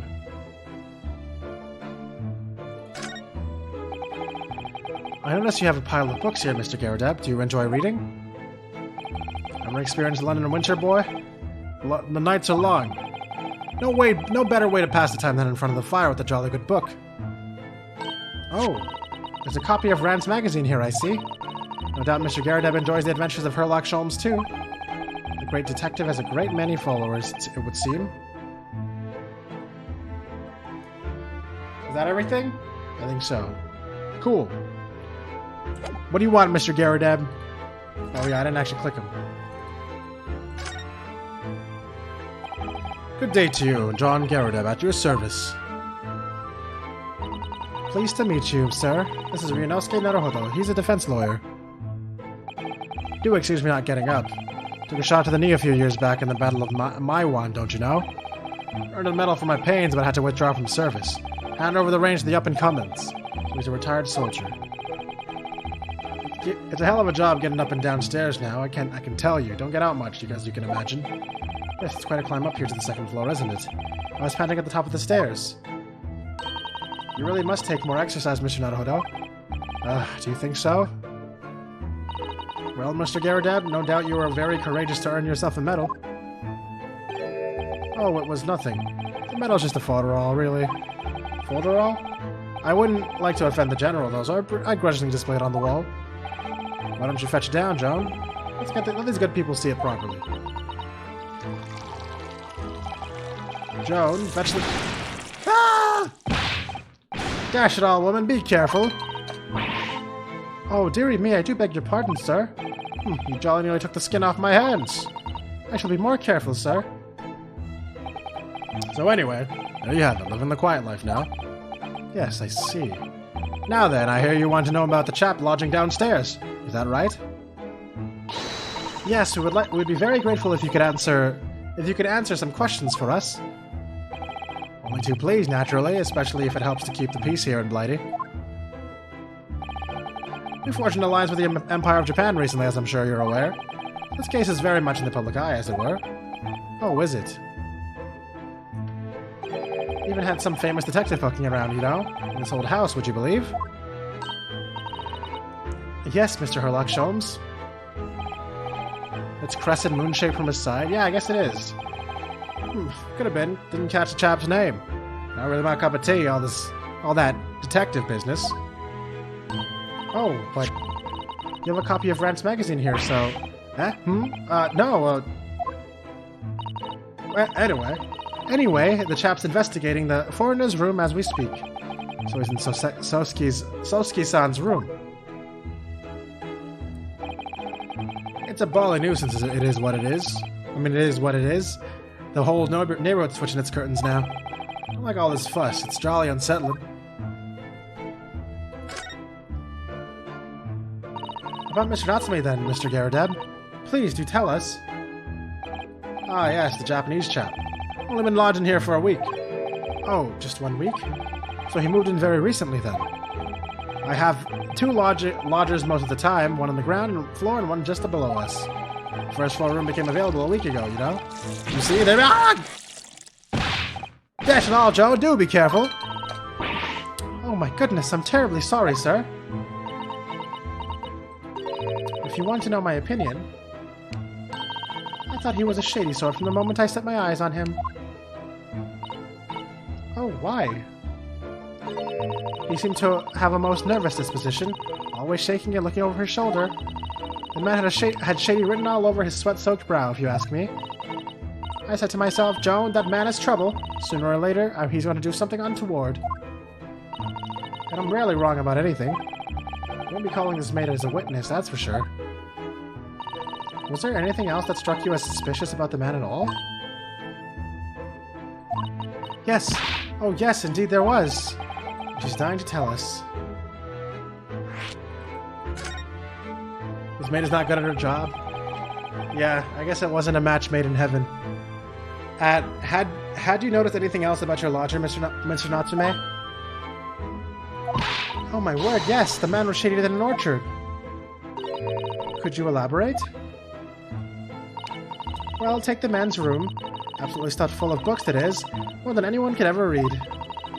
And he never so much as passes the time of day with another living soul. I haven't seen a single visitor call. He just trots off to that old bookshop every single day and comes back at 5 to light the gas fire. And the funny little man is up long past the time everyone else in the household has gone to bed too. Oh, I see. The gentleman on the ground floor goes to bed at around 9 each night. But I've never known that Japanese fellow to retire any earlier than 2 in the morning. Ah. Could you clarify something, I wonder? What, pray? How do you know so much about Mr. Natsume's routine? Oh! I understood that neither of the lodgers live on this floor of the house. Is that correct? That's right, yes. They're both below us. On the first floor on the street level. Then how is it that you know so much about the lives of your lodgers? The precise times that they come back in the evening, for example. Even the times they go to bed.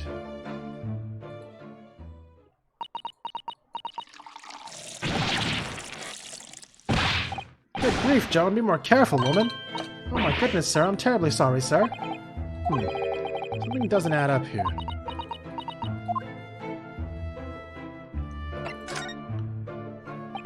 It seems the incident took place at around 5 in the evening. Did you happen to look out of the window around that time? The window? Yes, we noticed that the window over there looks out over Briar Road. The incident took place on the pavement just on the far side of the street. Was there anyone suspicious loitering nearby? Sus? Anyone sus nearby?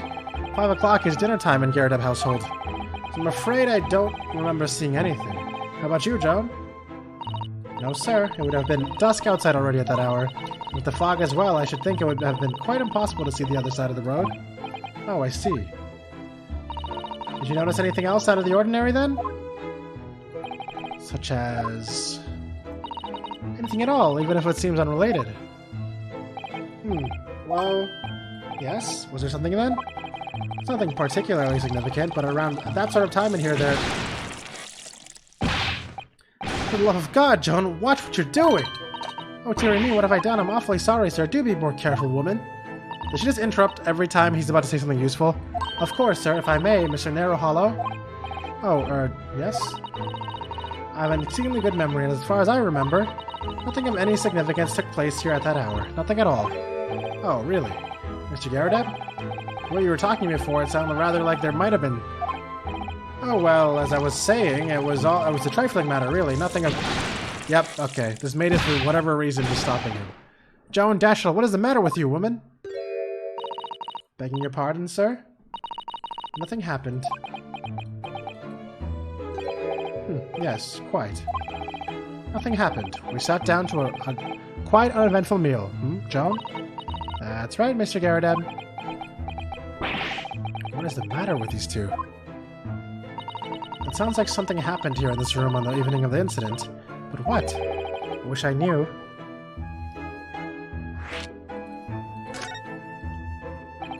Could you tell us which floor Mr. Natsume's room is on? Why, certainly. Just below us on the first floor. And Mr. Sholmes is investigating there, even as we speak? Yes, told me not his name. had asked him to look into the matter, so I gave him the key. Mr. Natsume is engaged in Mr. Soames' services? That's a blatant lie. Would it be alright if we also had a look around in Mr. Natsume's room, I mean? I don't see why not. Just down one flight of stairs. Who knows if we'd find anything that could help us with the case, but we have to try. We need all the clues we can lay our hands on, shall we? Yes, and while we're there, we can speak with Mr. Sholmes again. Okay. Sholmes time? It's Sholmes time, I think.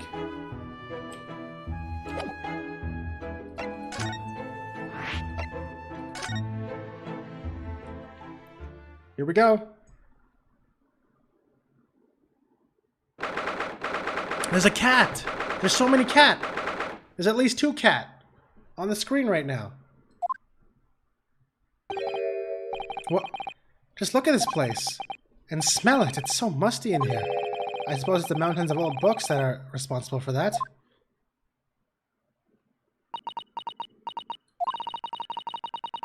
I don't think I've ever seen so many books in my life. No, me neither. What? We're literally in a fucking...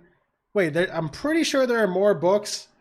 Bro, I'm pretty sure there are more books in the Lord Justice's throne room thing that we literally were just at. It's so dark in here, too. Is that the window over there? Well, it was the window, I think. Yes, once upon a time. For some reason, it's been closed up with bricks and mortar. So this is where Mr. Natsume lives. By the way, I haven't spotted Mr. Sholmes anywhere, have you? No, that's true, but according to what Mr. Garrideb told us, the great detective should be around here somewhere investigating. He's probably in some weird-ass position like he normally is whenever... He's probably slightly to the right of the screen. What do you guys think? Yeah, okay. He's gonna be like slightly to the right of the screen. You guys ready for this shit? Actually, should I look at this cat first?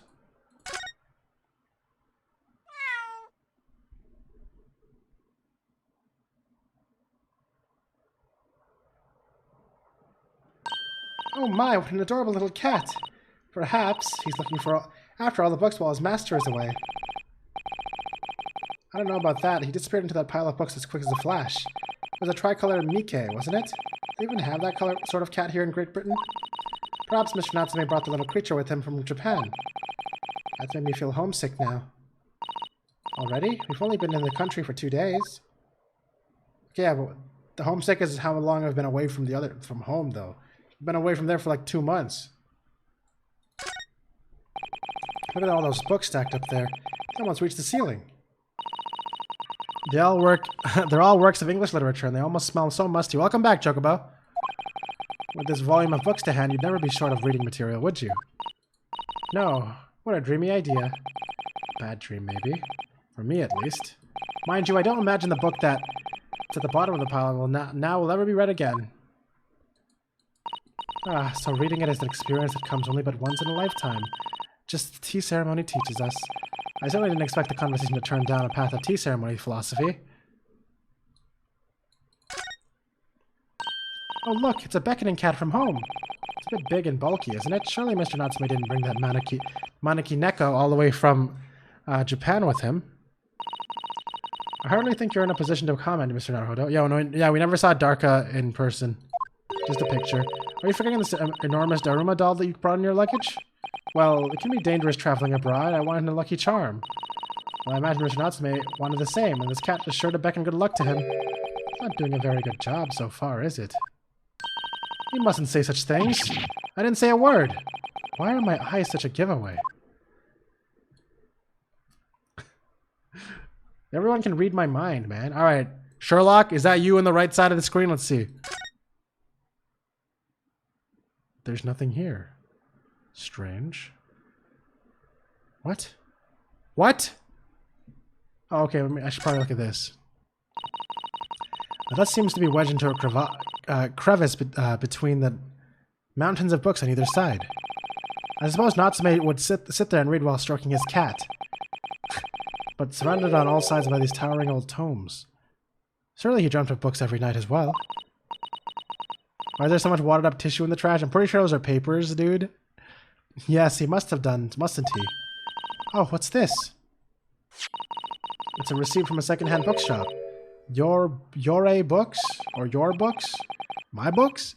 Oh yes, Mr. Natsume's name is on it too. Look, the date of purchase 2 days ago at 4:45 p.m.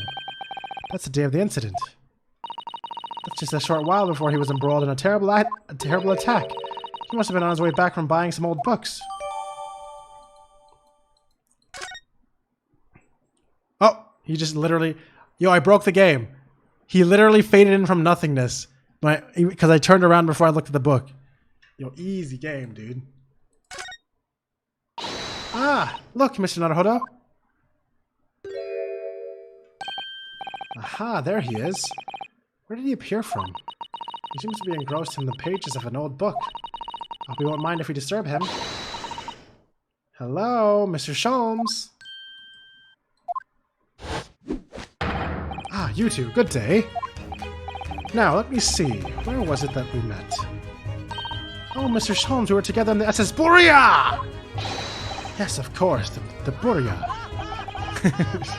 Let me see. What happened on that voyage? It was Kazuma Asogi. He died, tragically. But you were a great help to us. Ah, yes, but of course. The case of Mr. Asogi. It was the one with the snake, wasn't it? Oh! Well, you seem to remember something of it, at least. What an honor to be remembered vaguely by the great Herlock Sholmes. This is Mr... Oh, no, my dear madame. Hold your tongue. I pride myself on the superior power of recollection. Your names are safely recorded in my brain addict. Miss Naruhodo? And Mr. Susato. Try the other way around, Mr. Sholmes. Ah ha ha ha ha ha! Okay, now y'all... Here, I'll do it again. I'll do it for you guys. It's even better because there's no music playing. I lose the first round. It just fades to black with more laughter.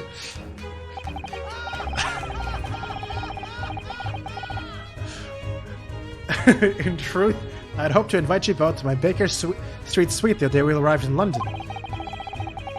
But some Scotland Yarders ambushed me at the railway station and whisked me away to a crime scene. It was an entirely trivial case, of course. I solved the matter in no more than 30 minutes. So they apprehended Sosuke-san in that short of a time? I'm afraid the pursuance of a new case has dulled my recollection of past involvements a little. A little? It is a mistake to think that one's brain addict has elastic walls and can extend to any extent. I do my best to forget useless facts, lest they should elbow out the useful ones. Yes, those are my own words of inimitable wisdom. You know, from an adventure entitled A Study in Scarlet. Please, there's no need to quote yourself. I don't always remember my pearls of wisdom, but fortunately, my associates pen them beautifully. He means Iris, I suppose. Mr. Sholmes, we have some extremely important questions to ask you about the trivial case you just mentioned. Goodness, what an earnest expression. My dear madame, I should be only too pleased, and this murky room is an apt place to discuss the murky case. I really like Sherlock's theme a lot. It's so good. Herlock, sorry. We know this to be the lodgings of a Japanese foreign student by the name of Sosuke Natsume. It seems you assisted in his arrest, Mr. Sholmes, for the stabbing of a young woman outside here on Briar Road. Natsume? Yes, I believe it was a name rather along those lines. But Mr. Natsume denies it. Was it really justifiable to arrest him on so little? I'm sorry, Miss Susato, but I have not the slightest idea what you mean. What? I can't believe I was looking Susato-san squarely in the eye while feigning ignorance. I assure you I am not merely feigning ignorance. It would appear that the pair of you are under some misapprehension. Oh, how? I assure you I have no recollection of accusing your stooped compatriot of the crime. But that doesn't make sense. Then the good detective of Scotland Yard made the following request of me, and I quote verbatim. We need you to ascertain the identity and whereabouts of the man seen fleeing the crime scene. Ah, a man seen fleeing. There were a number of books scattered on the pavement at the scene. From the book plates, I was quickly able to determine the bookshop in which they had been purchased. On speaking with the proprietor, I was immediately led to this address. Elementary, wouldn't you say? I believe there is a receipt around here somewhere about this from the establishment in question. You don't think Mr. Natsume is the culprit, then? That I could not tell you. But it was aggravating my faculties, hence why I returned here.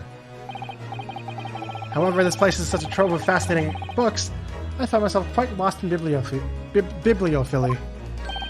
not be deceived into believing that I am a man of leisure. No, no, no. Oh dear.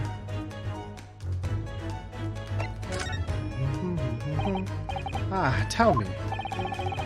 Have you encountered the landlord of these lodgings? Yes, Mr. Garadab. A retired military man.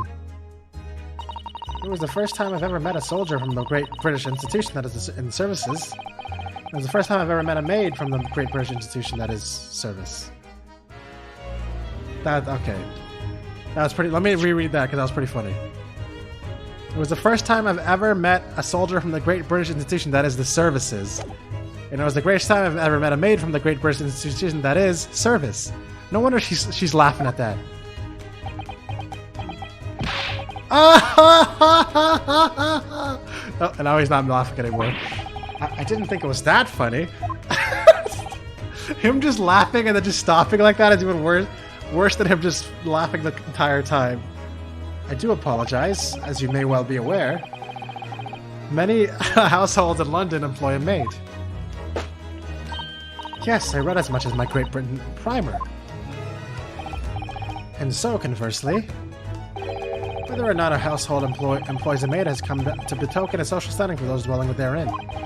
Betoken their social standing. Sorry? Put simply, my dear fellow, those who employ at least a single maid are considered middle class. Those who do not are beneath that. In the upper echelons of society, of course, households employ enough staff to constitute a large family. Goodness, how extraordinary! As you can appreciate, for those in the precarious boundary between the middle and lower classes, being able to afford just one maid is of the first importance. I had no idea. And it's for precisely that reason that I find great stimulation in the situation upstairs. Specifically in the retired Army veteran, Mr. John Garadeb. Oh? Affable as he is, this fellow is hiding something. Whether or not it imposes on the circumstances of this case, I am as yet unable to ascertain. I am thoroughly lost in what he means to say. Because he has a maid, so that means he's middle class, even though he seems... But he's a landlord, so he should have a lot of money, right? The dingy room. This room is thoroughly suffocating for the soul, my dear fellow. I assure you that any man whose lot is to dwell in a place such as this will stab somebody sooner or later. Mr. Natsume has stabbed no one. Ah, but sooner or later, as I said. I don't believe that's the issue here. About this dark little room, Mr. Sholmes. Why is there no longer a window? Do you have any idea? No window? Well, I mean, I can clearly see that there is a window, of sorts. But it's been completely blocked with bricks. Ah, I see. The answer to that question is quite simple. Window tax. Window tax? Surely not a tax on windows. Precisely that. Oh my goodness. Until relatively recently, a tax was levied on households in this country with a number of their windows. Those of lesser means, having inherited a sizable and costly family home perhaps, rapidly closed windows up. Oh really? Is this a real thing that happened? Well, the rich opened windows here and there and everywhere. In an effort to curry favor with those in power by furnishing them with large sums of tax money. How awful and unjust! Forcing people to live in rooms devoid of light! Indeed, disease was rife as a result. So some 40 years ago or thereabouts, the window tax was abolished. But its legacy remains, as you can see, in squalid lodgings as these, for example. I suppose Mr. Natsume's stipend for living here in London isn't very generous, perhaps. It would appear so. I've done a little digging. and discovered that these lodgings were offered at an extraordinarily low price. Because the room is so awful, I should think. Apparently, Mr. Natsume only moved in here about 1 week ago. Yes, that's correct. However, I don't believe the low rent is explained by the shabby nature of the accommodation. Oh? Still, that is of little relevance here. A matter not worthy of further attention. Are you sure? I'm curious now.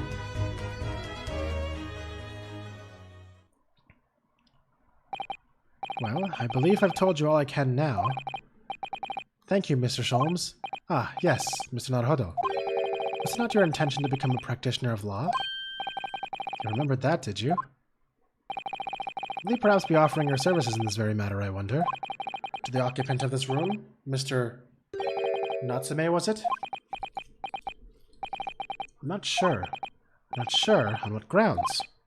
Well, I actually defended someone in court here only yesterday. Really? Well then, I congratulate you, sir, on an ambition realized, and so promptly, too. The thing is, it's really made me question things. Am I right to believe in my clients? To trust in their innocence? Yes, a trust. Mr. Sholmes? Mr. Natsume didn't do it, did he? Ah ha ha! Dear fellow, I haven't the first idea. Oh, but I thought that's why you were here. Didn't you come back to investigate? Ah, yes, that was indeed my initial intention. But there are simply too many fascinating books here, and I couldn't possibly ignore them. Oh, I see. Nevertheless, there are two facts that I can state quite unequivocally. The man who fled the scene of the crime 2 days ago was the Japanese occupant of this room, and there are witnesses who swear to have seen the same man commit the crime. That is all I can say. Ah, and one more thing. Oh, what is it, Mr. Sholmes? Tell us.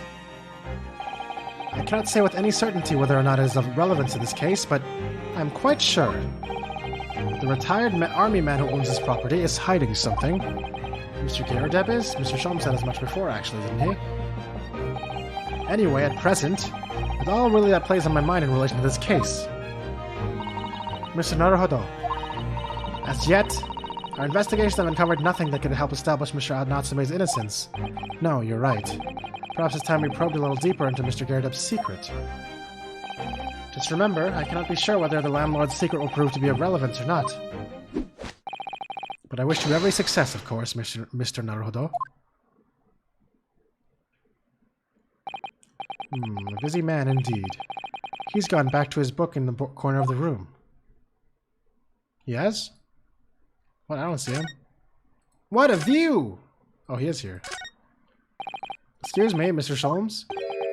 Yes, so true. To be or not to be? That is indeed the question, Mr. Naruhodo. To be or not to be brushed off, that is the question. And the answer is all too clear. Let's leave Mr. Sholmes in peace, shall we?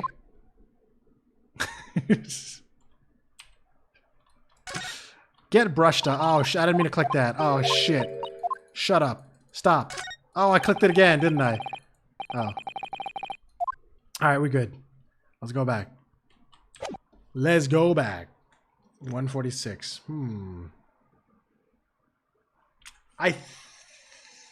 Yeah, you know what? I don't think I have the mental capacity to continue right now.